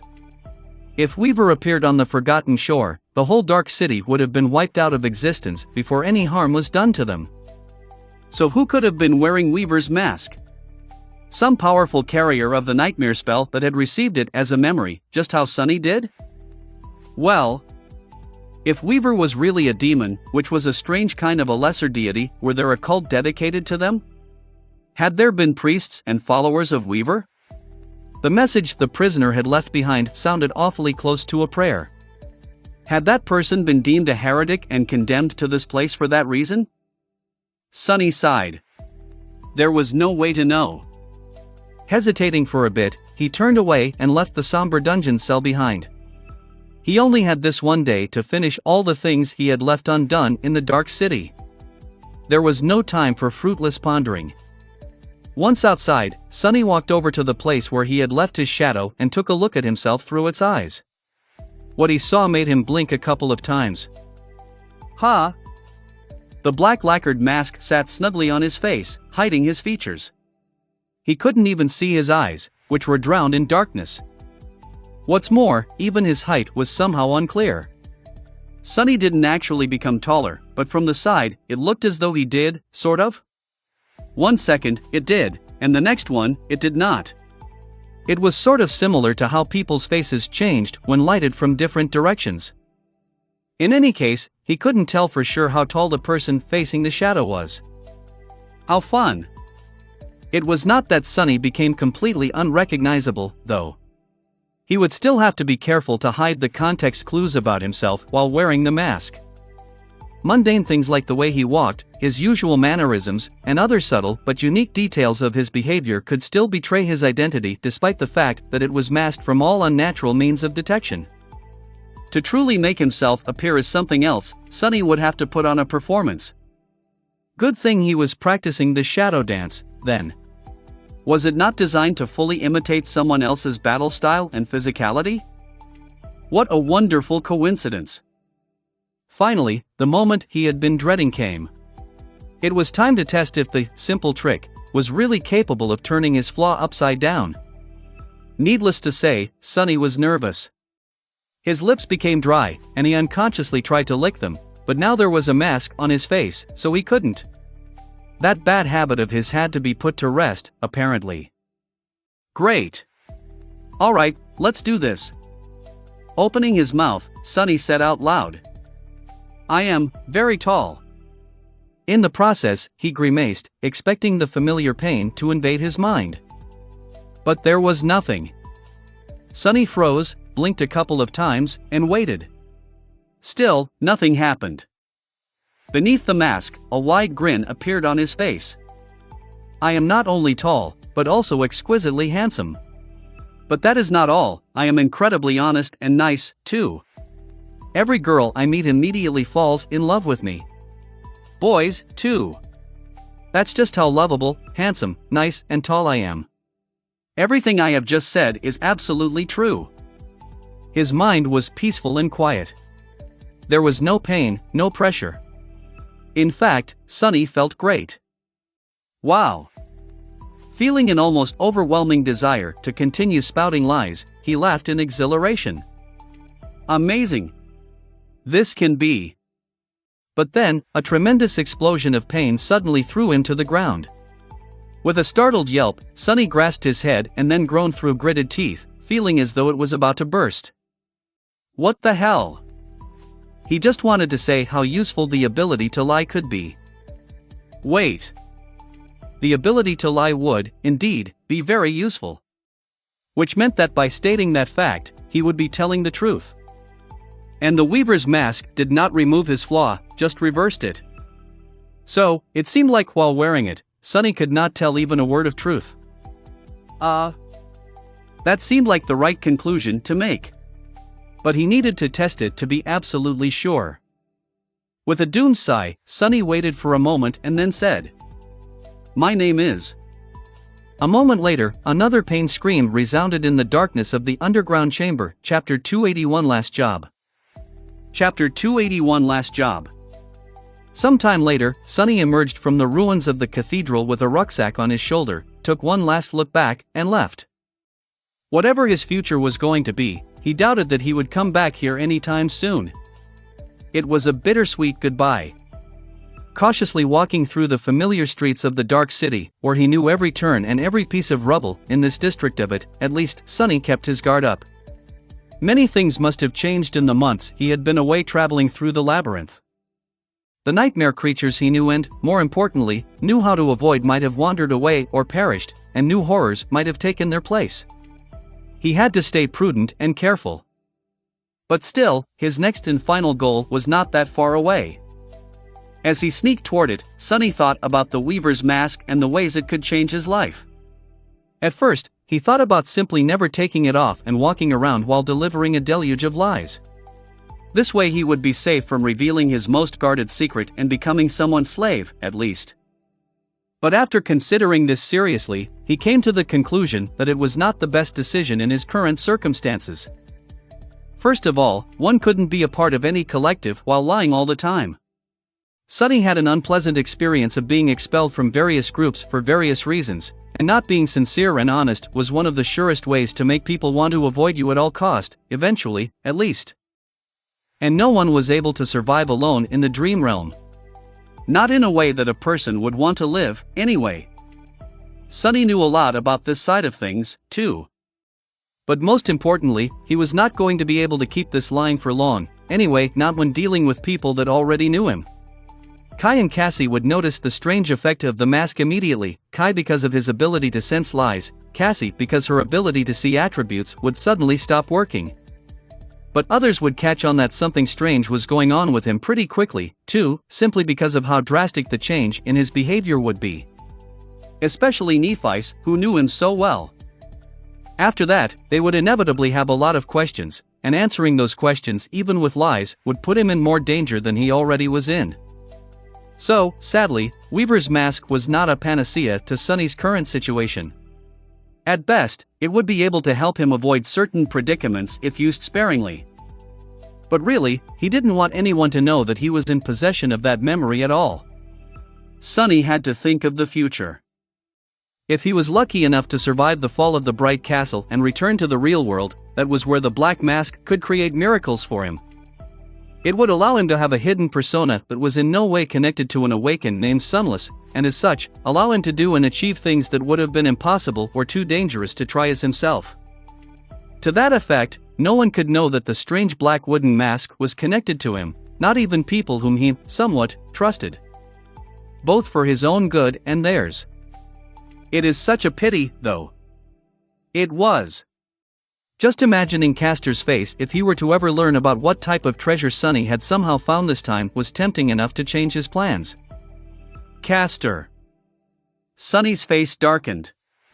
He had not forgotten about the promise Nephi's had made him at the start of their journey to the Hollow Mountains. Tomorrow, he was finally going to learn what was the deal with the Proud Legacy, and what exactly the relationship between Changing Star and him was. And how big were the chances of Sunny having to face Castor in battle? Despite all his dislike for the handsome scion of the Hanley clan, Sunny was reluctant to actually fight him.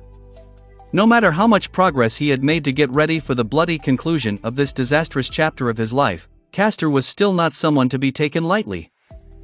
He was a tremendously deadly opponent just based on what Sunny knew about him. And there were secrets that the Legacy had been keeping, as well. That charm of his, what does it do? He was certain that he would defeat Castor if push came to shove. But the cost he would have to pay for that victory would be heavy, perhaps much more heavy than he was willing to pay. Suddenly uneasy, Sunny silently shook his head and continued on his way. As the sun began to roll toward the western horizon, he approached his goal, the ruins of an ancient library that stood lonesomely among the decimated buildings. Back near the end of his lonely months of hunting monsters on the streets of the Dark City, Sunny had begun exploring this ruin for bits of information about the history of the Forgotten Shore. Because of his chance encounter with the Stone Saint, and then with Kai, which led to him abandoning the ruins for a long expedition into the labyrinth, he had never finished this project. There was this one vast mosaic, in particular, that Sunny was interested in. It sprawled across the entire floor of the library's main hall and was mostly covered by rubble. In the past, Sunny was not strong enough to move the rubble out of the way. He had been hoping to make the Stone Saint do it for him, but sadly, the shadow was currently slumbering in the depths of his shadow core, evolving into whatever it was she was going to turn into. Just to be sure, he checked one more time to see if the mysterious process was still going, and sighed in disappointment. Luckily, he had grown much stronger himself during these months. Sunny was pretty sure that now, he would be able to clear the mosaic with his own two hands. It was just going to be a lot of work. Sending his shadow into the library to make sure that no abomination had made its nest there during his absence, Sunny entered its cool shadow of the ruin and sighed. Better get started. Soon, the scraping sound of heavy boulders being moved could be heard under the partially collapsed roof of the ancient building. Chapter 281-7 Heroes. Chapter 281-7 Heroes. In the depths of the night, Sunny was finally done with the arduous task of clearing the floor of the ruined library. Tiredly standing in the center of the circular hall, he found himself in the middle of a vast mural. The mosaic had endured the passage of time in an almost pristine condition. Most of it was preserved perfectly, with only a few small sections destroyed by corrosion or the ill will of the creature that inhabited the Crimson Spire. By now, Sunny was certain that it was the terror of the Forgotten Shore that had obliterated any depictions of the 7 heroes' faces. He didn't know how it was possible, but felt that the same furious force that had decapitated the ancient statues was responsible for the damage done to the engravings in the ancient mine and to this mural. It was as though the terror wanted to erase any sign of the founders of the Starlight Legion from history. Their names were forgotten, every person that had known of their stories turned into dust, and even the stones that bore their image were desecrated and shattered. How great the resentment that the evil creature harbored toward them must have been, for it to go to such lengths in its mad desire to obliterate their legacy. With a sigh, Sunny turned slightly and walked to the edge of the mural.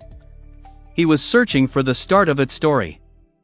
Depicted on the mural was not one image, but a long series of them, spiraling from the edges of the mosaic to its center like a long scroll. On them, the history of the land consumed by darkness was shown, ending with the coming of a new dawn. Sunny already knew what events had brought the curse of all-consuming darkness to the Forgotten Shore and how the ancient inhabitants of this land fought against all odds to resist it. Now, he was going to learn the final mystery, the reason for their eventual downfall. Finding the first image, he studied it and lingered for a bit. Then, he walked on, watching the history unfurl itself beneath his feet. As the curse subdued the world under the veil of everlasting darkness and terrible creatures started to attack the human settlements, one after another, mighty champions began to appear to battle them. But no matter how strong, brave, and valiant those champions were, none of them was able to resist for long. Especially not when their own allies started turning into monsters. It was impossible to face the terrifying foes hiding in the darkness when no one was there to cover your back, or even worse, if those you trusted the most to do so were the ones delivering a deadly blow instead. But still, humanity persisted. Months passed, then years. And eventually, a new generation grew up in this horrible world. Born in the all-consuming darkness, 7 valiant heroes gave an oath to return the light to the cursed land. Sunny whispered.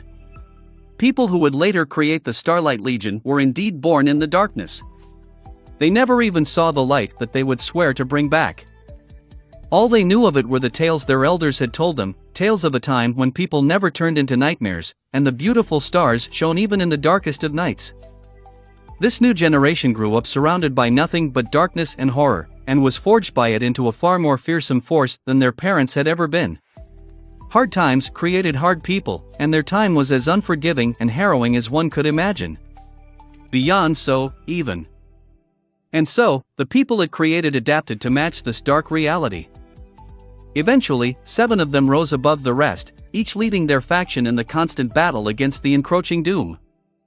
Sunny stopped and studied the image that showed all 7 of them, even if their faces were damaged beyond recognition.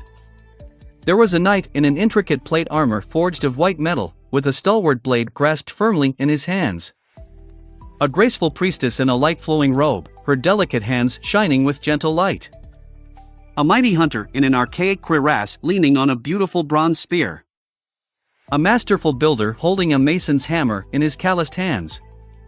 A regal lord with a humble crown resting on his head, a single gem decorating its simple design. A subtle and merciless slayer with a ghostly stiletto hidden cunningly behind her back. And a stranger from a misty land who wore a stone-like armor and never showed his face, with a heavy round shield resting at his feet. Sunny looked at the 7 heroes, thinking. Knight, hunter, lord, stranger, slayer, builder, and priestess. Midnight shard, zenith shard, dawn shard, dusk shard, moonlight shard. And the other 2. Sunlight shard and starlight shard? The fate of the last 2 shard memories remained unknown to him. Nephice must have known something, though. Otherwise, she would not have ventured into the dangerous expedition to the Hollow Mountains to seek out the Crown of Dawn. Although the history of the Forgotten Shore was presented in more detail here, it did not give him any revelations yet. Thoughtful, Sunny turned away from the image of the 7 heroes and continued on. At some point in history, the heroes came together, created the Starlight Legion, and united the surviving remnants of humanity under its banner. It was also then when they gave their defiant oath. They must have been mad. Weren't striving to achieve something impossible the definition of madness? Sunny frowned, knowing full well that, in this case, the 7 heroes actually managed to fulfill their crazy ambition. It was all a little too close to home. He also knew someone who liked to set impossible goals and had an infuriating track record of proving them possible. But how did it all end? Yes, the heroes achieved their dream. But the forgotten shore still turned into a desolate hell. What happened to their light? Looking at the next images of the mosaic, Sunny got a feeling that he was about to find out. Chapter 282 Sacrifice. Chapter 282 Sacrifice. As Sunny walked in circles, drawing near to the center of the mosaic, he saw the depiction of various deeds that the Starlight Legion had achieved. The warriors led by the 7 heroes were truly a fearsome force. Forged and tempered by the relentless malice of their dark world and the unassailable will of their leaders, they drowned the forgotten shore in the blood of the cursed creatures. Even though many of them had turned into monsters themselves, especially those who had allowed themselves to falter in their conviction, the rest continued on, unbroken.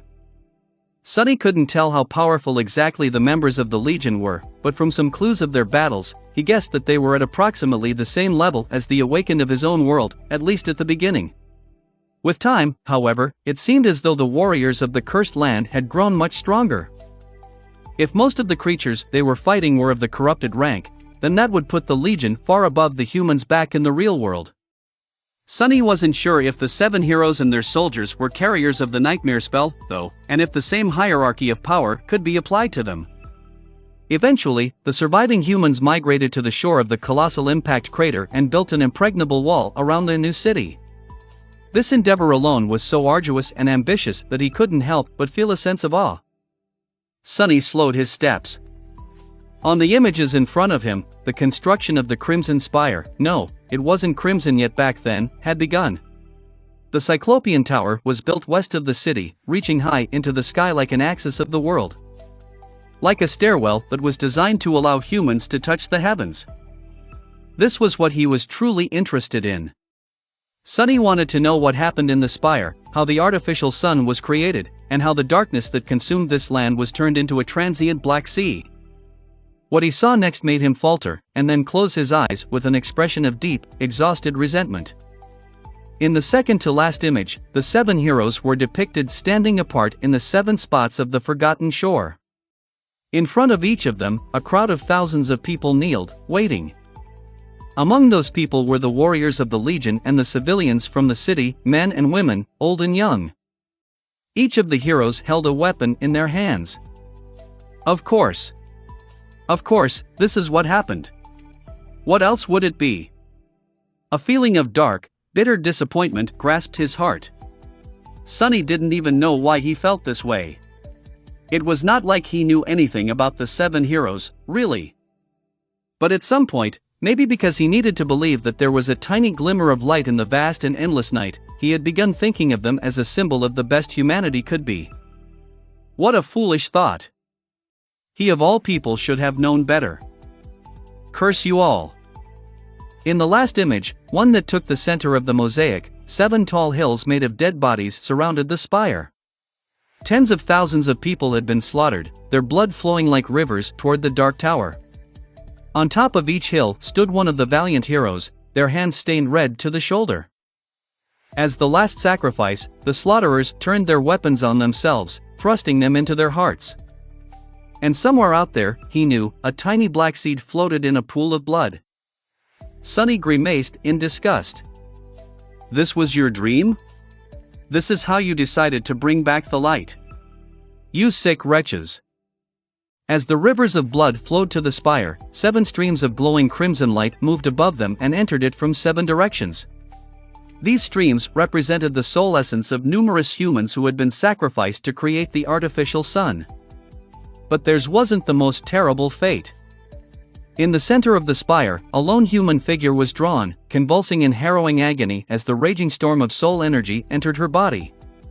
The conflux of all that power, the sacrificial vessel meant to be its conduit. The anchor of the sun. Sunny recognized that figure, too. To him, the features of her face were painfully familiar. It was the same face as that of the nameless goddess whose statue stood in the ruined cathedral. The crimson light entered her body and shot from her screaming mouth and eyes upward, pure and white. It rose to the height of the spire, where a new sun was being born. Frightened by its light, the darkness retreated underground, where it was locked behind 7 seals that were left behind by the heroes as their last deed.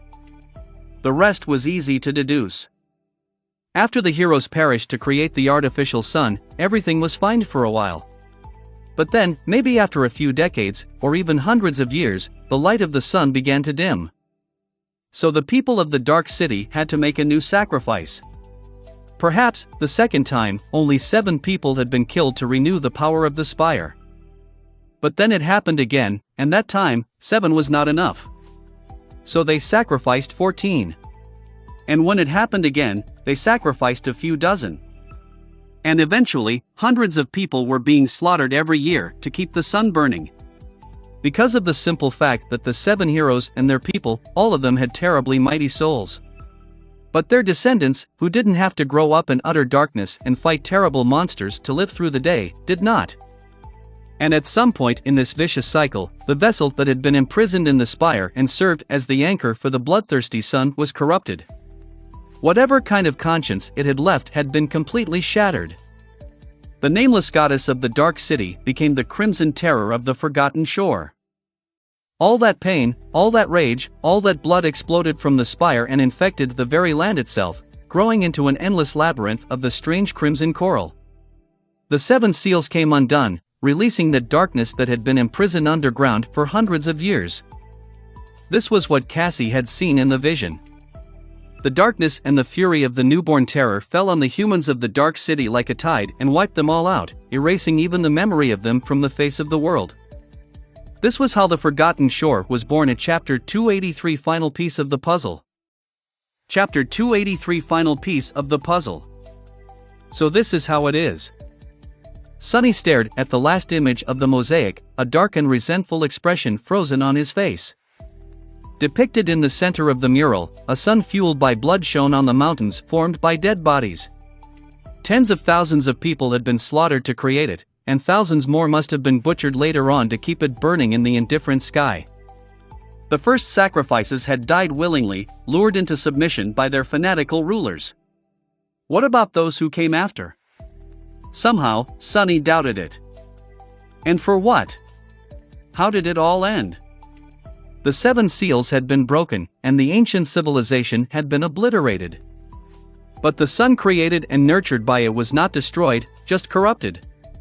It still rose in the morning and fell beyond the horizon after the dusk, illuminating the desolate hell of its own creation. As long as its vessel, the terror of the Crimson Spire, existed at the center of the labyrinth, it would continue to shine in the cold gray skies. And as long as it did, the darkness that had escaped its underground prison and turned into the cursed sea was going to continue coming and going, scared of its light. Great! The two deserve each other. He didn't know why the all-consuming darkness had become a literal sea of impenetrably black water, but had a guess or two.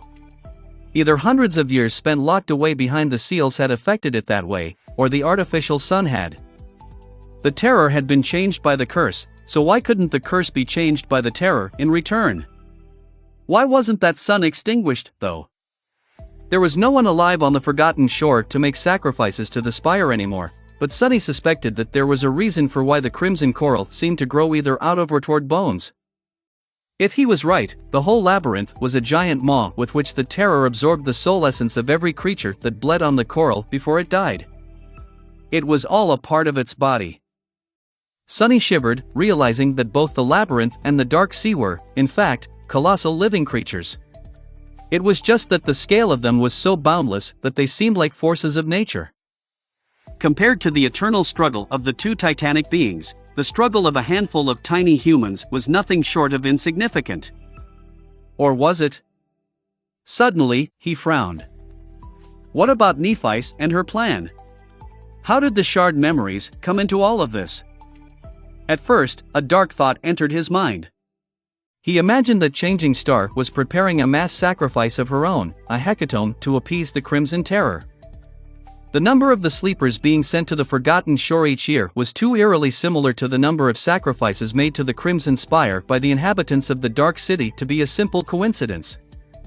But he quickly dismissed that thought. After all, the sacrifices were meant to renew the power of the Blood Sun, and that was not Neff's goal. If anything, she meant to destroy it once and for all to gain entry to the gateway hidden in the spire. So, what did it all mean? Sunny scowled, remembering every piece of information about the 7 heroes and their cursed land he knew. And most importantly, those that came directly from the spell. After a while, he muttered. Time has erased their names and their faces, but the memory of the Defiant Oath still remains. This was the second part of the description that the spell had given the Starlight Legion armor. His eyes widened. All this time, he thought that this sentence simply meant that the legacy of the 7 heroes lived on even after their deaths.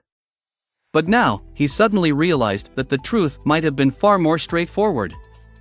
The key to understanding the secret of the shard memories was right in front of him this whole time. In fact, it came from the first memory he had ever gotten on the Forgotten Shore. The Azure Blade.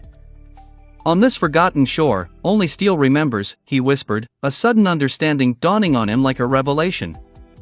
The memory of the Defiant Oath remained, and only Steel remembered. Sunny rubbed his face. I am such a fool. Everything he needed to learn the truth had been at his disposal from the very start of it all. The heroes were long gone, but their terrible oath was still here, preserved in cold steel. It was not the memory of it that remained, but the memory. The shards were that memory. Of course. It all makes so much sense now. But then, what was their purpose and why was Nephi so motivated to find each one? That was easy to guess, too. Cassie had basically told him, all those months ago. In the end, I saw a colossal, terrifying crimson spire. At its base, 7 severed heads were guarding 7 locks. In its fury, the terror of the Crimson Spire had beheaded the statues of its creators and brought their heads as trophies to guard the entrance to its lair, where Cassie had seen them, as well as 7 mysterious locks. What did a lock need? A key. All locks required a key to either open them or shut them closed. Sunny slowly exhaled. The 7 seals that kept the all-consuming darkness locked underground came undone, but they weren't destroyed. If one had all the keys, it was still possible to seal the cursed sea once again. That was what the 7 heroes had left behind. And with the cursed darkness locked away, the spire would lose its most deadly line of defense. Finally, everything became clear. Sunny remained motionless for a long time, looking at the bloody images beneath his feet. After a while, he sighed and turned away. There was a bitter taste in his mouth. Sick. I am sick of this place. So sick of all of this. Cassie's vision showed her fire and rivers of blood? Good. It could all burn to the ground. He didn't care anymore. Chapter 284 Nothing Serious. Chapter 284 Nothing Serious. In the cold light of dawn, Sunny approached the spot where the other members of the cohort and he agreed to meet. The Shadow had already located their camp in the ruin of an ancient building and was currently watching them, hidden in the darkness. The 5 youths were busy preparing for the last stretch of the way to the Bright Castle. They were calm and collected, not at all like people who were about to face the horrifying wrath of the Bright Lord. What kind of horror had they not faced already? Climbing over the rubble, Sunny let Nephi and the rest know of his approach and jumped down. Landing just a few meters away from the group, he straightened his back and gave them an indifferent look. Hey! They greeted him in a reserved manner. A palpable tension permeated the air, making everyone reluctant to speak too much. Only Effie was seemingly unaffected by this dark mood. Leaning on a stone wall, the huntress was enthusiastically gnawing on a juicy bone. Her white teeth were effortlessly crushing it into tiny pieces, which were then chewed and swallowed along with the marrow. Noticing Sunny, she smiled. Hey, doofus. He gave her a nod and wanted to turn away, but then noticed a slight frown that appeared on Effie's face. Looking at him with a bit of uncertainty, she asked. You alright? Sunny was silent for a few moments, then smiled. Finally, he said in an even tone. I'm perfect. Leaving the doubtful huntress behind, he walked past Castor and approached Nephi. The changing star was standing with her back to the group, looking up at the silhouette of the bright castle that loomed in the distance. Hearing his steps, she turned around. The gentle light of dawn reflected in her eyes, making them appear to shine. "You've made it, Sunny. I am glad." He shrugged. "Why? You didn't expect me to show up?" She was silent for a while, and then looked away. A lock of silver hair fell on her eyes. Nephi tucked it behind her ear and sighed. "Could I not? It's not like I know the future." After that, she smiled. Amusing. In the 11 months they had spent on the forgotten shore, this was only the second time Sunny heard Changing Star tell a joke, and the first time it was actually funny. If a little macabre.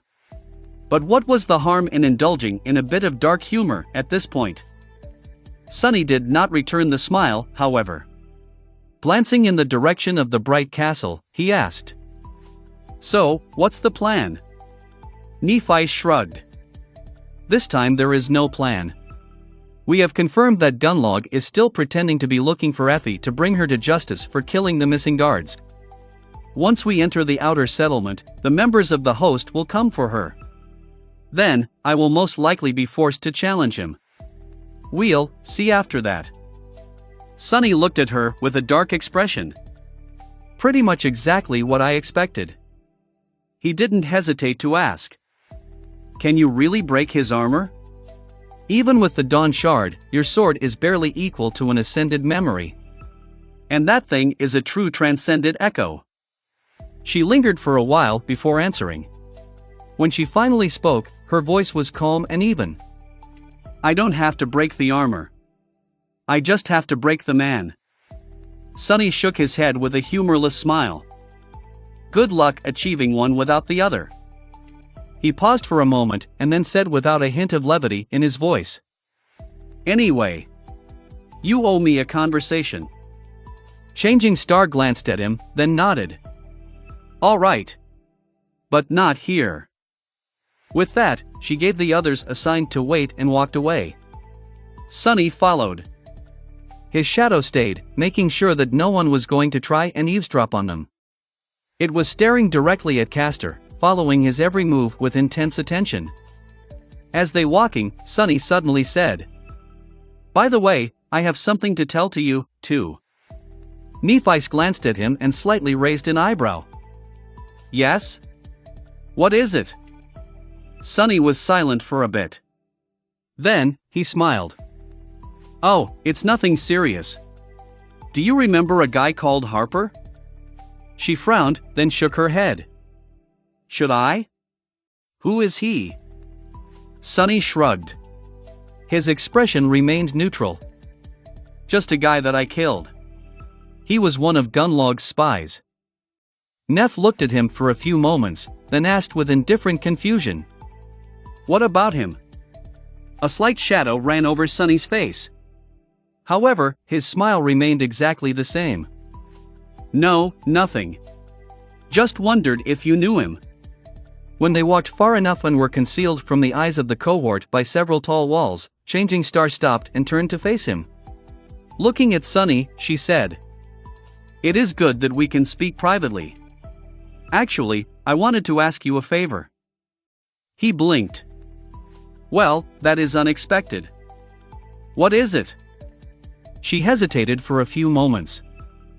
"After my fight with Gunalug is over, when I win, I might not be in the best shape. Even if I am, there will be a flood of soul essence pouring into my body.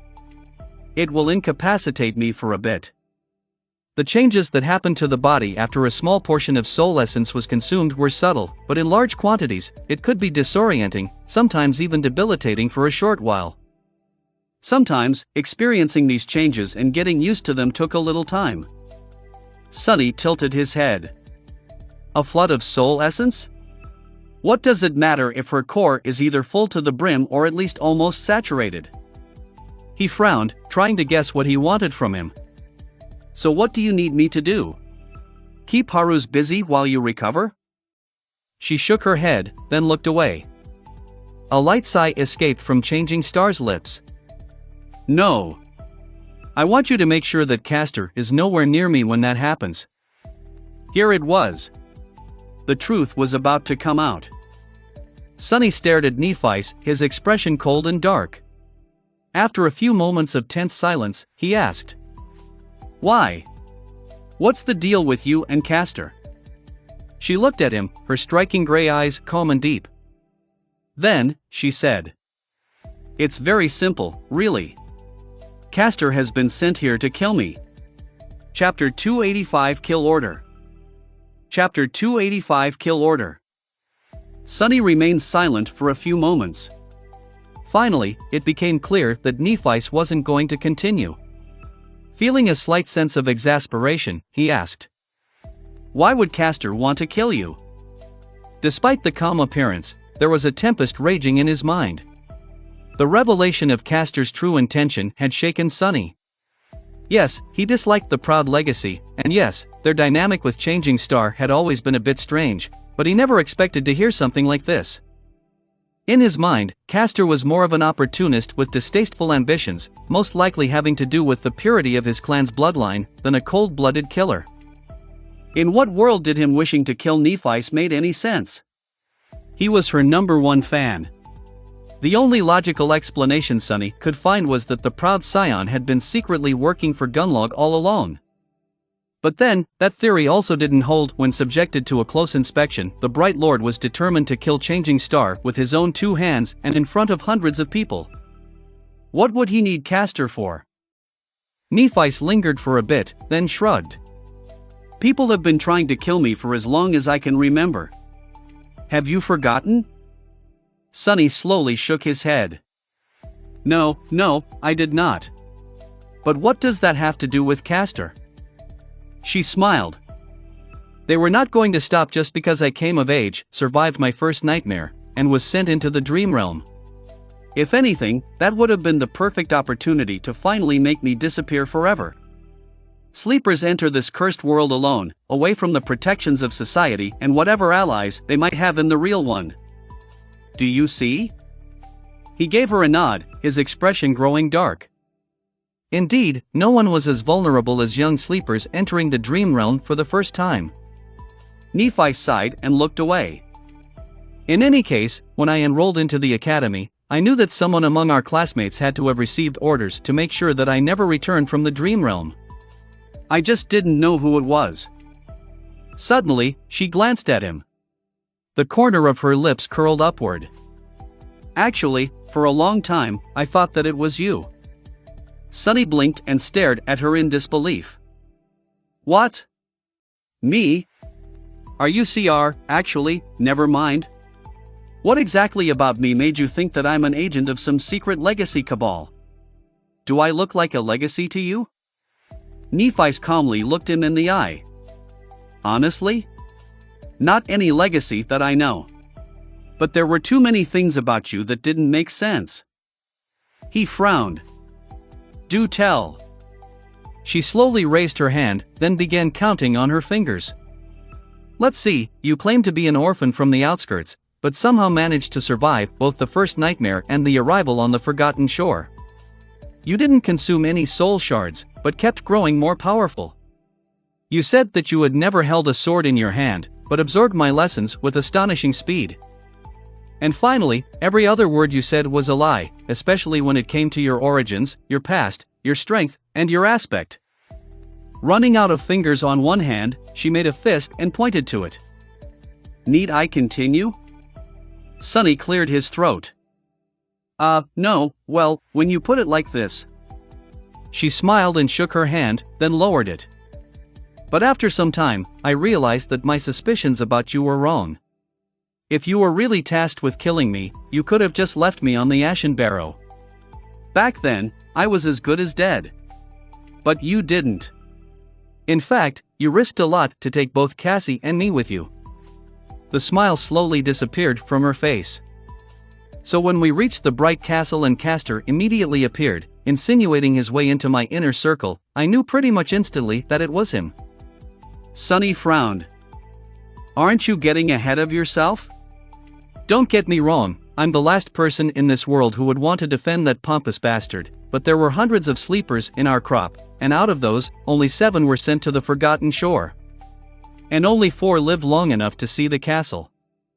What are the chances that the person with orders to make you vanish was among them? Isn't it a bit too big of a coincidence?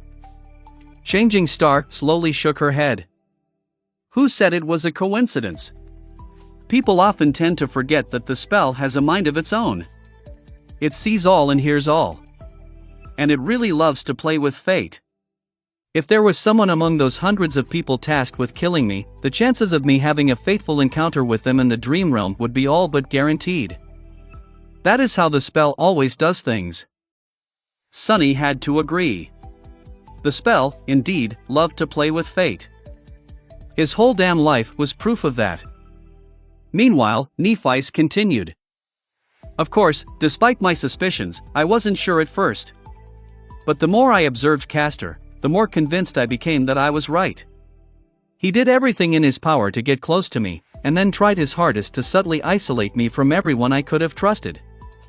He spent his time studying my every move, while keeping his secrets close to his chest.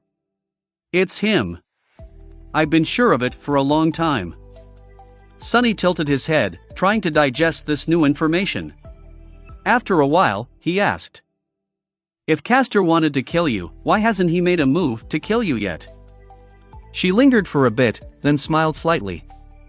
Because among all of the humans on the Forgotten Shore, he knows what the scions of the Immortal Flame Clan are capable of the best. Isn't it ironic? He respects my ability too much to be careless, maybe even fears it. And he can't allow himself to fail. His honor won't allow it. So, Castor won't attack until he is absolutely sure that I won't be able to resist. He'll make his move when I have no chance to escape. Sunny scratched the back of his head. Let me rephrase that. If Castor wants to kill you, why is he still alive? Why didn't you kill him already? He was sure that if Nephis wanted to, the proud legacy would have been dead a long time ago.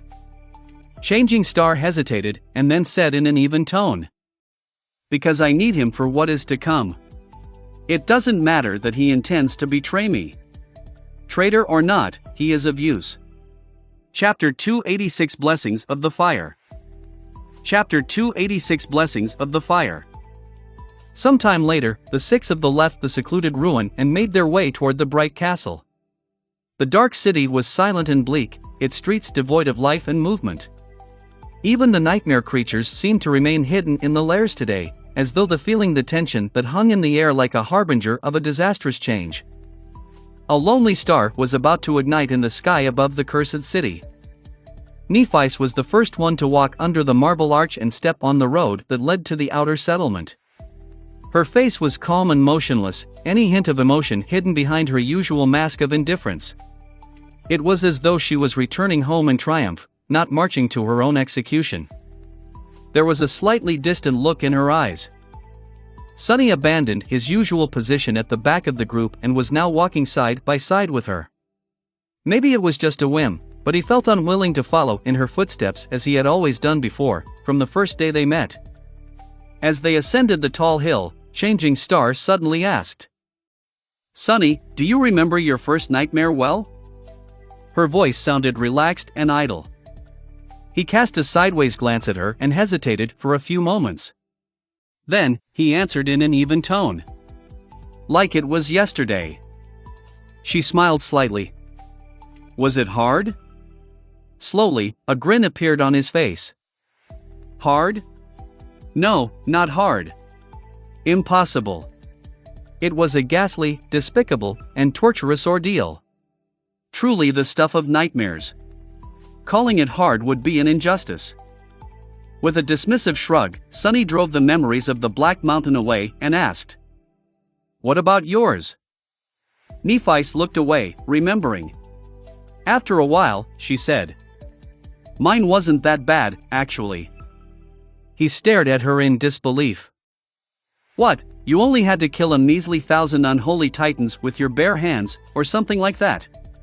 Knowing you, not that bad means that it was nothing short of a true horror show. She slowly shook her head. No. I mean it. I didn't have to fight anyone, really. Up until the very end. Sunny blinked. Wait, seriously? A strangely sad smile appeared on her lips. In my first nightmare, I was the daughter of a lighthouse keeper. My family lived in a beautiful tower on the shore of a beautiful sea. Every morning, the warm sun rose from beyond the horizon, bathing the endless expanse of azure waves in beautiful light. The winds were gentle and the world was kind. It was me, my parents, and my younger siblings. We lived together in harmony, humbly but needing for nothing. He frowned. And then what? A sea serpent destroyed the lighthouse? Some rotten horror rose from the depths? Changing Star's eyes became distant. A few moments passed before she spoke again. No. Nothing happened. That was the point of it, I think. My nightmare, it was actually a paradise. It was everything I dreamed about when I was a little kid. Only much more wondrous and human than I could have ever imagined. Sunny looked at her in utter shock. As he watched, the hint of sorrow disappeared from Neff's face, replaced by a subtly harsh expression. But that was what made it so hard to overcome. Impossible, even. Just like you said. Because all I had to do to conquer the nightmare, all I had to do was to walk away and leave it all behind. Knowing that I could just stay there, in that paradise. Forever. He hesitated for a while, then asked cautiously. So what did you do? A heavy sigh escaped from Neff's lips.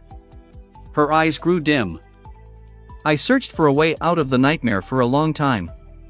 But no matter how hard I looked, there wasn't any.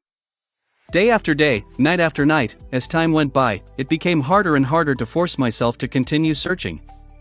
I grew accustomed to that bliss, that warm and beautiful life. And eventually, a day came when I thought that, maybe, I should stop. Maybe I can just stay. She tilted her head slightly and said, her tantalizing voice reaching the deepest, darkest parts of his heart. That was the day I went to the top of the lighthouse. You see, Sunny. You have to light yourself on fire, to rip the blessings of the fire. That was what my grandmother used to say. So that was what I did. I doused myself in oil, and set myself aflame. The white flames suddenly licked her hands, and she stared at them, her face slowly turning pale, her eyes reflecting the terrible agony she felt. As her ivory skin continuously boiled, darkened, and then healed to become pristine again, she said simply. And I burned. Suddenly, the flames disappeared, and she made a fist. Her voice grew a little strained. And after a long, long time, when all of it was over, I found myself in a dark cave, nestled in a slimy cocoon of black silk. All around me, thousands upon thousands of people were sleeping in similar cocoons with their eyes open, with happy smiles on their empty faces. And above us, was a creature so revolting and abhorrent that I can't bring myself to describe it to this day. It was feeding on our dreams. She grew quiet for a bit, and then added. That creature was convulsing in pain, as though it shared in the agony I felt, too. Somehow, I managed to break free of the cocoon. And kill it before it fully regained its senses. She glanced at him and smiled. However, there was no warmth in that smile. That was how I conquered my first nightmare. Sunny looked her in the eyes for a long time, silent. Then, he slowly turned away. Just as I said, the stuff of nightmares. I guess we call them that for a reason. Changing Star laughed. I guess. But really, fighting that terror wasn't the hardest part. Waking up trapped in a repulsive cocoon wasn't the hardest part. Even burning alive wasn't the hardest part. She grew silent for a few moments and then said, looking at the white road beneath their feet. The hardest part was walking up the steps to the top of the lighthouse. Not because of what waited for me in the future, but because of what I was leaving in the past. Soon, the familiar shapes of the outer settlement appeared in their sight. They had finally returned to the bright castle. Chapter 287 Lonely Star. Chapter 287 Lonely Star. The outer settlement had changed from the time Sunny saw it last.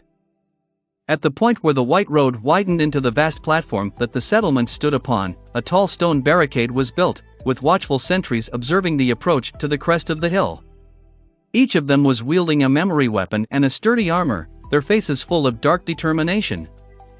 The makeshift watchtower constructed on the roof of Nef's lodge loomed above them, with several archers ready to rain arrows on any nightmare creature that wandered close. The slum itself was much the same, but the people populating it seemed different. Many of them were bruised and bandaged, but their eyes shone with the subtle light of hope that wasn't there or as strong before. That hope was contrasted against the suffocating feeling of tension that hung in the air. From time to time, someone would glance toward the castle and frown, a dark expression appearing on their face. There was another detail that surprised Sunny. On the sleeves of many slum dwellers, a piece of pure white cloth was tied, as if announcing their allegiance to some god or goddess. There had been none of that when he left this place a few months ago. There were also graffiti drawn on the walls of the most derelict hovels, some of them depicting a shining star, some the image of a beautiful bronze spear. What is that all about? The white armbands and the star were, obviously, meant to represent Nephi's. But when had Effie suddenly become an apostle? Glancing at the voracious huntress, he raised an eyebrow. Anything you want to tell me? She scratched the back of her head, then shrugged. I've become a bit of a folk hero, apparently. Sunny shook his head and didn't press the issue. Whatever. When the sentries saw who was approaching, their faces first became shocked, and then lighted up with intense jubilation. Lady Nephis. It's changing star. Lady Nephis has returned. She is alive. The hum of voices spread through the entire settlement in an instant. If Gunlog had not known that they were back in the Dark City, he would have learned of it now. But he knew, of course. He knew it long before the people of the slum ever laid their eyes on their supposed savior. Sunny looked past the outer settlement, at the mighty walls of the bright castle. How long before its lord throws them a welcome party? Soon, the cohort was surrounded by a crowd of exhilarated people. Everyone wanted to see that Saint Nephis was alive and well with their own eyes. The other members were bathing in attention, too. Especially Effie. Effie. Huntress Athena. Welcome home, Effie. Show them. The huntress grinned in bewilderment and kept quiet. In the crowd, there were a few faces that did not share in everyone's joy. They were the leaders of the outer settlement's hunting parties. The gazes they threw at Nephis were grim and full of meaning. She gave them a nod, letting the experienced hunters know that she understood the message they were trying to relay. Then, Changing Star faced the inhabitants of the slum and took the bag that Effie handed her. Slowly unclasping it, she spoke, her calm voice effortlessly making the crowd grow silent. I am not good with words, so, please accept my gratitude, dreamers of the Dark City. The past few months have been harsh on me and the members of my cohort, but they must have been equally as harsh on you. However, we have persevered. You here in these cursed ruins, and we out there in the ghastly depths of the labyrinth. But all of it was not in vain. With that, she took something from the bag and tossed it to the ground. Suddenly, a deathly silence settled over the crowd. Everyone was staring at the object laying on the stones, expressions of fear clearly written on many faces. It was a terrifying, jagged black talon, which was as sharp and long as a sword. And then, another one fell near it, and another, and another. Eventually, 38 of these dark blades lay in a pile in front of Nephis, 30 from the 6 front limbs of the spire messenger, and 8 from the 2 hind ones. Closing the bag, Nephis put it on her shoulder and said, her tone dark and piercing. Out there in the labyrinth, we have fought and slew one of the cursed messengers of the Crimson Spire. I bring you its claws as a gift, to become your weapons. Stunned whispers ran through the crowd. The messengers were both a symbol of terror and a symbol of hope to the people of the Dark City, terror because of their horrifying power and appetite, as well as their connection to the dreaded spire, and hope because of the legends that once, a long time ago, a group of powerful sleepers had managed to kill one.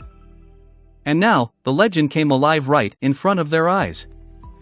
Nephice lingered for a moment, and then sighed, a somber note appearing in her voice. Many years ago, we, those who were sent to the forgotten shore, weren't yet imprisoned by fear. Enthralled by the sin of those cowards who had forgotten that they are, first and forever, humans. Back then, there were people among us willing to risk their lives to conquer this hell. Escape it.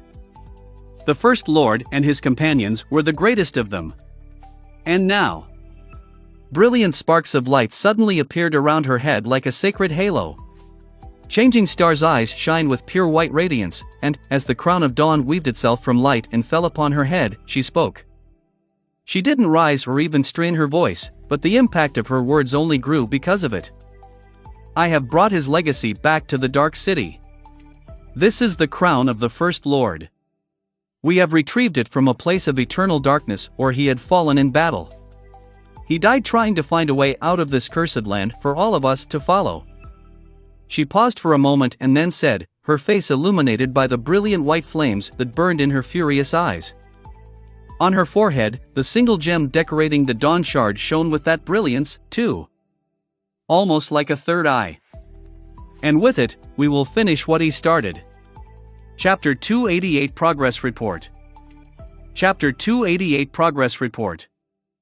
Sometime later, they entered the stone lodge and found themselves in the middle of another, smaller crowd. Around 30 or 40 people gathered in the main hall of Changing Star's dwelling, making it look even smaller than it had before. However, these were not just any sleepers from the slum. Most of them were experienced fighters from the outer settlement few hunting parties, as well as people who Nephice had recruited into her faction during her time in the Dark City. Back when Sunny had been a part of the group, they were weak and hopeless young men and women who were barely surviving in the cruel reality of the Forgotten Shore. Now, things changed. Neff's little helpers were armed with makeshift weapons and wearing armors fashioned from a wide variety of scavenged materials, while some were even in possession of memories. They also held themselves very differently from before. Honestly, the difference between them and the hunters was not that big now. If Sunny didn't know which were which, he might have mistaken one for the other. Changing Star walked through the crowd and approached the window that opened on the bleak view of the cursed ruins. She looked at it for a short moment, and then turned around, a dark expression on her face. Tell me. The leaders of the hunting parties glanced at each other. One of them, a stocky young man with long messy hair and 3 ugly scars running all the way from his forehead to his chin, spoke with a bit of uncertainty. Welcome back, Lady Nephice. It is good that you are alive and well. She gave him a nod. The hunter paused, then continued, his voice somber. We, have followed your orders and advice for these past months. The militia you created has been reinforced and organized to protect the settlement from the attacking monsters. With the memories you and your cohort hunted for us in the ruins, the casualties were low both among the watchmen and among the civilians. Compared to before, I mean. Changing Star remained silent and just stared at him. The young man sighed. About the other thing, it went almost exactly how you told us it would. Members of the host came into the settlement shortly after your departure, demanding that Effie surrendered herself to be judged for the disappearance of those guards. When we told them that she was gone, they got violent. Several people were injured, but no one died. Effie scoffed. The hunted gave her a complicated look and scratched his cheek. After that, they would come again every week or so, hurt a few people and break things, always with the same demand. But we kept our cool and just, well, took it. Like you told us to do. That seemed to only make them angrier, but they had no real reason to escalate things. In the end, they just settled for making our lives difficult and pushing people around. The tall huntress shook her head. What's with the people foaming at their mouths to greet me? What's that really about? The young man looked down in embarrassment and cleared his throat. Well, you see, the more the castle proclaimed that you have to answer for the murder of those guards, the more people in the settlement became, how do I say this, appreciative of you. Effie looked at him with a perplexed expression. Because I am being unjustly accused? He smiled sheepishly. No. Actually, the opposite. They really appreciate the fact that you had, allegedly, killed half a dozen guards. In fact, their only regret is that you didn't kill more. There are tales about how exactly you dealt with them, too, one more colorful than the other. The most popular one is that, the guards wanted to rob you of your, honor, so that's why you had to teach the castle folks a lesson. The tall huntress blinked. My honor? Since when do I have honor? The young man grinned. Hey, don't look at me. I did not come up with this one, alright? Blame Park, it was his idea. Effie looked darkly at another hunter who just shrugged. Lady Nephice told us to do our best to make people in the settlement root for you. It worked, did it not? The unruly huntress rubbed her face with an exasperated expression. But I didn't kill them, though? The hunter looked at her with no humor in his eyes. Who cares? Effie opened her mouth to say something, but Nephice interrupted her. Time is short. Don't waste it on useless chatter.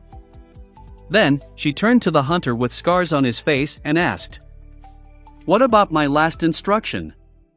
He frowned, then took out a small wooden box from a leather pouch tied to his belt.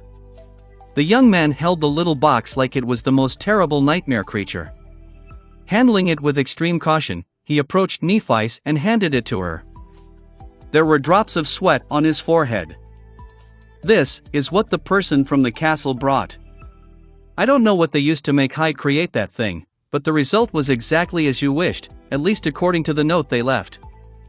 He hesitated. The box and the note simply appeared on my pillow one day. I almost died of a heart attack when I read what that thing is supposed to be. Sonny stared at the box with interest. Hyde was one of Gunlog's lieutenants, a young woman in charge of the artisans. Her aspect ability allowed her to manipulate certain qualities of plants, which was of tremendous use here on the Forgotten Shore, where the food was scarce and monotonous. But what could Nephice want from her that was so important? And why was the hunter so scared of the little box? Carefully taking it, Changing Star looked at the box for a few moments, and then handed it to Castor. You know what to do. With a short nod, Castor walked toward the door and disappeared. Nephice, meanwhile, turned to the hunters and said in a steady tone, You did well. Thank you, all. As wide smiles appeared on their faces, she took Effie's bottomless bag and opened it once again. Turning the bag upside down, Changing Star said, This is not a reward, nor is it a gift. This is just something that all of you deserve, and going to need very soon.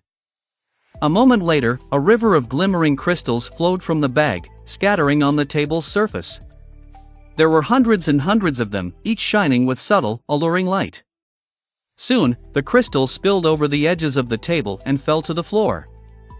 A few moments later, more than 1,000 soul shards appeared before the stunned people who were gathered in the room. The bottomless bag finally ran empty. Sonny stared at the tall pile of shining crystals and sighed. Back before all of this had started, he had a pile like that of his own, only much, much smaller. His pride and joy. It was all gone now, sadly. What a sight! And I thought I was rich. Chapter 289 Start of the play. Chapter 289 Start of the play. Back in the labyrinth, Sonny wasn't the only one who had killed countless nightmare creatures. In fact, due to his primary role as a scout, the three main fighters of the cohort had killed many more. He knew for a fact that at least two of them, Effie and Castor, had fully saturated their soul cores long before their return journey was finished. Absorbing any more shards would have been useless for them. At some point, Nephice had begun to abstain from consuming her share of the spoils, too. Added with the shards that Sonny traded for the unwanted memories that the members of the cohort had accumulated, a truly incredible amount of the alluring crystals had been placed into Effie's leather bag. He had often wondered what Nephice would use them for, and now, he had his answer. The people gathered in the main hall of the hunting lodge, her most trusted subordinates, stared at the tall pile of soul shards in utter shock. Here in the Dark City, this was an inconceivable wealth. One shard was enough to buy a person a week of food, comfort, and safety behind the tall walls of the bright castle. Too many had died because they lacked these things. So, in a sense, the mountain of crystals in front of them was tantamount to 1,000 human lives. The scarred hunter slowly tore his eyes away from the glittering shards and looked at Changing Star, his face pale and his voice suddenly raspy. What is this, Lady Nephis?" She remained silent for a few moments, and then said in her even, reserved, strangely affecting voice, "This is for you. To nourish yourselves and grow stronger. You are going to need every bit of strength for what awaits us in the days to come." The young man watched her, a dangerous flame slowly igniting in his eyes. A flame of resolve, adoration. Almost worship. Hidden in a shadowy corner, Sunny smiled with dark apprehension. Back at the start of it all, he had told Nephis that Gunlog could not be defeated because he controlled every facet of life here in the Dark City: food, safety, hope and fear, even power itself. Then, he had watched as she gave the people of the outer settlement free food, placed them under the protection of her sword, and ignited the embers of the long-forgotten hope in their hearts. All that remained was power. And now, she had brought them power as well. No wonder they were ready to worship her. In their eyes, Changing Star was a noble savior. No one knew that their messiah was a counterfeit one. Glancing at the stunned people, Effie sighed and took her bag from Neff's hands. Looking inside the empty memory with a bit of a sad expression, she said, "What are you waiting for? Gunlog's men are probably already arming themselves to come here and break your thick skulls. Share the shards among yourselves and absorb them, dimwits." The sleepers did not make her say it twice. Not long after the last shard had been absorbed, one of the watchers ran into the room, breathing heavily. "Coming! They are coming!" There was a hint of unrestrained fear in her voice. Sunny flexed his shoulders and stretched. "The show is about to start." The people gathered in the room glanced at each other, their faces full of tension. Only Nephis remained indifferent, watching out of the window at the dead city that sprawled below her like a desolate, lonesome graveyard. "Stay calm, everyone." Her voice settled them down. The hunter with scars on his face turned to Changing Star, a deep frown on his face.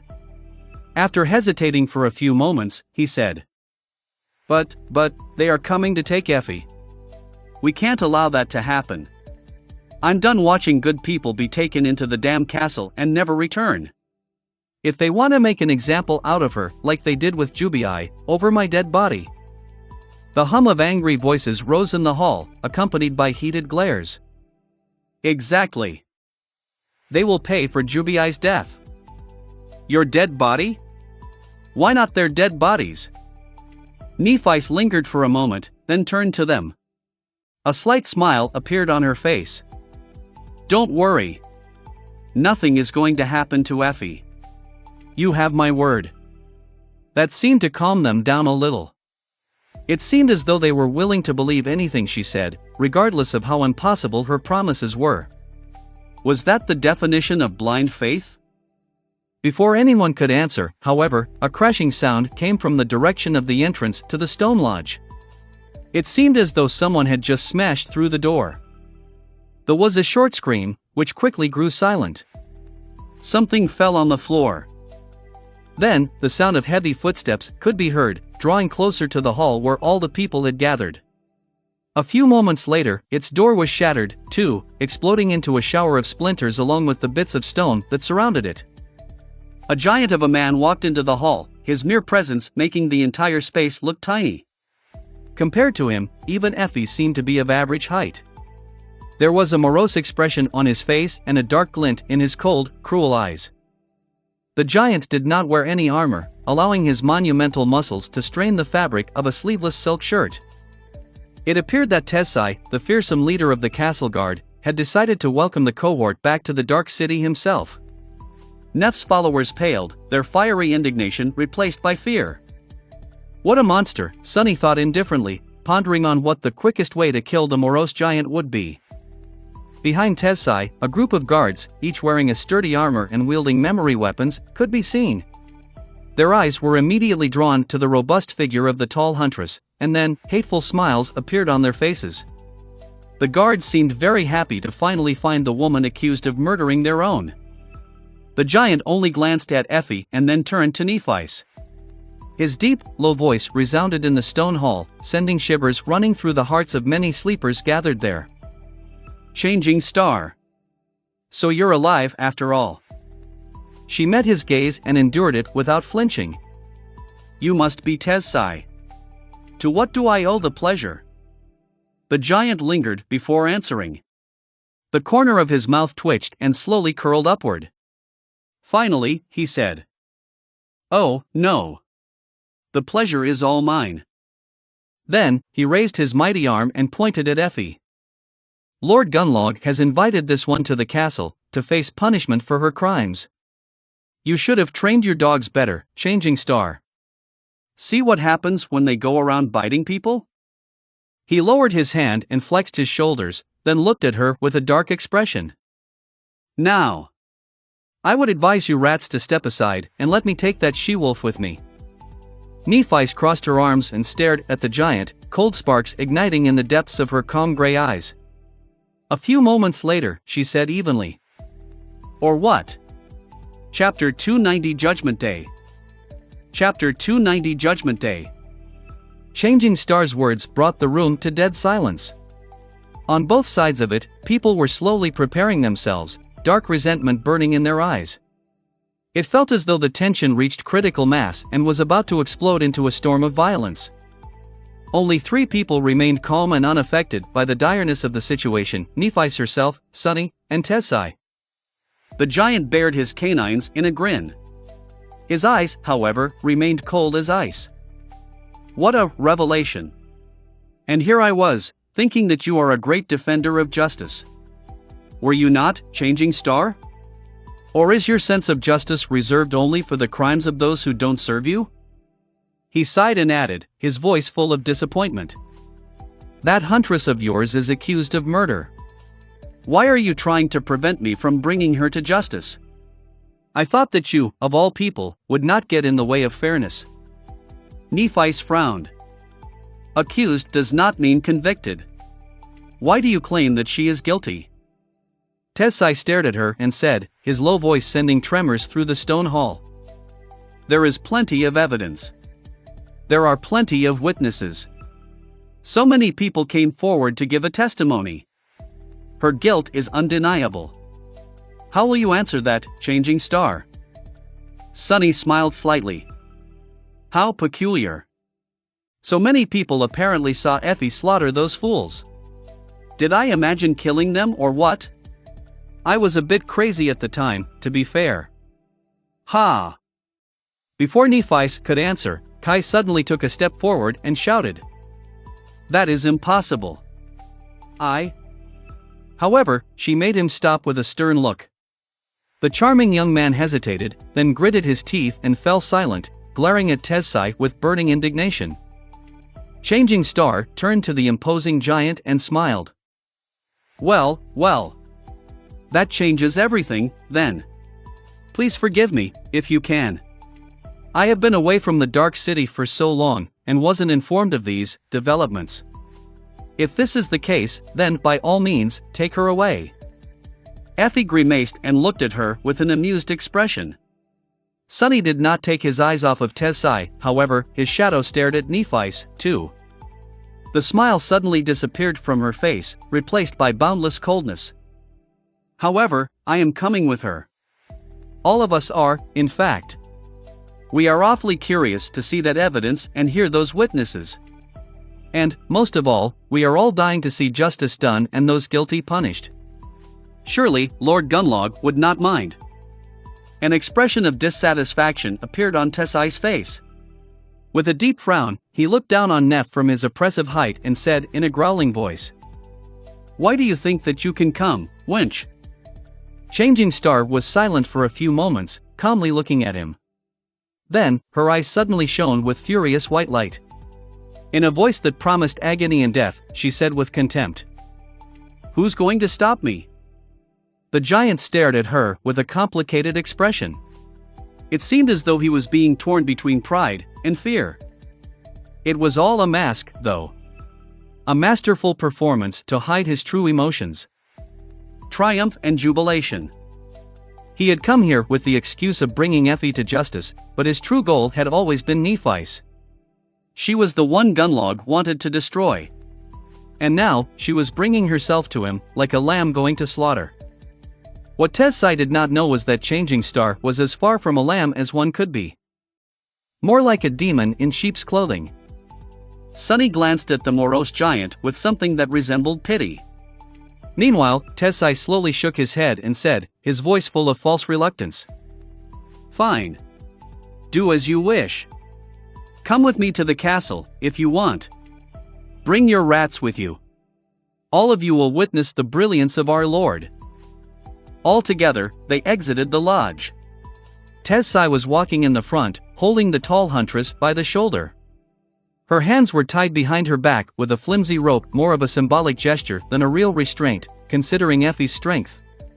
Nephi was keeping close, her face calm and indifferent. The guards and the members of Changing Star's faction were right behind them, throwing menacing looks at each other. Their faces were grim and full of resentful indignation. Sunny had hidden himself in the crowd, not wishing to draw any attention.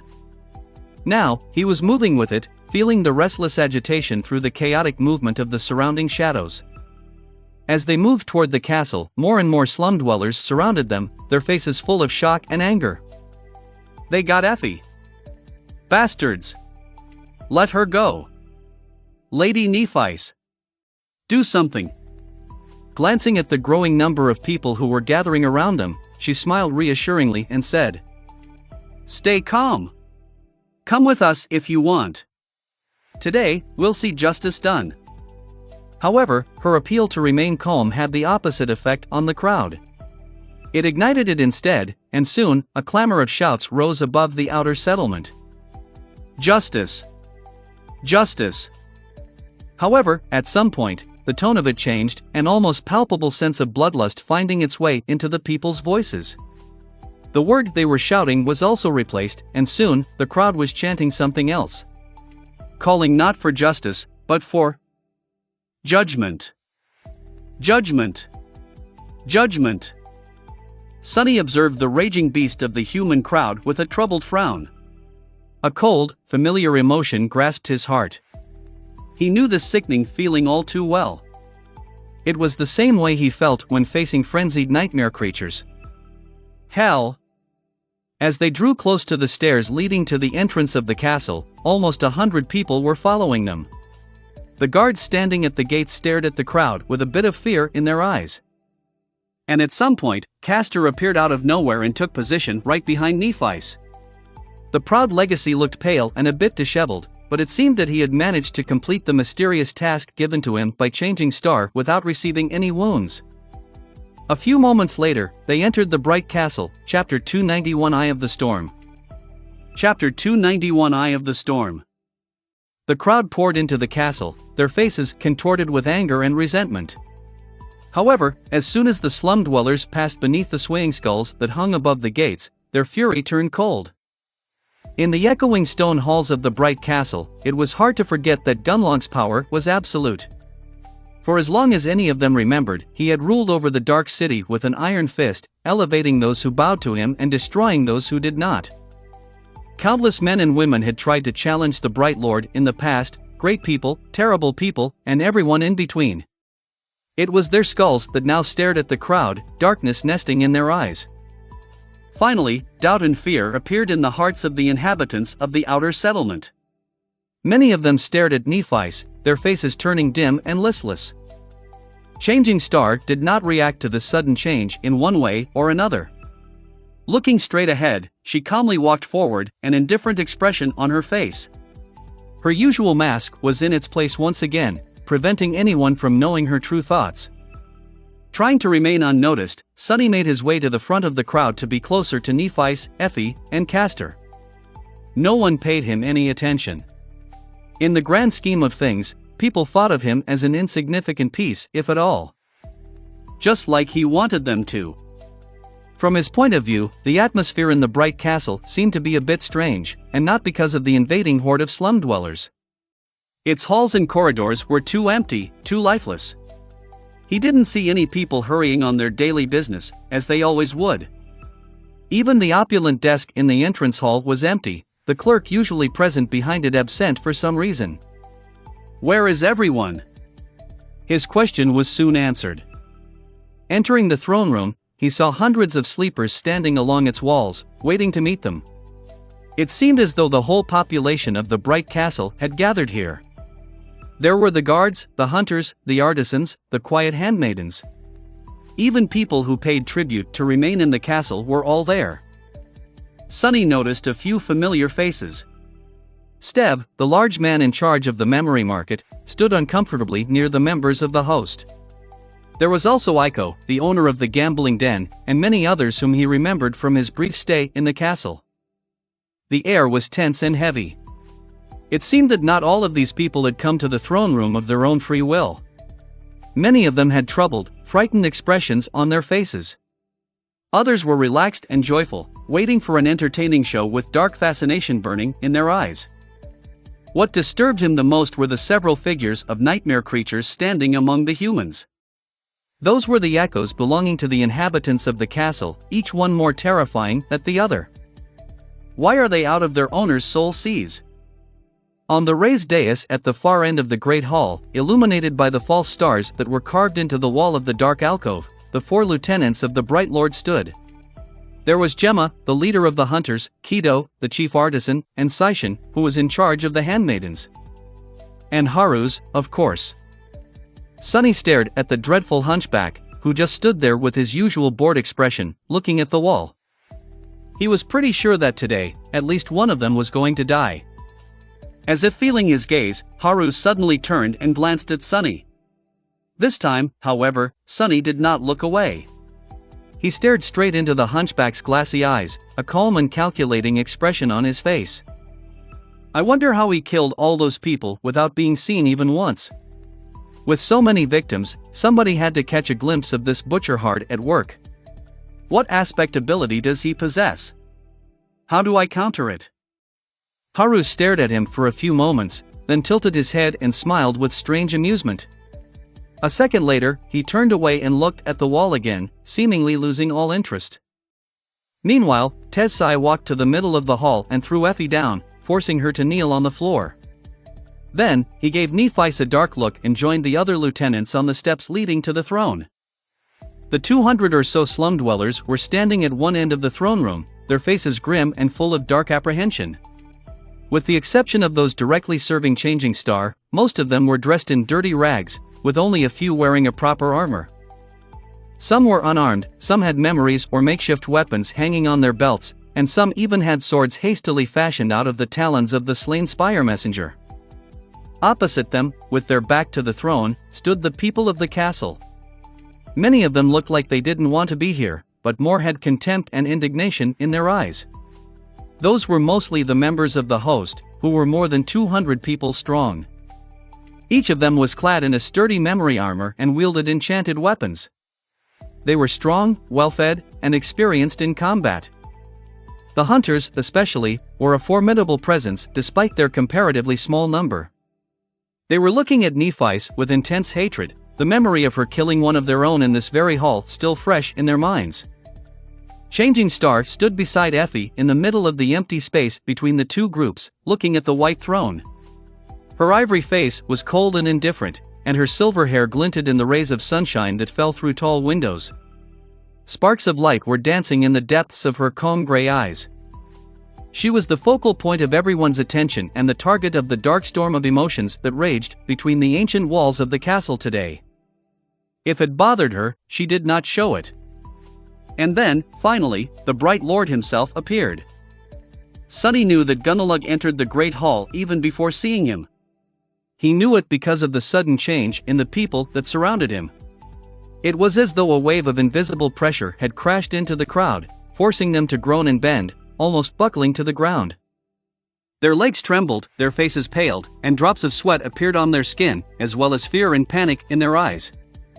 The mastermind behind this ghoulish spectacle had finally arrived. Chapter 292 Just Cause. Chapter 292 Just Cause.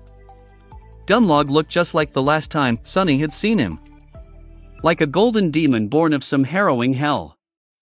The Bright Lord was tall and had broad, powerful shoulders. His body was clad in a strange armor that seemed to be made out of molten gold. It was both solid and liquid, flowing over his mighty muscles and covering him from head to toe. Not even Gunnalug's eyes were exposed. In the place where his face should have been, there was nothing but a smooth and empty expanse of polished gold. The great hall of the bright castle reflected in it, and all the people gathered there did, too. As soon as Sunny saw the golden mask, he felt the oppressive aura that radiated from the Bright Lord. Even knowing what was going to happen, he couldn't help but shake a little and bite his lip. The mind assault of the golden armor was truly hard to endure. Even with the protection of the puppeteer's shroud, he felt it pressing on him, making it hard to breathe. Deep inside, a primal, bestial fear was clawing at his heart. But this fear did not belong to him. It was fake. With a dark grimace, Sunny strangled it and made it disappear. Walking out of the darkness of the alcove like a golden apparition, Gunnlaug glanced at the mass of people below him and sat on the throne. His pose was relaxed and casual, as though he was here to leisurely resolve a trivial matter, not decide someone's fate. Hundreds of fates, perhaps. However, despite his laid-back attitude, everyone gathered in the great hall swayed a little, pressed down to the ground by the incredible force of his presence. The Bright Lord lingered for a few moments, and then said, his serpentine voice full of mirth. "Ah, what a sight! All my precious wards gathered here, united in the desire to see justice prevail. This dedication, this fervor for the rule of law, oh, it just makes my blood boil with appreciation. Don't you think it's wonderful?" He laughed and turned his head slightly, peering directly at Nephice. She lowered her head a bit, an almost imperceptible tremor running through her body. To Sunny, though, it seemed as though the plates of marble beneath her feet were about to crack from the terrifying pressure of Gunnlaug's gaze. Nevertheless, she endured it without showing much of the tremendous strain she was under. The Bright Lord paused and then echoed his words, a note of some dark emotion finding its way into his voice. "Don't you think it's wonderful, changing star of the immortal Flame Clan?" Nephice gritted her teeth, struggling to remain steady under the psychic onslaught of the golden armor. When she finally answered, her voice sounded suppressed. "Indeed." Gunnalug remained silent for a bit. Although his face was hidden behind the golden mask, Sunny had a feeling that he was smiling. Finally, he spoke. "How nice. Somehow, I was under the impression that you would disagree. I've been told by my most loyal aides that you are a disagreeable person. I guess you just can't trust anyone these days." With that, he glanced at his lieutenants, making them pale and shiver. Sunny shivered, too. The message hidden in those words was clear. Gunnlaug was letting Nephice know that he had known that she had a spy among the highest ranks of his people all along. And didn't care. Maybe even silently allowed it to happen. Damnation. How much did he know? Finally, the Bright Lord looked at Effie. After a few seconds had passed in tense silence, he spoke to her with a hint of sadness. "We meet again, Effie. What a shame that it is in these tragic circumstances. If only you had listened to me and joined the host, perhaps then you might not have fallen so low. Such pity." He shook his head and sighed. "I had high hopes for you. But, alas, murdering innocent humans is not something that can be forgiven. Look at yourself. Instead of a noble hunter, you have turned into a wild beast. But that is what happens when people refuse my grace. They become no better than nightmare creatures." His somber words echoed in the silence of the great hall, making people lower their gazes. Effie trembled, pressed down by the force of his undivided attention. But then, she grinned and answered, her raspy voice sounding relaxed and carefree. She only said 2 words. "Fuck off." Gunnlaug laughed and raised his hands in a helpless gesture. "I rest my case.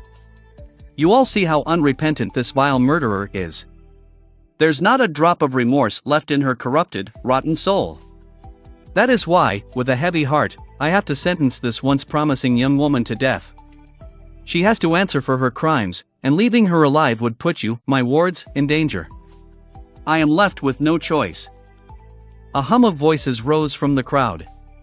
Slum dweller or an inhabitant of the castle, everyone was affected by his last words. Don't you dare, bastard. Kill that murderer. Effie. We're here. Make her pay. Lady Nephice. You can't let them. Kill her. Kill all of them. Unaffected by this outburst of boiling emotions, Nephice put a hand on Effie's shoulder and looked at the Bright Lord with a cold expression. Staring directly at the golden mask, she frowned and said, her voice clear and loud. I object. The storm of voices suddenly grew quiet. Everyone turned to her, two kinds of expectation hiding in their eyes. One was full of hope. The other full of vicious glee. Gunlod tilted his head. Object? What do you mean? Her guilt has been proven without any room left for doubt. There is nothing you can do to change the outcome. He paused for a moment and then suddenly leaned forward, his insidious voice washing over the great hall like a wave. Well. Unless, of course. Changing Star looked at him with dark resolve and lowered her chin stubbornly. Then, she said. I want to invoke the right of challenge. Chapter 293 The Challenge. Chapter 293 The Challenge. An echoing silence fell on the great hall of the ancient castle. The fateful words had been spoken, and now there was no turning back. For better or for worse. Gunlod tilted his head and stayed quiet for a few moments. Then, the sound of his laughter rolled over the crowd. The right of challenge? Oh, that old thing. You are awfully fond of that tradition, it seems. Not even a full year since you have arrived under my roof, and I had the pleasure of hearing you say those words twice. Insolent girl. He paused for a few moments and then leaned forward. His voice suddenly turned cold, full of dark undertones. To be honest, I am very tired of your insolence, Changing Star. Before Nephice could answer, the Bright Lord suddenly rose from his throne, towering above the crowd like a statue cast from pure gold. Then, he took a leisurely step forward and began descending the stairs of the dais. With each step, the sound of his serpentine voice resounded, growing lower and lower, until it turned into a fiendish, wrathful growl. Your little games were fun at first, but the more I observed your clumsy attempts at playing the hero, the more disgusted I became. I couldn't believe how naive, self-righteous, and stupid you turned out to be. It made me sick. It made me want to do things that I promised myself to never do again. I expected better from the daughter of the immortal flame. To disappoint me so thoroughly. His growl reverberated through the great hall and then abruptly disappeared. A moment later, Dunlog suddenly threw his head back and laughed brightly. Oh, but then it hit me. I was such a fool. You fooled me so beautifully. Brilliantly done, Changing Star. Please, do accept my compliment. After I saw the real you, it was such a joy to watch your performances. He left the stairs and stepped on the marble floor of the throne room. The crowd of the castle inhabitants parted in front of him, people hurrying to get as far away from the oppressive aura of the golden armor as they could. The Bright Lord sighed.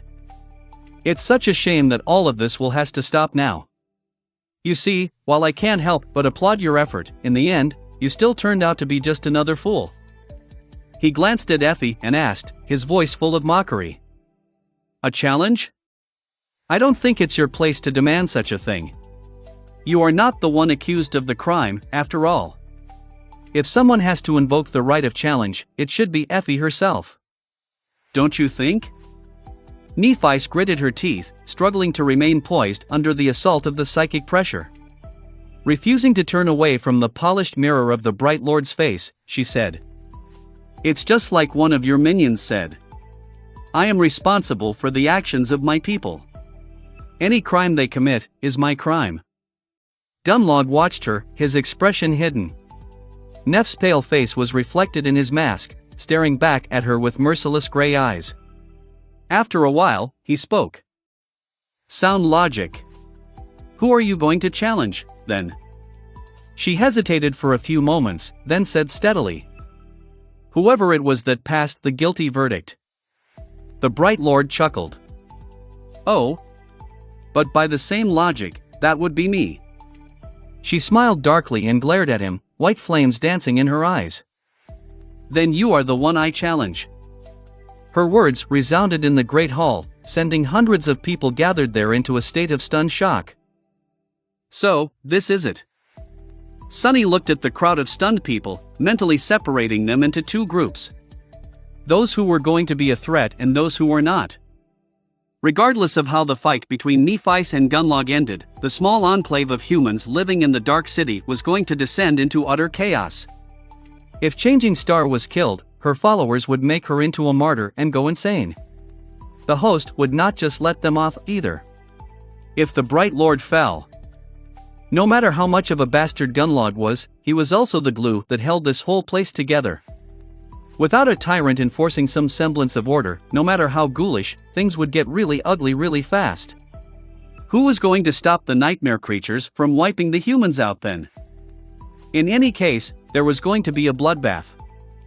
But he was done worrying about these matters. In the upcoming mayhem, Sunny's goals were very simple. Remain alive. Protect Nephice. Make sure that she becomes the new tyrant of the Dark City, so that she could carve the way back to reality for a few lucky survivors. If she doesn't die right here and now, of course. In the silence that enveloped the Great Hall, the Bright Lord laughed and tilted his head, staring at Changing Star from behind his golden mask. Then, he said, "How audacious. I wonder what gives you the confidence to dare challenge me. Various people have tried to kill me, you know. I have a little hobby, actually, collecting their skulls. Come to think of it, your pretty head would look really well in my collection." Suddenly, he raised a hand and gestured to his forehead. Don't tell me that it's all because of that little toy that you took off the First Lord's corpse? Oh, no. That would be terrible. You didn't really think that one powerful memory would be enough to defeat me? Nephice lingered for a while, glaring at Gunlog. Then, she said evenly, "My bare hands would be enough to defeat a worm like you. The memory is just to make it quicker." Gunlog stared at her for a moment, and then chuckled. "Great. This is great. Such spirit. I will really enjoy breaking you, Changing Star. When this done." He flexed his shoulders and said, his voice sending shivers into the hearts of hundreds of people gathered in the hall. "All right. I accept your challenge." Chapter 294 Song of Steel. Chapter 294 Song of Steel.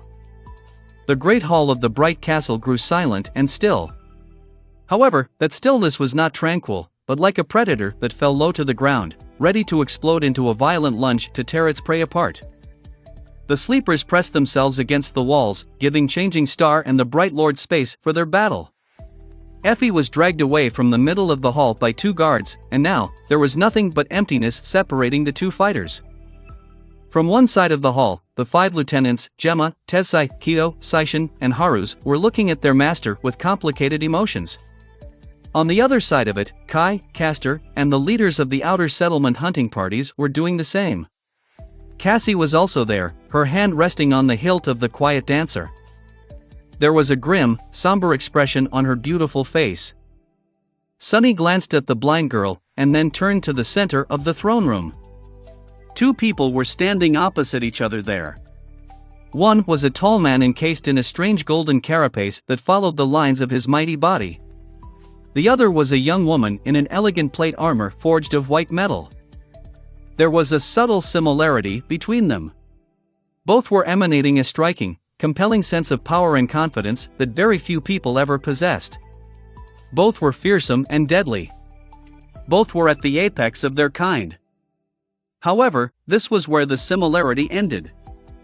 This doesn't not look good, Sunny thought, evaluating the two fighters. He knew better than anyone what Nephice was capable of, but even then, the sight of her facing Gunlog made a deep scowl appear on her face. The Bright Lord was much taller than her and weighed probably twice as much as Changing Star. He was stronger, had longer reach, and much more experience in slaughtering people. That was not even considering that damned golden armor of his. Even with the miraculous augmentation of the Dawn Shard, Neff's silver sword could barely be considered at the same power level as an ascended weapon would have been. That was still a whole rank below Gunlog's strange echo. Trying to break through that armor was going to be as hard as cracking the shell of a carapace centurion with a sword forged from mundane steel. Incredibly hard, if not impossible. And unlike the carapace of a scavenger, the golden echo did not seem to have a weak spot. At that moment, sparks of light appeared in the air in front of Changing Star. The silver longsword appeared in her hand, and she pointed it to the ground, for now. What weapon is that bastard going to use? That would decide a lot. Sunny was sure that Gunlog possessed an arsenal of powerful memory weapons, but how powerful were they exactly? He glanced at the Bright Lord, expecting to see the same sparks swirling around his hands. However, there was none. Instead, the liquid gold flowed forward and assumed the shape of a heavy battle axe, which Gunlog then grasped and leisurely put on his shoulder. The polished mirror of his mask reflected the slight frown that appeared on Neff's face. Damn it! The weapon the Bright Lord was going to use was also a part of his echo, and as such, possessed the quality of a transcended weapon. It was going to cut through the Starlight Legion armor without much effort. This is even worse than I imagined. As Sunny gritted his teeth, Gunlog said in a serpentine, insidious voice. Any last words, Changing Star? Nephice tilted her head a little and remained silent for a while. Her helmet weaved itself from strings of light, hiding her face completely, with only calm gray eyes visible through the crack of the visor. Finally, she answered with only one word, her usually even voice full of furious contempt. Traitor. A wave of whispers spread through the crowd. People were guessing what exactly she meant by that, but Sunny suspected that he was the only one who knew. Neff wasn't accusing Gunlog of betraying his fellow humans or causing the deaths of numerous young men and women. She was accusing him of betraying the true duty of the Awakened and submitting to the nightmare spell instead of fighting it to the bitter end. In her mind, that was a far greater crime. The only crime, even. The Bright Lord laughed. That's too bad. I heard that one before. And then, without wasting even a fraction of a second, he suddenly exploded forward in a terrifying, lightning-fast lunge. allnovelfull.cm. The shift between peace and violence was so instant and swift that most people gathered in the Great Hall did not even realize what was happening until a few moments later. With each of Gunlog's strides, the floor of the throne room shook a little. He flew at Nephice like a furious giant made of gold, swinging his battle axe with both incredible agility and horrible force. She barely reacted in time, shifting her body and raising the sword to deflect the killing blow to the side. However, then something unexpected happened. The shaft of the battle axe suddenly elongated, the liquid gold comprising it flowing forward to assume a new shape. As a result, her deflection ended up being almost useless. With an awkward stagger, Changing Star reeled back. The very edge of the battle axe's blade bit into the helmet of the Starlight Legion armor and effortlessly cleaved through it, leaving a shallow cut on her cheek. In the next moment, Gunlog's foot crashed into her ribs, sending the young woman flying through the air. Nephice landed in a roll and used one hand to stop herself from sliding on the marble floor. As drops of blood fell from beneath her helmet, merciless white flames ignited in her eyes. A moment later, she jumped forward and met the onslaught of the Bright Lord with an equal amount of fury. The deadly song of clashing steel resounded in the ancient hall. Like a promise of much greater bloodshed yet to come. Chapter 295 The Duel. Chapter 295 The Duel. The breastplate of Neff's armor cracked from the force of Gunlog's blow and there was blood streaming from beneath her helmet, but that didn't slow Changing Star one bit.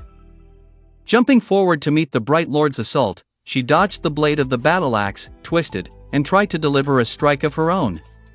A furious clangor of metal exploded in the silence of the Great Hall, both fighters moving with incredible speed, precision, and skill.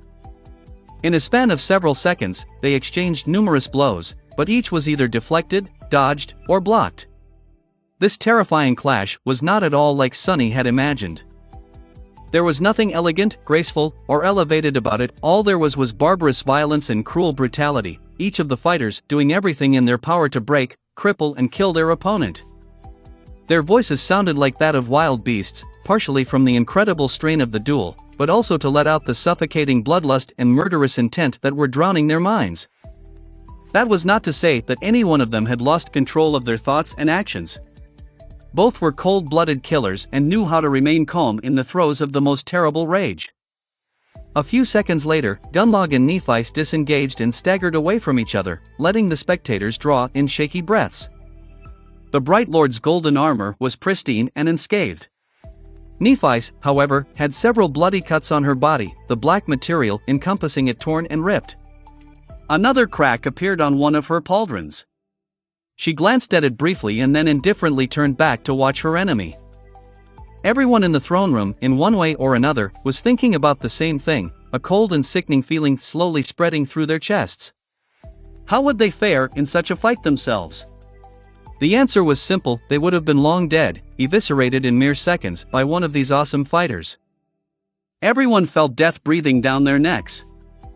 Among all the people watching their fight, however, there were two who observed Changing Star's every move with a special kind of attention. They were Sunny and Castor. Their reasons for studying how Nephi's fought were entirely different, but also almost the same. Just a second of rest, and the two fighters lunged at each other once again. This time, however, their behavior was different. The first clash was just a test to gauge what the enemy was capable of. Now, they were not holding anything back, throwing everything they had at the enemy. At least that was how it seemed. Changing Star's sword suddenly flashed with brilliant radiance. Removing one hand from the hilt, she grasped the incandescent blade with her armored gauntlet at the middle to better control its tip and raised it to shoulder level. With Gunlog's ability to change the length of his weapon at will and almost impregnable armor, this grip was more advantageous. The Bright Lord absorbed the battle axe back into his armor. Then, two straight blades grew out of his forearms, creating weapons that resembled long, heavy punching daggers. They clashed once again, this time with even more fury. The people pressing themselves into the walls of the throne room trembled. Nephi seemed to abandon a lot of her defense, willing to take much bigger risks to obliterate the enemy. The reach of her sword was much shorter now, but the silver blade also grew much more agile and unpredictable. Gunlog's daggers were a true menace to resist, however. They flew at her from all sides, either in tandem or in a staggered rhythm, making it hard for the young woman to predict and deflect each blow. But she wasn't trying to. Changing Star seemed willing to receive many shallow wounds to get a chance to land a strike on her opponent. More bloody lacerations appeared on her body, the Starlight Legion armor barely holding together. But she achieved her goal, in the end. Catching one of Gunlog's daggers between the blade of her sword and her body, she forcefully twisted the sword sideways and caused him to turn his torso. Then, Nephi sidestepped and suddenly appeared behind the Bright Lord, with a fraction of a second left before he could turn around and defend himself. Her incandescent sword finished its arc high above her head, and, changing back to the standard grip, she brought it down with all her strength on Gunlog's shoulder. The radiant white blade flashed through the air and bit into the golden armor. And then, it slid fruitlessly off its bright surface, not leaving even a scratch on it. Damn it all! In the next moment, Gunlog threw the sword to the side with one arm and delivered a terrifying blow with the other, his dagger aimed at Neff's face. She managed to turn her head at the last moment, avoiding instant death, but was still caught by the enemy's fist. The impact was so strong that Changing Star was thrown backward several meters. The helmet had shattered completely, revealing a pale, bloodied face, with bits of metal piercing the skin. She rolled several times and came to a stop, then rose to her feet with some effort. The white flames dimmed a little, and there was a dark, disoriented emotion in her eyes. The gem of the Dawn Shard shone gently right above them, illuminating Neff's wounded face. A moment later, she dismissed what little remained of the helmet and stared at Gunlog with resentment, blood running from the cuts on her cheeks. The Bright Lord laughed and made a step toward Changing Star, his voice echoing under the roof of the Great Hall like a death sentence. "What? That was all?" Nephi did not answer. Instead, she placed both hands on the blade of her sword, holding it with its hilt and crossguard up, like a makeshift mace. The radiance of the silver sword spread to encompass all of it. But it didn't stop there. Sunny opened his eyes wide. What? The furious white flames spread from the sword to Changing Star's hands, her arms, and then devoured her figure completely. But they weren't burning in the white, cracked metal of the Starlight Legion armor. Instead, the brilliant radiance was emanating from her skin. Chapter 296 Creature of Light. Chapter 296 Creature of Light. Sunny stared at the shining figure in front of him, a myriad of thoughts appearing in his mind. With her skin emanating blinding white radiance, Nephi's looked beautiful and pure, as though untouched by the imperfections of the mundane world. Wreathed in light, she was like a heavenly angel that descended into the mortal realm. The sight of it was both breathtaking and terrifying. It was also eerily similar to the image of the radiant creature he had seen on the walls of the ancient mine. Especially with the gem of the dawn shard burning on Neph's forehead like a third eye. But that wasn't what gave Sunny pause. How is possible? But then, why wouldn't it be possible? At the start of their journey, he had guessed that Changing Star's aspect was of the divine rank, just like his. Her powers seemed to be able to either augment memories or heal, while his own could be used to scout, enhance memories, or augment Sunny himself.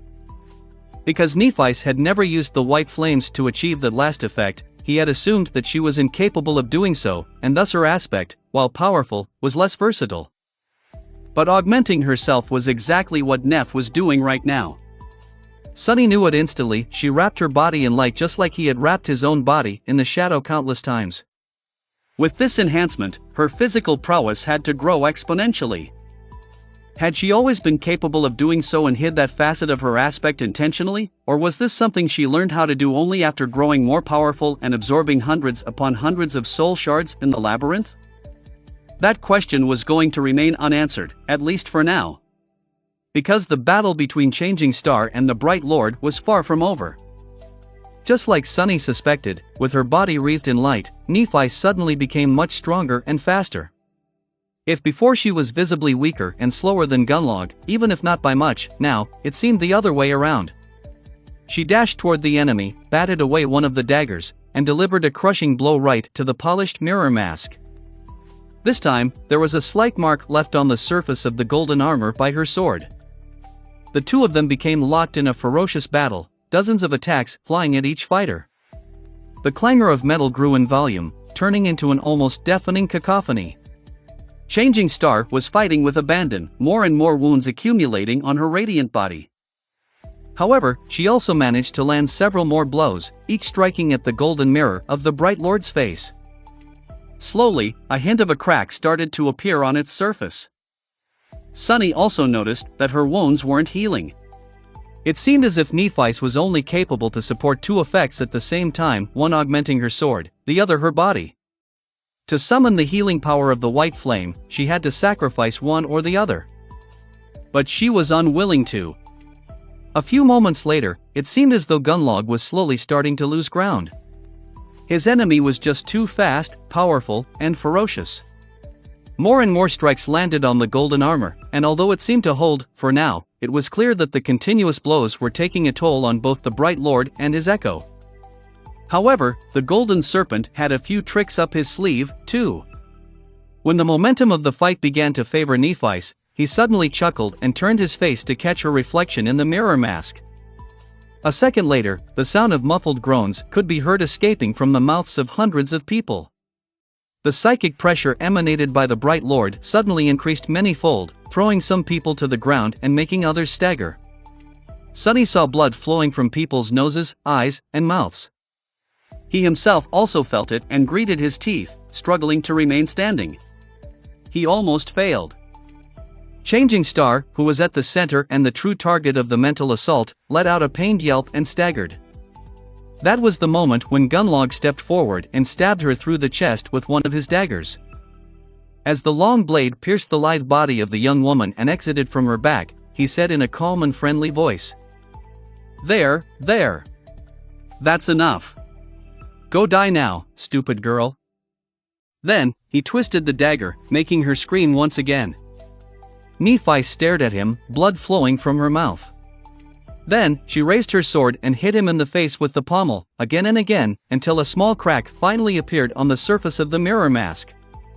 But the crushing wave of mental pressure did not go away. Instead, it only increased. Gunnalug laughed. "Are you done?" "No." "Well, let me help you then." His second daughter flashed through the air, slashing Nephi's across the wrist. With the tendons cut, the silver sword fell from her hand, its radiance dimming. Nephi used her other hand to push the bright lord away and slid off the blade of the dagger, then staggered away, eventually falling to her knees. The white radiance emanated from her body grew brighter, and the wound on her body began to heal. A low groan escaped from her lips. Gunnalug approached the kneeling young woman, laughing. "Did you think I wouldn't know about that little trick of yours? Go ahead and heal. See where it gets you." With that, he grabbed her by the neck and stabbed her again, reopening the terrible wound that had just closed once again. "How's that? Come on, heal it again." With a ferocious growl, he continued stabbing her, over and over, his hand quickly becoming painted red with blood. "Oh, this is really fun. But a bit tiring. How about I just cut off your pretty head right now and end this?" Nephi spat some blood and turned her head to face him. And then she closed her eyes.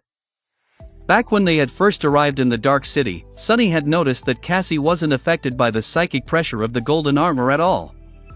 From that, he deduced that the source of the mental assault was not the armor itself, but the golden mirror of its face, or, to be exact, seeing your reflection in it. After returning from the castle, he had shared that insight with Nephi. It seemed that she remembered it. With her eyes closed, Changing Star raised her hands and grabbed the bright lord that was strangling her by the shoulders. Then, she used her whole body to deliver a devastating blow to his face, the gem of the crown of dawn hitting Gunnalug right where his nose should have been. Finally, the surface of the golden mirror cracked and shattered. Through the small bria, a blue eye full of murderous joy was revealed. Shocked by the sudden blow, Gunnalug staggered away. "You bitch." The daggers were instantly absorbed into the golden armor, replaced by the heavy battle axe again. But he didn't get the chance to use it. With her eyes still closed, Nephi swiftly turned to the sound of his voice. Then, she raised her hand, opened her fist, and blew on it. In the next moment, a cloud of red sand shot from her palm and enveloped Gunnalug. Sunny stared at it in shock, an expression of sudden recognition appearing on his face. He knew the look at that cloud all too well. It wasn't sand. It was the blood flower pollen, Chapter 297 Red Flower. Chapter 297 Red Flower. The red cloud enveloped Gunnalug, seeping through the crack in his helmet. A second too late to react, the bright lord reeled away, but not before inhaling the pollen of the nightmarish flower. Sunny didn't know when and how Nephi had gotten it, but he knew that he wasn't mistaken. This was the pollen of the blood flower, the grisly parasitic blossom that he himself had the misfortune of inhaling once, a long time ago. The memory of the bloodthirsty red flowers growing through his lungs sent shivers through Sunny's entire body. Back then, the only reason for why he had not become a host for the insidious nightmare creature was because of the bloodweave.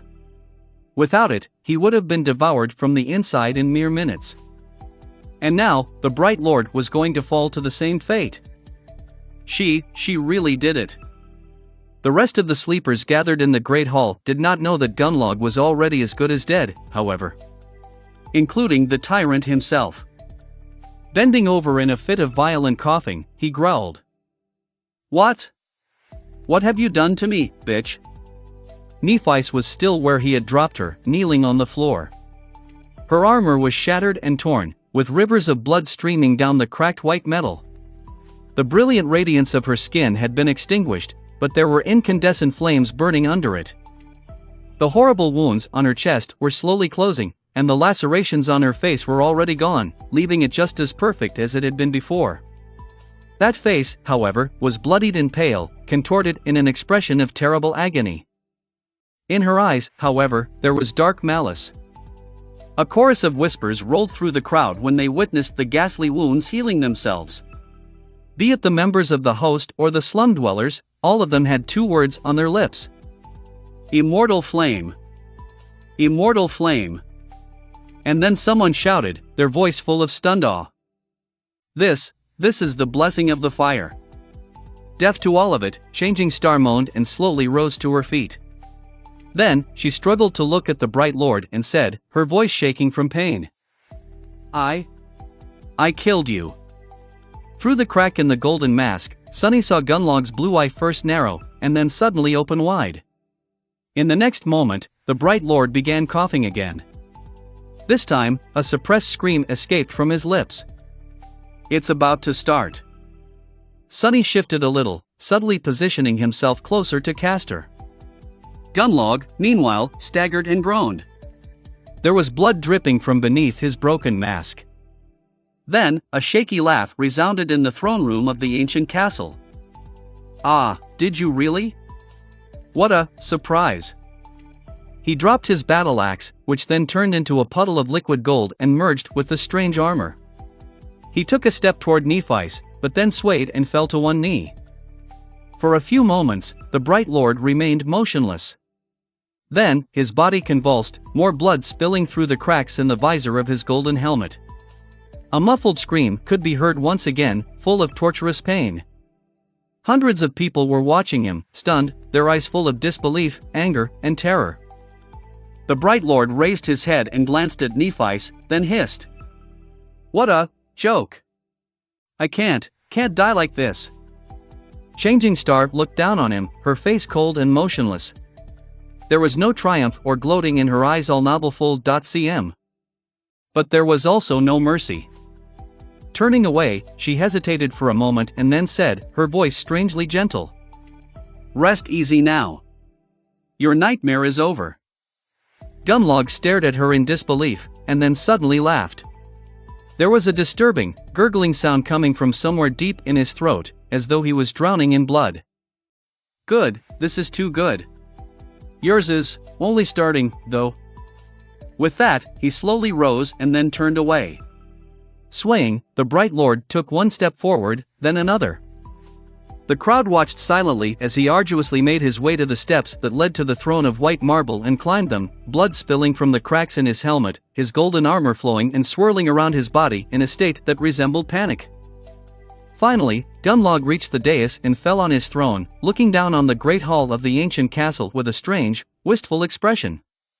Then, he strained to say something, but became twisted in a violent coughing fit instead. In the end, he just whispered a few almost inaudible words and leaned on the back of the throne, his body relaxing. Sunny was perhaps the only one who had heard him, due to the fact that his shadow was hiding in the darkness of the alcove all along. I tried. In the beginning. I really did. This was what Gunlog had whispered. And then, he grew still. The bright lord of the dark city was dead. Sunny knew it instantly because of the fact that the terrible psychic aura pressing him to the ground suddenly disappeared, letting all the people around him move and breathe free. Knowing what was about to come, he glanced at the far end of the great hall one last time. A corpse in golden armor was sitting on the throne, a beautiful red blossom appearing from the crack in his polished mask. A few moments later, the armor suddenly shined with white light and then disintegrated into countless sparks, revealing the man who had ruled this cursed place for many years with an iron fist. Gunlog was surprisingly handsome.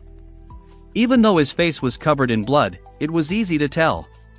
He had a short beard and long blonde hair. One of his eyes was gone, eaten through by the blood flower, and the other was quickly turning glassy. What surprised Sunny the most, though, was how young he looked.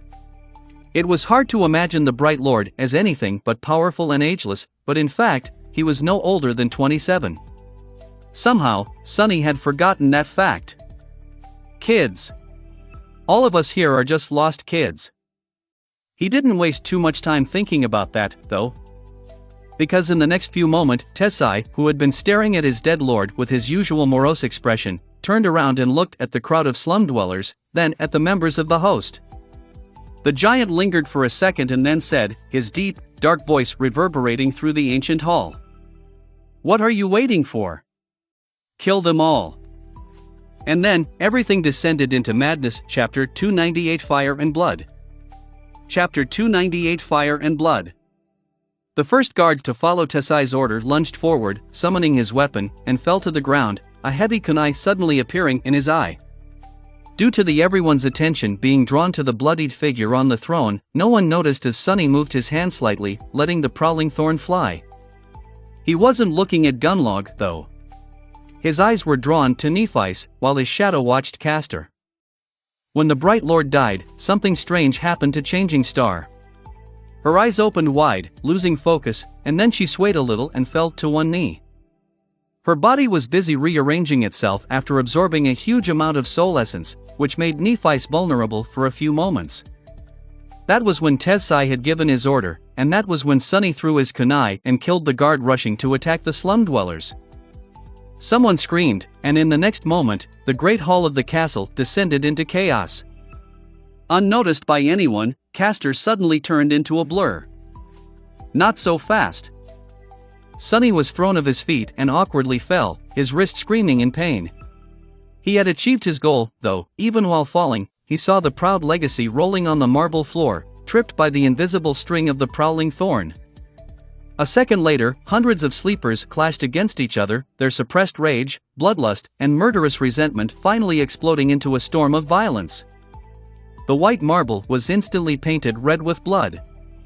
The guards slaughtered indiscriminately, their powerful memory armaments and training giving them a vast advantage over the disorganized crowd of slum dwellers.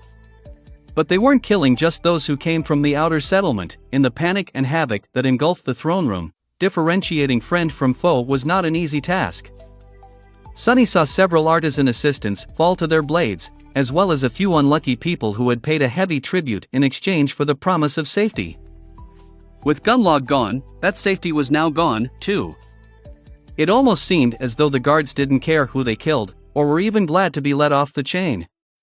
Even if there were those among them who had preserved some vestiges of conscience, now, it was utterly gone, devoured by the crowd instinct and the exhilaration of being free from all restraints. Their faces were contorted with ferocious grimaces, and their eyes burned with rage, hatred, and tenebrous joy. This was perhaps the most disturbing and frightening thing that Sunny had ever seen, and he had seen some of the most chilling horrors the dream realm had to offer. How can humans do this to other humans? But that question was moot, and also hypocritical. Humans were indeed the most adaptable of creatures. When they needed to, they were easily able to devoid their victims of the status of a human being, thus absolving themselves of any guilt or sin. Why feel guilty for slaughtering cattle? Creatures worse than cattle, even. Hateful pests. Sunny had practiced that simple mind trick himself in the past. These thoughts only took him a fraction of a second. Jumping to his feet, Sunny summoned the Midnight Shard and dashed toward Nephi's. The slum dwellers, meanwhile, came to their senses and met the assault of the host with as much fury and bloodlust. Even though they were less experienced, well-fed, and armed, their resolve and exalted fury made up for that. Protect Lady Nephi's. Kill the bastards. Judgment. The two forces clashed, eviscerating anyone who had the misfortune of being stuck between them. Screams of terror and pain filled the great hall. The floor turned slippery with blood, and dead bodies piled on it, staring into emptiness with wide eyes. Sunny saw the scarred hunter from before dive under the strike of a young guard and drive the tip of his sword into the enemy's throat. He saw several hunters of the host lunge at Effie, who had easily tore the rope that bound her arms and met them with a ferocious grin, the beautiful bronze spear weaving itself from sparks of light in her hands. He saw Tessai crushing a random sleeper's skull with a heavy mace. The poor youth was only guilty of getting in his way. He saw people screaming in fear as they tried to flee the hall. Many fell on the floor, and were then crushed under the feet of the panicking crowd. The problem was, he didn't see Castor. Arriving near Nephi's, Sunny batted someone's sword away and then punched his opponent in the face, causing him to fly back with a pained scream. He looked around, trying to notice the proud legacy, his mind cold and collected. And there, he saw him. Castor may have had plans to kill Changing Star at the moment of her weakness, but thanks to Sunny's subtle intervention, he had lost that chance. Now, the legacy had bigger problems on his plate. With the enchanted Jian in his hand, he was fighting none other than Gemma, the leader of the hunters. No matter how strong and skilled Castor was, this was not an opponent that would go down easily, if at all. He couldn't extricate himself from that fight without risking being killed. Well, that problem seems to be solved. But now, there was another. Much bigger one. Back at the steps leading up to the White Throne, Haruz was standing with his back turned to the slaughter below, a strangely disoriented expression frozen on his face. Sunny could see his face because the shadow never left the darkness of the alcove, watching the dreadful hunchback's every move. Haruz was staring at Gunlog's dead body, his glassy eyes confused and empty. But then, slowly, a hint of a dark and deadly emotion appeared in them. Turning around, he studied the great hall, not disturbed even a little by the bloody chaos, the clangor of steel, and the scores of people dying in front of him. And then, his gaze fell on Nephi's. Crap! At that moment, both Kai and Cassie appeared by Sunny's side. Turning to them, he gestured to Changing Star and yelled, "Protect her!" At the dais, Haruz tilted his head, piercing Changing Star with a murderous gaze. Slowly, his face contorted, turning bestial and terrifying. Pure hatred and insanity burned in his eyes, making anyone who accidentally glanced in his direction shudder. With a low growl, the hunchback took a step forward and outstretched his hand, ready to summon a weapon. But in the next moment, someone crashed into him at full speed. Even though Haruz had dodged the flying blade at the last moment, the force of the impact was such that both men flew back into the darkness behind the throne. Breaking through a wooden hatch that was hidden there, Sunny and Haruz rolled down a long flight of stone stairs and left the havoc of the great hall behind. A few moments later, they landed on the floor of a wide corridor and were thrown away from each other. Sunny twisted his body to regain his balance and used the midnight shard to stop himself from sliding even farther away. Then, he rose to his feet and looked darkly at Haruz, who were similarly just standing up. A cold glint appeared in his eyes. Just like Sunny had expected, today, one of them was going to die. Chapter 299 Twisted Reflection. Chapter 299 Twisted Reflection. Out in the great hall of the ancient castle, the air was full of screams and clangor of steel, with rivers of blood being spilled on the white marble floor. But in the wide corridor Sunny and Haruz had found themselves in, the havoc that reigned above seemed muffled and distant. It was just the two of them here. Picking up the midnight shard from the cold stones, Sunny flexed his shoulders and looked at the hunchback. There was a dark, icy fire burning deep within his eyes. How wonderful! We are finally alone. The hunchback tilted his head and stared at him with his glassy eyes, not saying anything. A slight smile appeared on Sunny's lips. What, no reaction? Well, fair enough. Allow me to introduce myself, then.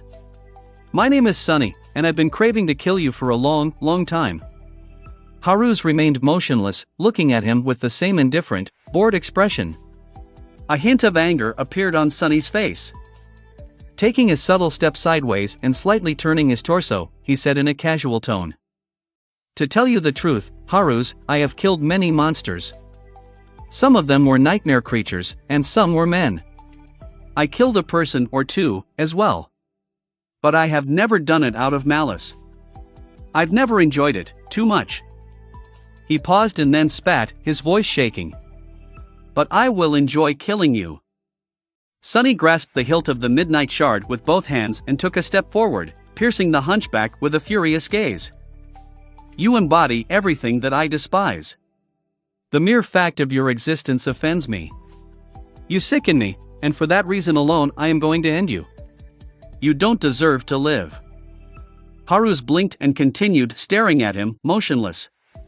Sunny stopped a few meters away and snarled, frustrated at the lack of response. Do you have any idea what I had to do, what I had to sacrifice, how many things I had to let go of to save myself from becoming someone's slave? And here you are, living as one of your own free will, bastard. What gives you the right? Who gave you the idea that you can breathe the same air as I do? The hunchback finally showed a sign that he had heard Sunny. With a slightly irritated expression, he shook his head and said, Talk, talk, talk. You talk too much, little worm. Sunny grinned. A dangerous spark appeared in his eyes. Yeah? Well, what are you going to do about it? Haru smiled, too. His smile was cold, unnatural, and frightening. Break you apart. You will have to die, anyway. All of you will. Sunny raised his eyebrows. Oh, really? Why is that? The hunchback shrugged and outstretched his hand. Weaved from the sparks of light, a heavy chain appeared from the air, wrapped around his arm from wrist to elbow. Then, he grimaced and straightened his back as much as his deformity allowed him. Before, he seemed to be of the same height as Sunny. But now, Haru's towered above him almost as much as Tessai had, his twisted figure radiating a sense of vicious, bestial power. As two menacing lights ignited in his pale eyes, he growled. Because this is the will of the Lord. Sunny laughed. Lord? The bright Lord? I don't want to disappoint you, fool, but your Lord is dead. Haru stared at him with sincere confusion. Then, a corner of his lips curled upward. With something that almost resembled pity, he said. Poor worm. You don't even understand what loyalty means, do you? Alive or dead, it doesn't matter. Sunny snarled. You're right. I don't understand. Finally, he raised his sword and prepared to attack. You know. I spent so much time trying to learn what your aspect ability and flaw are. But now, I am glad that I don't know. I don't want to kill you using a trick.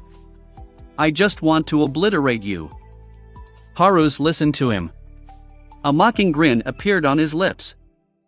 And then, Sunny suddenly became blind. A moment before, Sunny was looking at the hateful figure of the fearsome hunchback. Then, suddenly, his sight was gone, replaced by nothing except for boundless darkness. WH. Almost immediately, a monstrous blow sent him flying back. Sunny hit the wall of the corridor and then fell to the floor, leaving a trail of blood on the cold stones. His bones groaned, but held together, if barely. Haru's, who had hit him in the chest with a fist, the heavy chain wrapped around his knuckles, lunged forward with terrible speed, aiming to crush the enemy's skull under his boot. His movements were swift and utterly silent. To his surprise, though, the little wretch somehow managed to roll away and jump back, avoiding death by a hair's breadth. Sunny slid backward and rose to his feet, blindly swinging the midnight shard in a wide arc in front of him.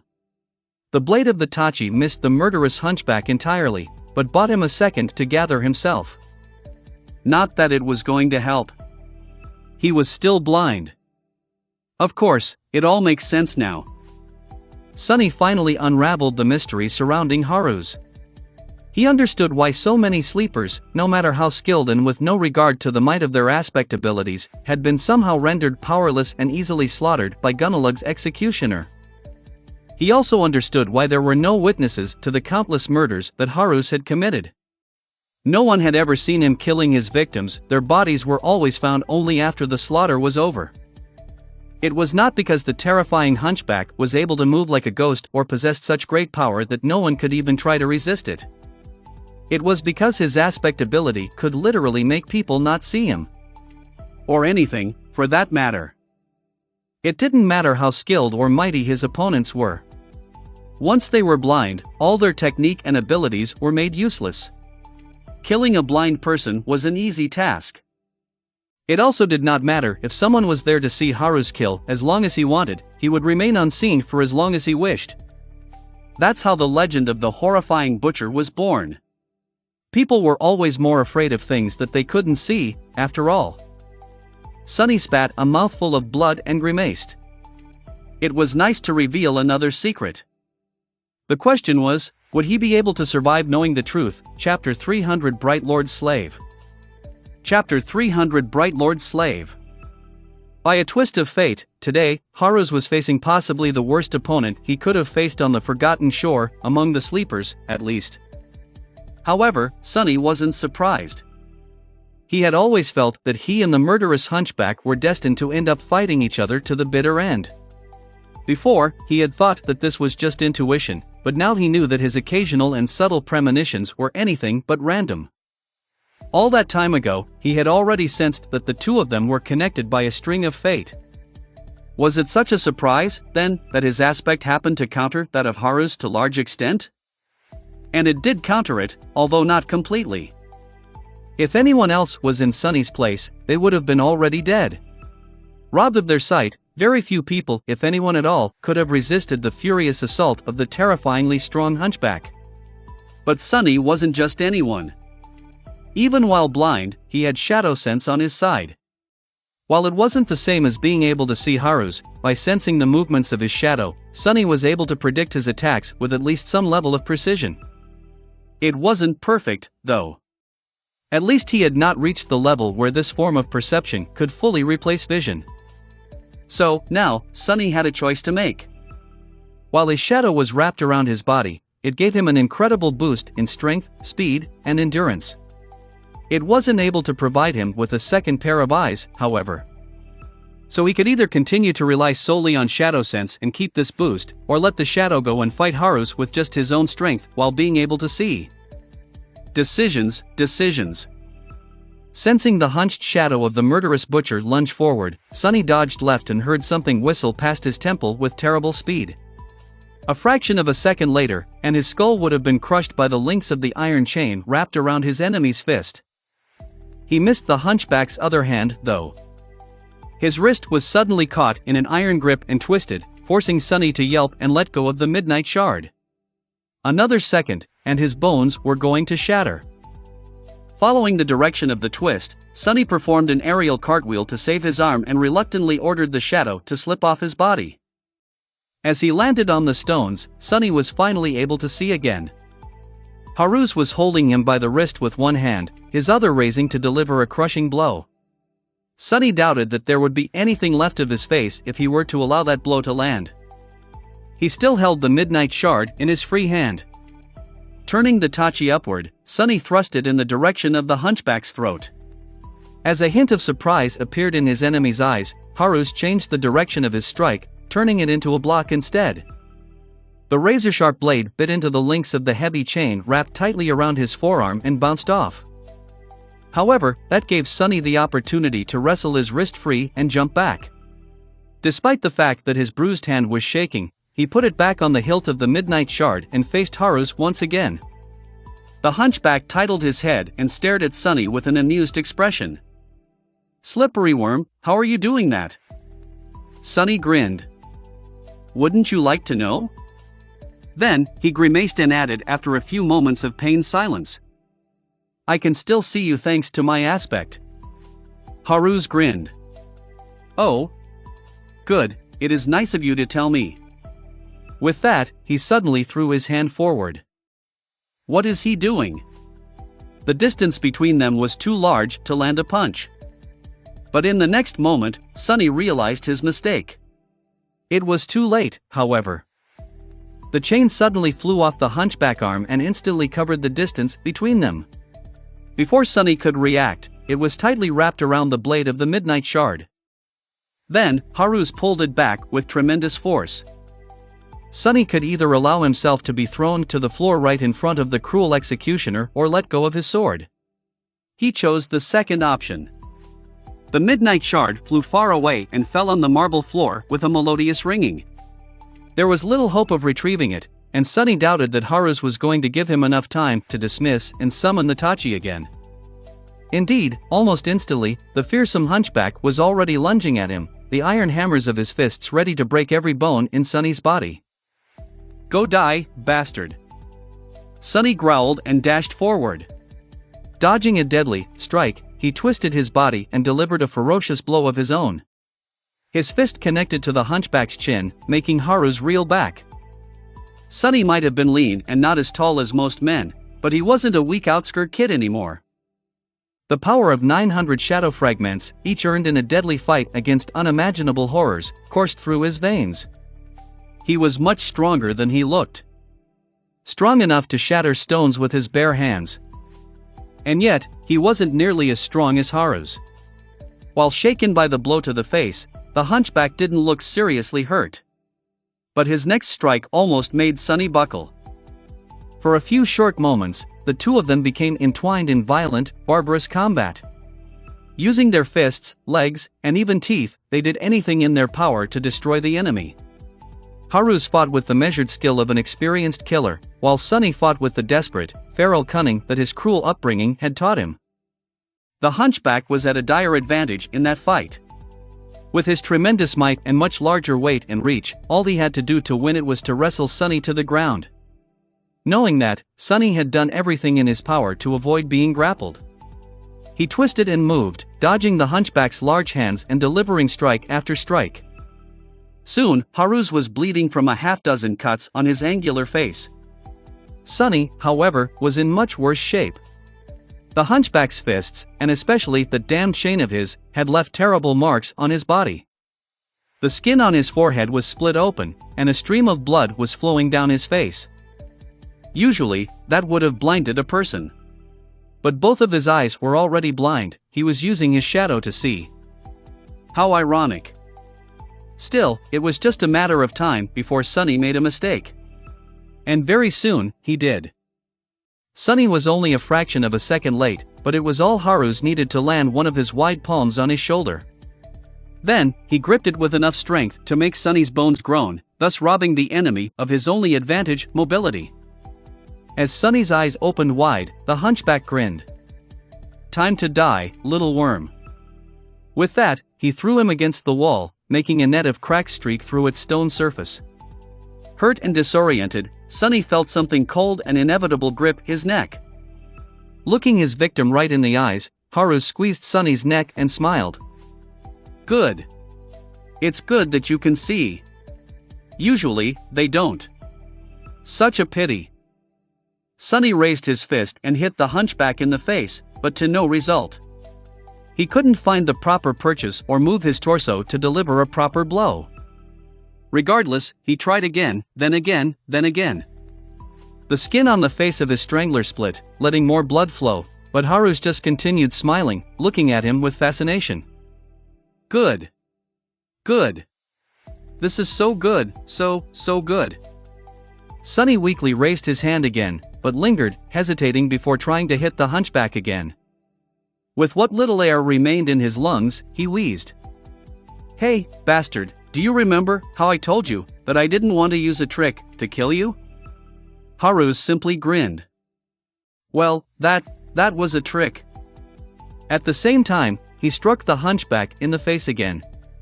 Knowing that these punches were not strong enough to change anything, Haru's didn't react. But this time, a ghostly blade suddenly appeared in Sunny's hand at the last moment. Unlike normal memories, this one weaved itself from nothing and almost instantaneously. Then, it pierced Haru's temple and sunk deep into his brain, killing him on the spot. The grin froze on the hunchback's lips. His eyes widened, then slowly turned glassy.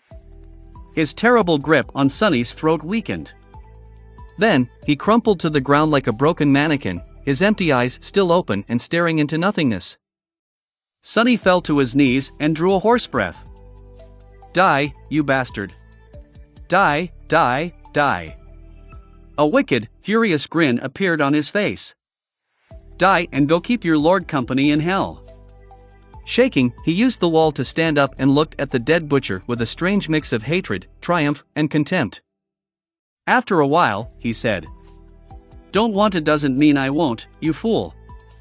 If you enjoyed this video, don't forget to click the notification bell, like, and subscribe buttons. For me, please click the new channel's follow button. To ensure you don't miss the footage, there is a link to subscribe to the new channel under the title. If you think this narrative is entertaining, please leave a comment saying so under the video and assist the Light Novel podcast channel reach 1,000 likes when it posts the next segment. A little amount this channel has a relatively small number of likes and subscribers. Until the next clip, bye.